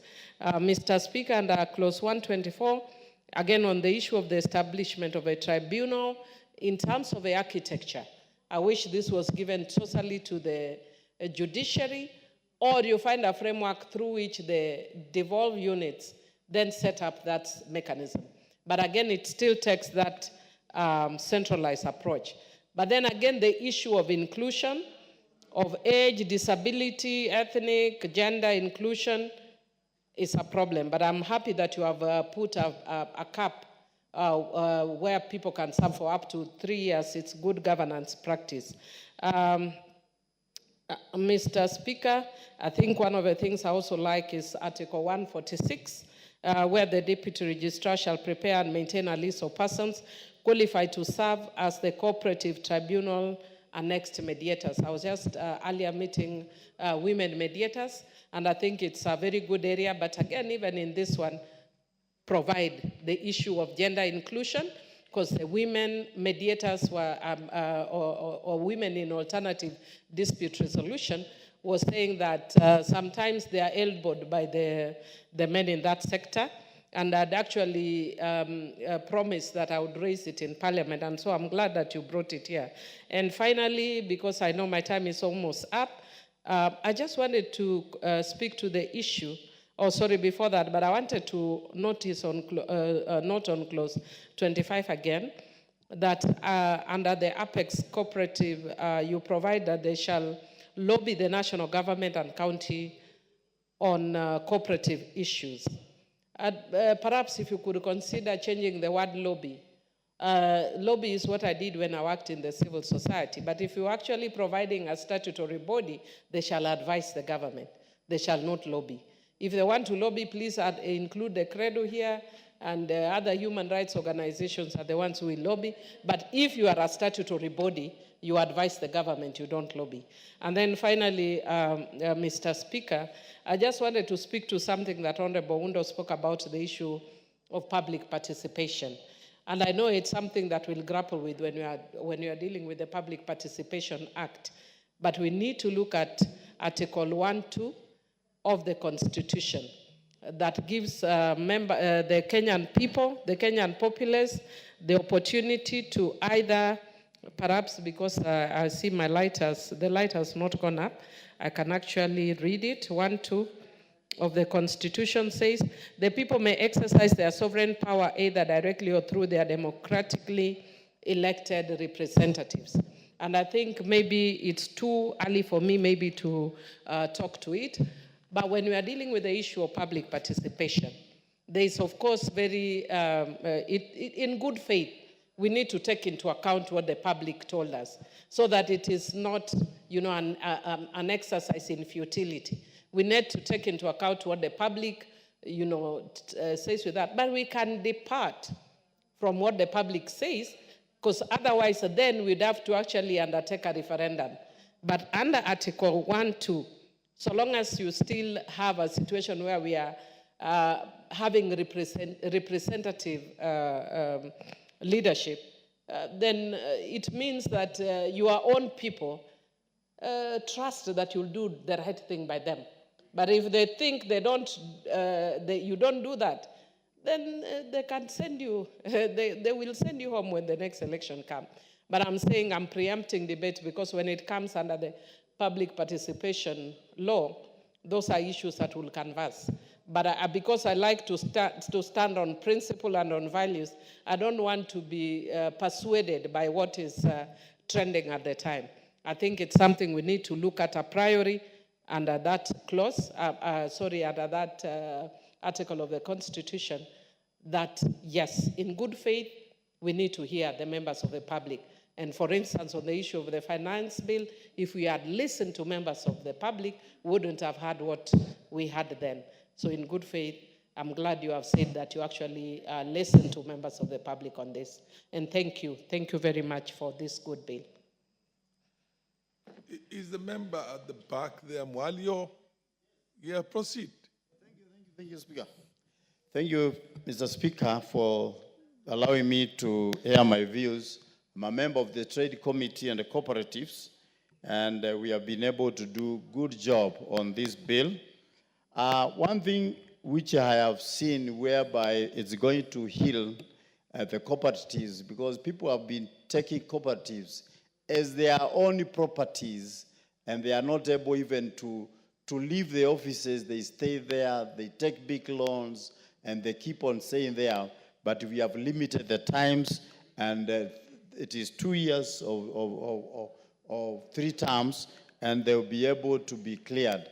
Another thing we have been able to do is that the directors, when they are being elected, they will be able to deposit bonds in the cooperatives where they are being elected, so that in case they have defaulted or they have mismanagement the funds, they will be able to, the bond will be able to pay whatever they have been able to take and they have not been able to account for it. Another very important thing is that the bill has introduced an insurance whereby whoever is taking the loan, in case of demise, that the insurance will be able to pay those liabilities and be able to cover the cooperatives so the cooperatives don't go for losses. Another thing which is very important is that once a person has ceased to be a member of the cooperative, you can only bring your claim before 2 years elapse. After the 2 years have elapsed, you cannot bring any claim.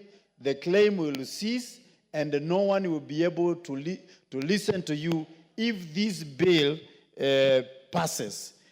In clause 88, the cooperatives surplus and also the monies that they have in surplus, they will be able to invest in liquid assets so that they don't have money that is floating, and the people might think that money is floating here, and then they start now applying for their loan. Even the directors will be tempted, but if it is in liquid assets, then there is no way that they can be able to borrow that money.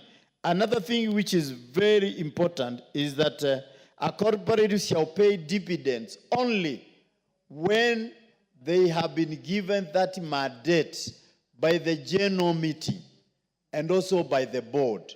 Not for the board to sit and say we are paying dividends of 10 shillings or 20 shillings, but it should be sanctioned and passed by the general meeting, an AGM in the general meeting. So those are very good, those are good measures that this bill will be able to curtail the people that have been misusing the cooperatives. And you know, these cooperatives are the small savings that people have been saving for their small incomes in the villages, for their small incomes in the farms, for their small incomes in whatever they sell in their areas. So I think this bill will cure so many things that have been going around misusing the cooperatives, directors taking money, not paying, people taking money, running away with it. But now once you pay a bond, then the bond will be able to pay. Thank you, Mr. Speaker. The Honorable Member of Parliament for Marakwet West. Thank you, Honorable Speaker, for giving me an opportunity to contribute on this very important bill. Honorable Speaker, I rise to associate myself with the letter, the spirit, and the intent of this particular legislation. Honorable Speaker, if you read under the 4th schedule of our Constitution, cooperative societies is a fully devolved function. Honorable Speaker, in fact, when I was sitting here, someone sent me a message that why is Parliament enacting a legislation on a function that is fully devolved? But Honorable Speaker, thankfully I read Article 186.4 of the Constitution, which says that for greater certainty, Parliament may legislate for the Republic on any matter. So, Honorable Speaker, I am convinced that we are within the 4 corners of the law to legislate on this particular sector of our society, irrespective of the fact that it is a devolved function. So, Honorable Speaker, I am satisfied that this House is well-founded and well-placed to enact a law on cooperative societies. Honorable Speaker, these societies, they inform the socio-economic prosperity of this country. Honorable Speaker, if we run our societies very well in this country, I have no doubt that this country will have economic prosperity. Honorable Speaker, if you look at the intent of this bill, as per the long title, it is very clear and it provides that this bill is meant to establish the office of the Commissioner for Cooperative Societies at the national level of government and the office of the County Director for Cooperative in each county government to provide for promotion, registration, regulation of cooperatives, to provide for intergovernmental cooperative relations and for connected purposes. Honorable Speaker, when these societies were devolved under the 4th schedule, the county governments never wanted an office to be created at the national level. Now that we have this particular piece of legislation, which has given a clear legal framework, it means, therefore, that the county government shall work closely in consonance with the national government to ensure that... Yes, what's your point of order, Madam Nganga, Alice? Today. Thank you, Honorable Speaker. I want to raise a standing order 35, where we need to have proper quorum, because whatever we are discussing today is a very important bill, and we need all to be here so that we can discuss it. So, looking at the mood of the House, I can say we don't have enough numbers. Fair enough. I mean, you're right, we don't have quorum, and I direct that the quorum bill be run for 10 minutes.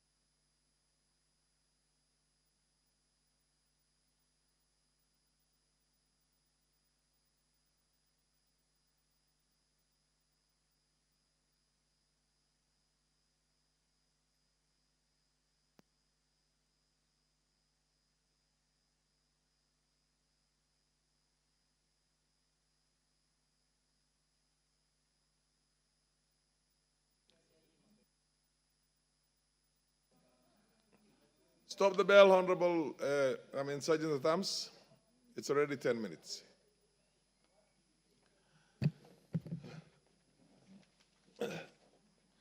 Honorable member, the honorable member, order honorable members. The honorable member for Marakwet West will have an additional 6 minutes when this matter comes up for debate again, hopefully tomorrow in the afternoon. Honorable members, the time being 19:25 p.m. This House stands adjourned until Thursday, the 14th of November, the year 2024, at 2:30